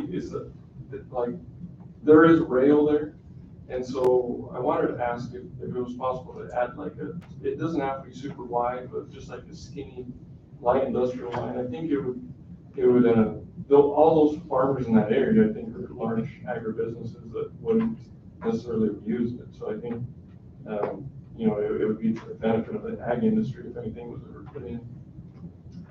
Through the chair, I forgot to mention, so we did update the findings of fact. So if you, as you're deliberating, if you want to go through those conditions that we added, because one of the conditions was to add industrial back into those areas. Oh, terrific, okay. So we did address that. Okay, thank you. Proposed. But, yeah, so that's. That's what has to be, right? Yeah, Attachment A. And for the findings of fact, conclusions as well. Yes. Okay.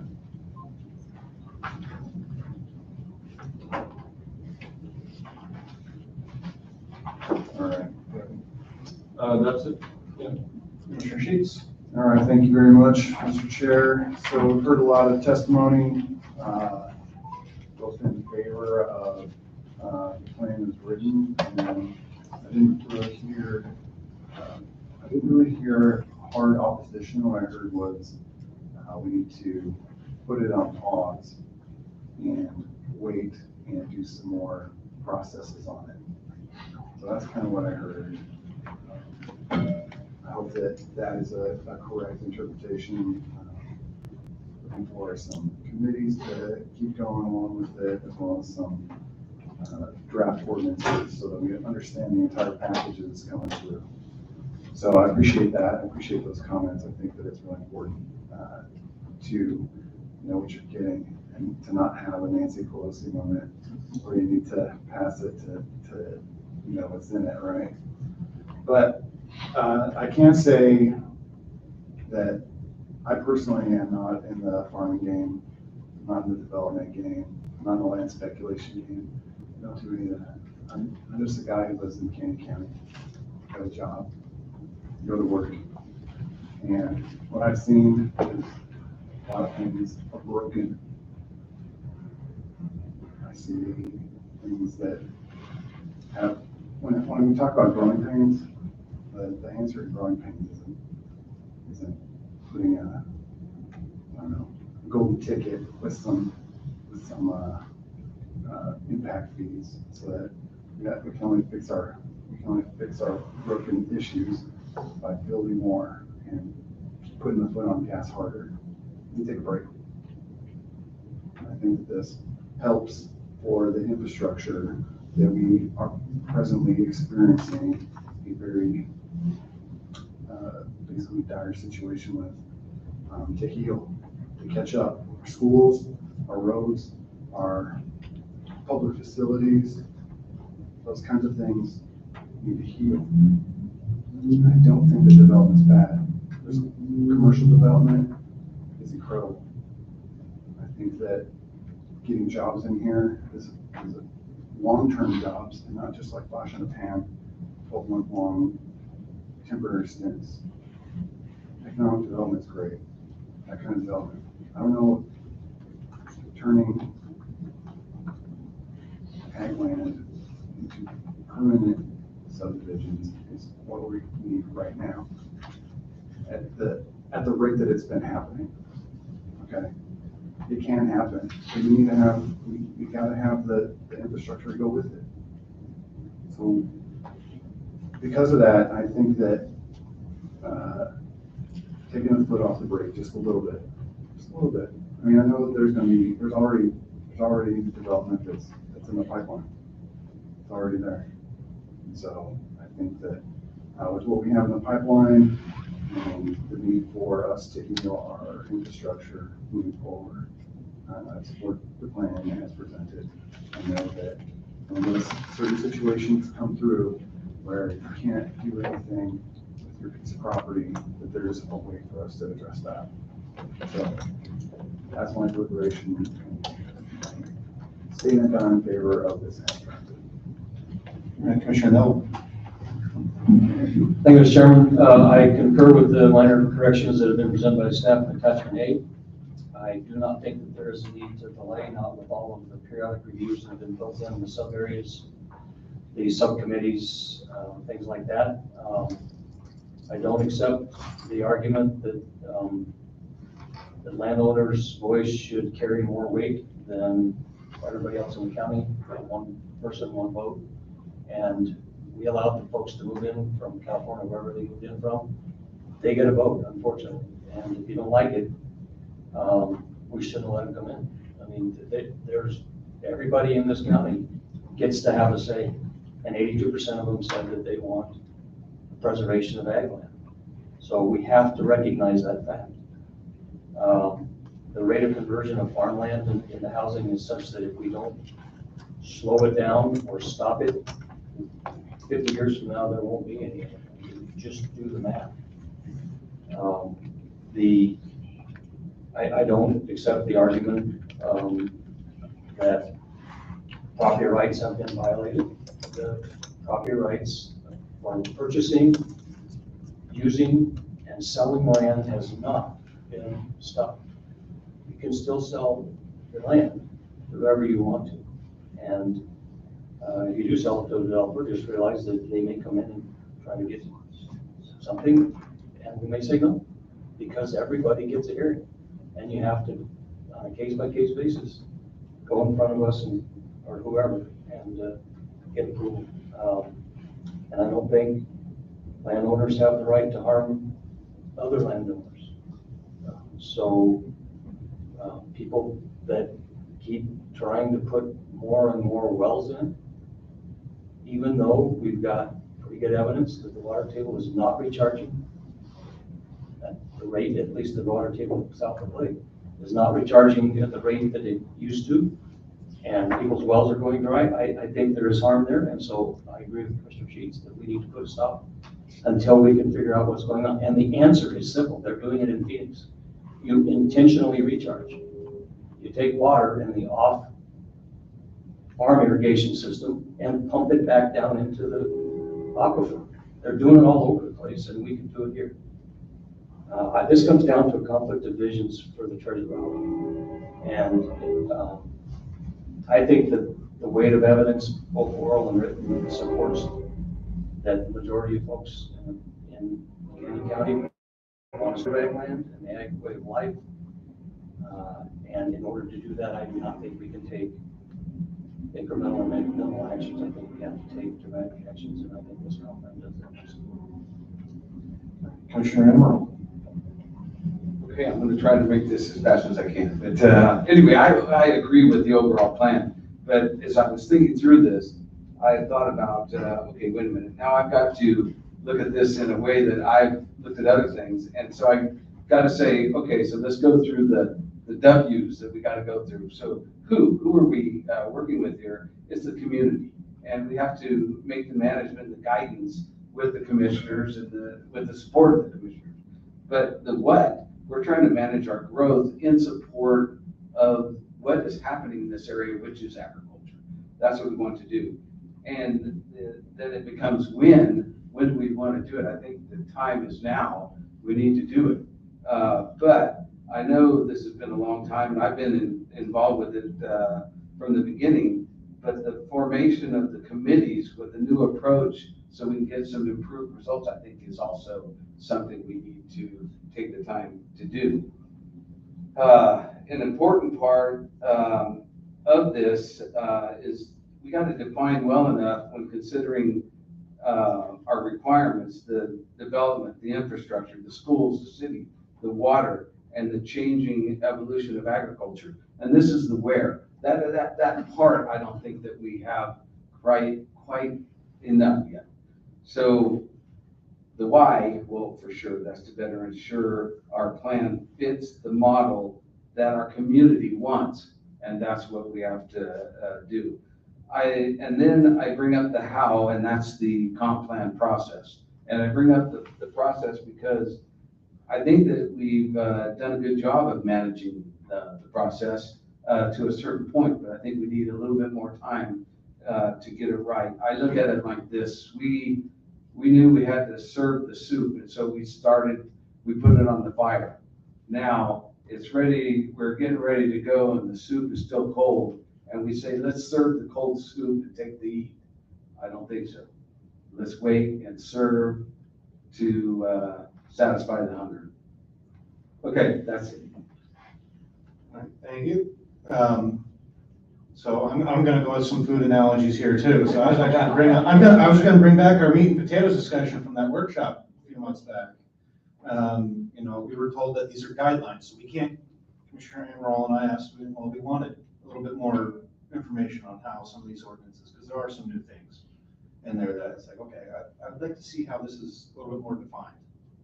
And so, you know, Commissioner Amaral and I said, we wanted some meat and potatoes with what we're being served here to better understand things. And we were told, well, these are guidelines, so you're not getting the main dish. You know, you might be able to get a potato. And I said, well, then I want a fully loaded potato with the cheese, the sour cream, bacon bits, you know, maybe a little bit of onion, maybe some chili if I'm feeling a little excited. You know, so I can see, you know, some of the arguments on both sides. A lot of good arguments.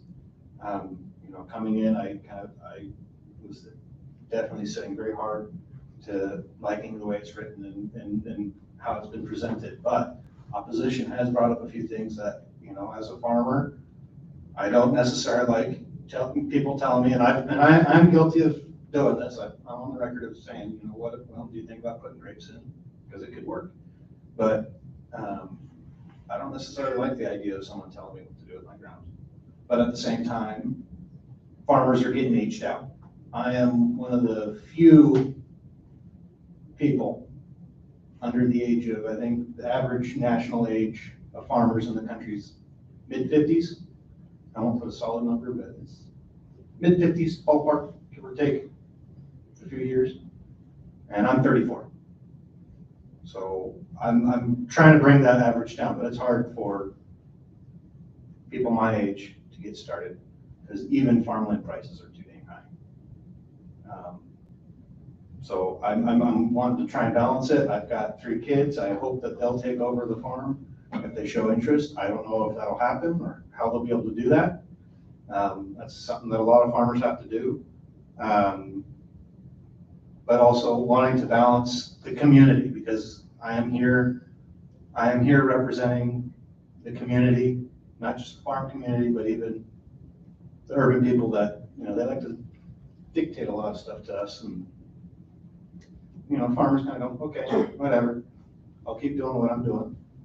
And I'll tell you that, yeah, I'm spraying, this stuff I'm spraying is for mosquitoes, you know, instead of fungicides, because then people will go, oh, you're getting rid of mosquitoes.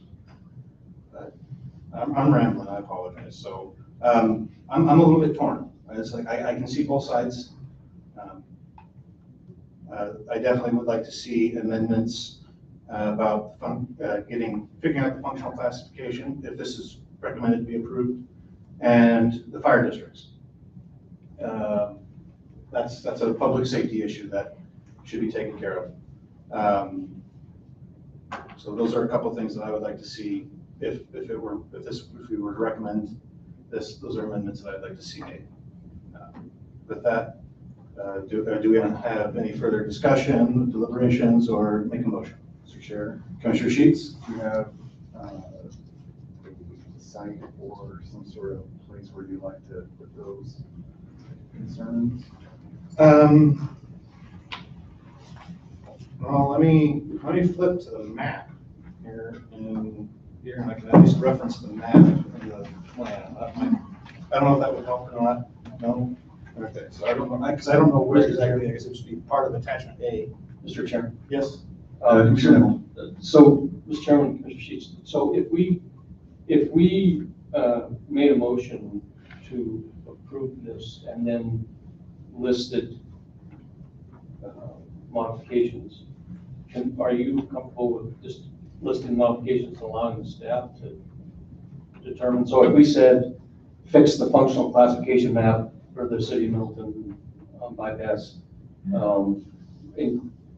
you fix the fire district coverage and include language that if there isn't any fire district coverage that is to be taken into account. Is that okay, or are you looking for put it where you want it specifically? No, I just want to make sure that it's recorded properly, going up before the county commissioners. So the question would be to staff, is, sorry, when including those concerns, what would be the best conduit for you to present that to the Board of County Commissioners? So it would be in the findings. Okay, Um, understood. So having a finding number 8. Findings. Or, so what it would have to be is you would make your motion, if you were making a motion recommending approval with staff recommended changes and changes identified by Planning and Zoning Commission as outlined in attachment A, and then we would put it in attachment A. Okay. Does that answer your question? All right, so what we would be doing is amending attachment A by putting a number 59 with commissioner concerns. Would that be correct? The commissioner recommended modification. Does that work? You're saying instead of adding it to the motion, you would add it to, Attachment A, like we just discussed. oh, sure, I think that would be fine. Okay, so it'll be attachment A, starting at number 59. Mhm. Okay, all right. So, Commissioner Noble, that's how I wouldn't object to it if it was inserted in there beginning at 59. Okay. Mr. Chairman? Commissioner Noble. Mr. Chairman, I move that, based on the staff report, evidence presented both orally and written, that we approve case OR 2022-008 to repeal the 2020 comp plan and adopt the 2030 comp plan, and the staff findings with attachment A and modifying attachment A to start at number 59 with the following P&Z commissioner concerns. First, that the functional classification map for the City of Middleton bypass be resolved so that it matches the. Through the chair, I don't know what the timeline would be to make the revision of the functional classification map since it's an outside agency. So you might want to put some language in there. Like to investigate? Yeah, or update it.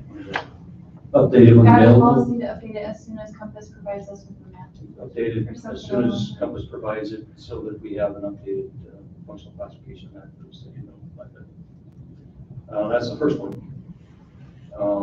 The second one is to include language in the soil classification system about irrigatability.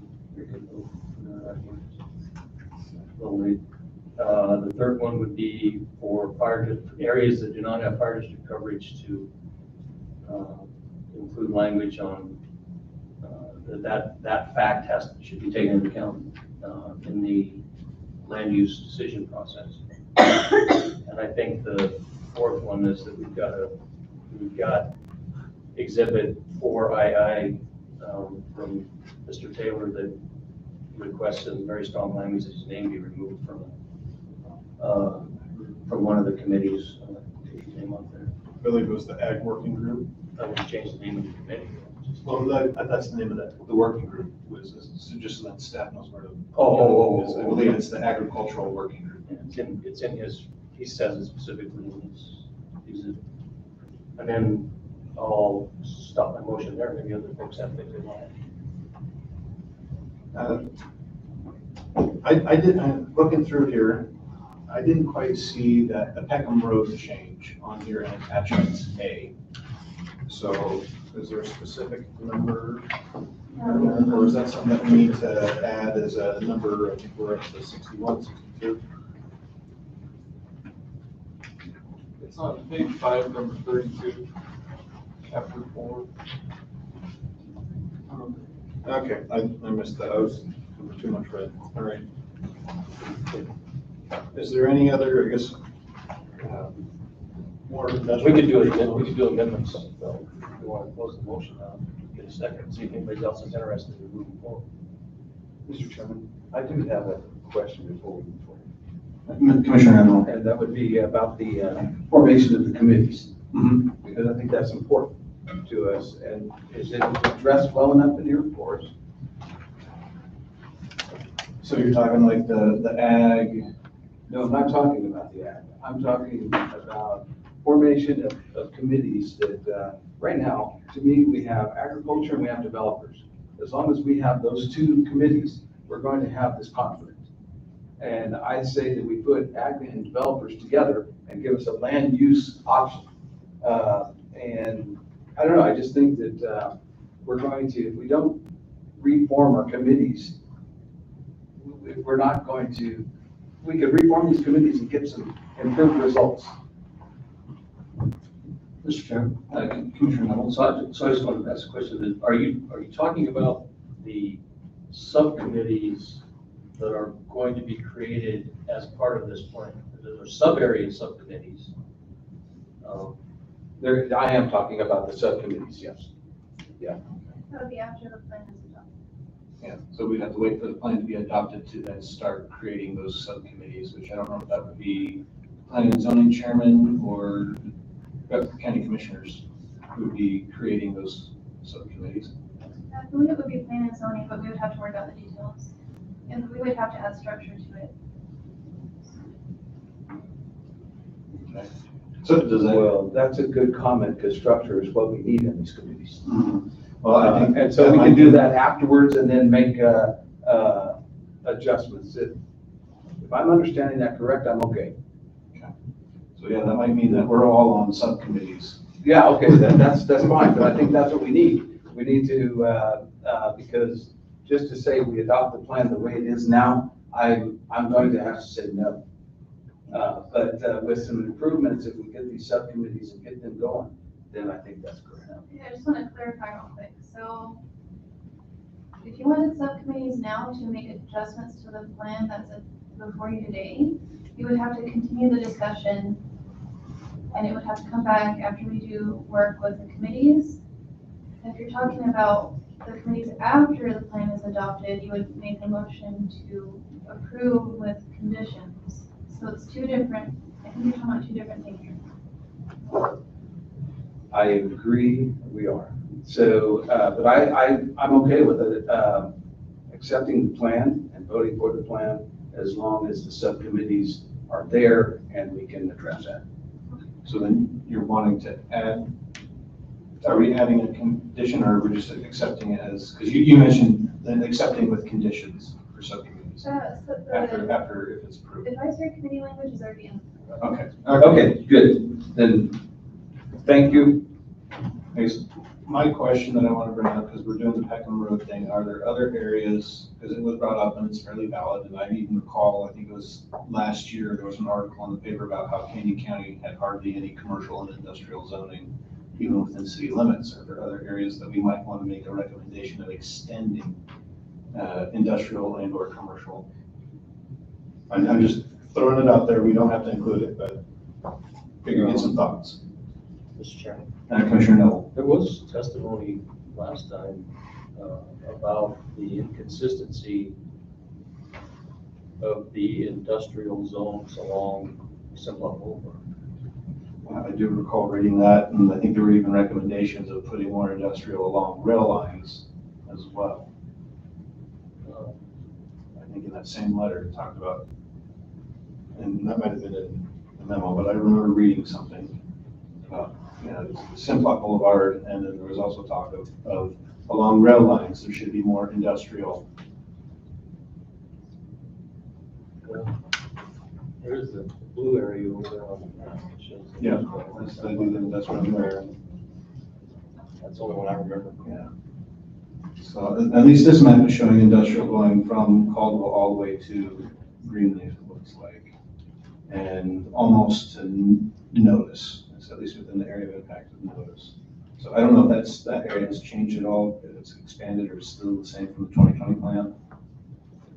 We had the condition I mentioned earlier about adding the industrial back. Well, I'm talking beyond Peckham Road, so It does with several items, so it's add industrial on Peckham Road between Wilder and Greenleaf, and re-add the industrial between Caldwell and Greenleaf, which would be that Simplot So, road. so that would be then this area here that's already on the map from what I can see. Yes, so. And then there's a little strip between Greenleaf and Wilder here. Yeah, and it would re-add the industrial that's on the current future land. Okay. Well, I was kind of asking this area up here, if that has changed from the 2020 plan at all? And if anything going south of Nampa. The 2020 plan doesn't have any industrial, in the, what's it, 2026, north of, which is Caldwell's urban. Oh, okay, that's the urban, yeah, that new growth thing, yeah, economic area. Okay. So, all right, so, okay, we have a motion on the floor to approve with the four conditions, right, Commissioner? Is there a second? Just to clarify, does staff have those recorded?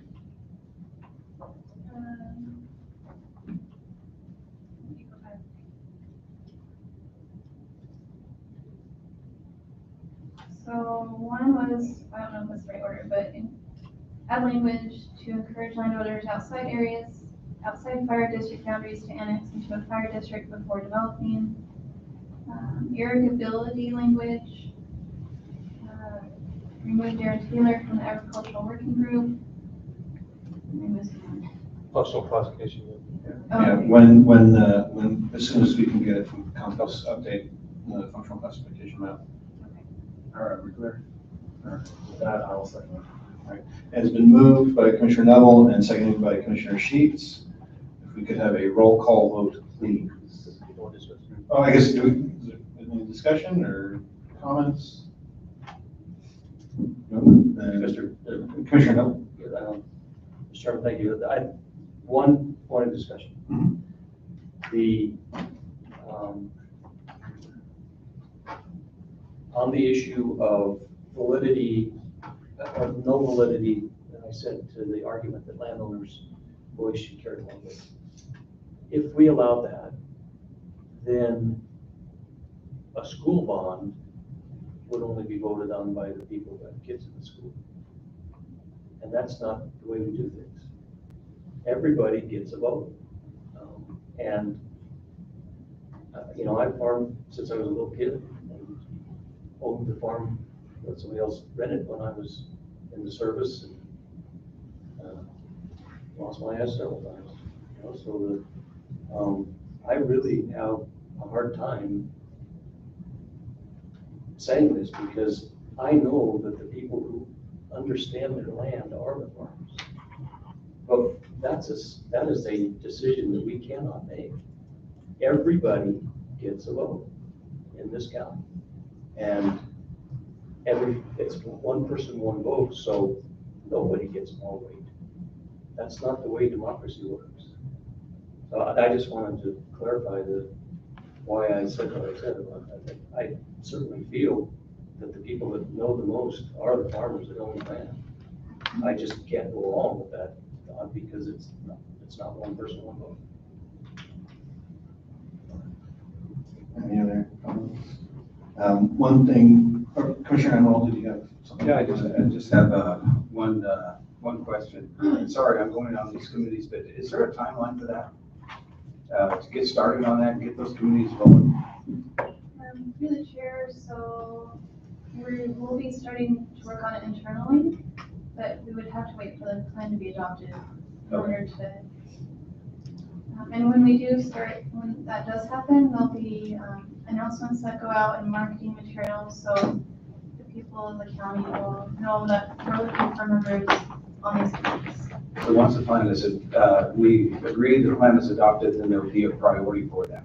Yes. Thank you. And one other comment, one other thing I'd like to just mention and have on the record. A lot of comments about, you know, what's the rush, why work on it? This project started in like 17, 18 and was making some good headway, then COVID hit. And so there was like a year and a half of the county having to play catch up and not being able to work on this sooner. And so I don't think we're rushing it, but I definitely think it's been put off for a while, and it's good to have forward progress. So then, I guess with that, roll call vote. Commissioner Villafano, In favor of the motion. Commissioner Emerald, In favor. Commissioner Neville, In favor. Commissioner Sheets, In favor. Acting Chairman Williamson. In favor. Chairman, motion passes with 5 in favor and 0 in opposition. Then would the commission secretary please read the next item on the agenda? Agenda item number 2, action item, director planner, commission comments. So before we go on to that, I guess for everyone else, if you want to sit and watch us do our housekeeping, feel free, or go home and get some sleep. And I'll be envious of you since I have the 6-month-old and the 2-year-old sleeping in my room right now. So I hope you have a lot. So.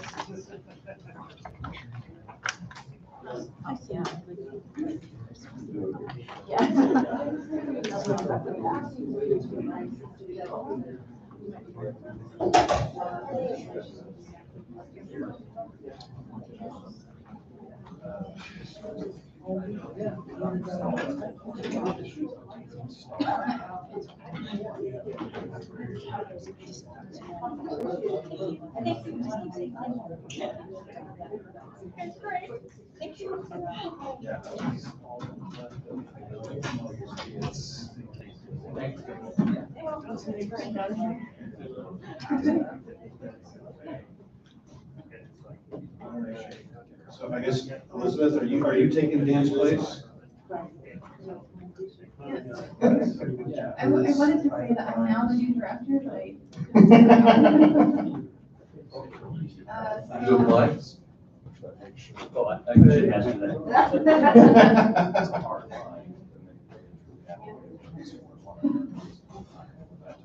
Okay, so we're still very busy in the department. Kate Dahl put in her resignation. I'm less trying to hear about that, or. So she's no longer with the department. So we're gonna be hiring for planning 3. Oh, gotcha. Yeah, I didn't mean that. Mr. Chairman. Yeah, Commissioner Neville. So first, if you don't have a director who's accepting, is Dan acting or something? Good question. So Dan, as a planning official, is, You would accept her resignation as the acting? yeah, but it goes through HR and the board. Oh, okay. And wasn't she economic development? That. She was part of that, yeah. Yeah, she was in the economic development division. And we were moving on, because they were kind of running out of work. So we were gonna move them over into planning. So Kate was gonna move into current planning. But then she resigned. And then Tammy, we've been working on moving her under long range as a community outreach specialist. So that's what we've been working on, so we'll probably have I don't know if we'll have more updates for you next week, but. So as we work through this process, we're very short-handed. Yes. Yeah, but we might be getting another planner, planner tech, so we'll still be short on planner 1s, 2s, and 3s. But, we're working on getting more people. What can we do to help you with this going forward? With the, Can we do more? Yeah, you're short-handed, so can we do more? I mean, you could. Apply at Canyon Code. I could apply, but that wouldn't work, I'm sure. I'm sure I would not be accepted. But anyway. I don't have that degree. Neither do I.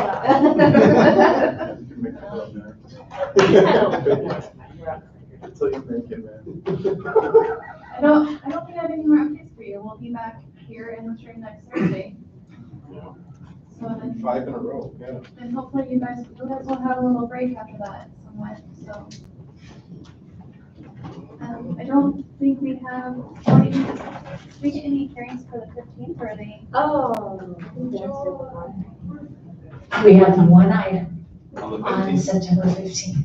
Oh, hey. Dan sneaked one on. We have one. That's a jerk. Yeah. So I But think you that's can get a it. little vacation. I think that's it. Well, we are, so planning, So I'll be going to the Western Planner Conference in North Dakota, the second week of September. So after I get back, I can give you guys an update about that. Yeah, don't come back with any really super weird stuff, because I know planners that go to out-of-state conferences and they come back like they know about it. Chill. I've seen it happen, I've seen it happen. Well, at least it's the middle part of September, and we know she's not going to Sturgis in reality. So, and then in October, APA, so American Planning Association Idaho is having their annual conference. So I think we're trying to send all our planners, and then if you all, if anyone's interested in attending, that would be a good opportunity to learn more about planning. I'm gonna be neck deep in harvest, so. Is that date on our schedule? The conference? Yeah. It's October 5th through 7th. And so I don't think we have any hearings that day, that week. Oh, so we do have hearings. Only if it's the first week of October. October 6th, we have a meeting. That's Yeah, maybe October 2nd. So, So when would be the hearing for the county commissioners, for the conference. for the comprehensive plan? We have it scheduled for September 21st at 9 a.m. September 21st. You're trying to get by with one? I'm gonna reach out to them and see how they want to proceed. I was waiting to see how the outcome of this hearing. Because if it was just one, it would take all day. Seems like it. Yeah. You're gonna get the same. Yeah, and it will be in this room, and we're gonna work on getting that also live streamed. So. And I think that's, did I miss anything? I think that's all. All right, then would the commission secretary please read the next item on the agenda? Agenda item number 3, adjournment. Do we have a motion? Mr. Chair, Commissioner Sheets, move that we adjourn. is there a second? Second. All right, it's been moved by Commissioner Sheets, seconded by Commissioner Villafana. All those in favor? Aye. Opposed? Let's get out of here. Good job, Mr. Chair. A few minor goofs, but yeah, All right. we did all right. Didn't drive the bus off. So I have a question. Have we ever, made a motion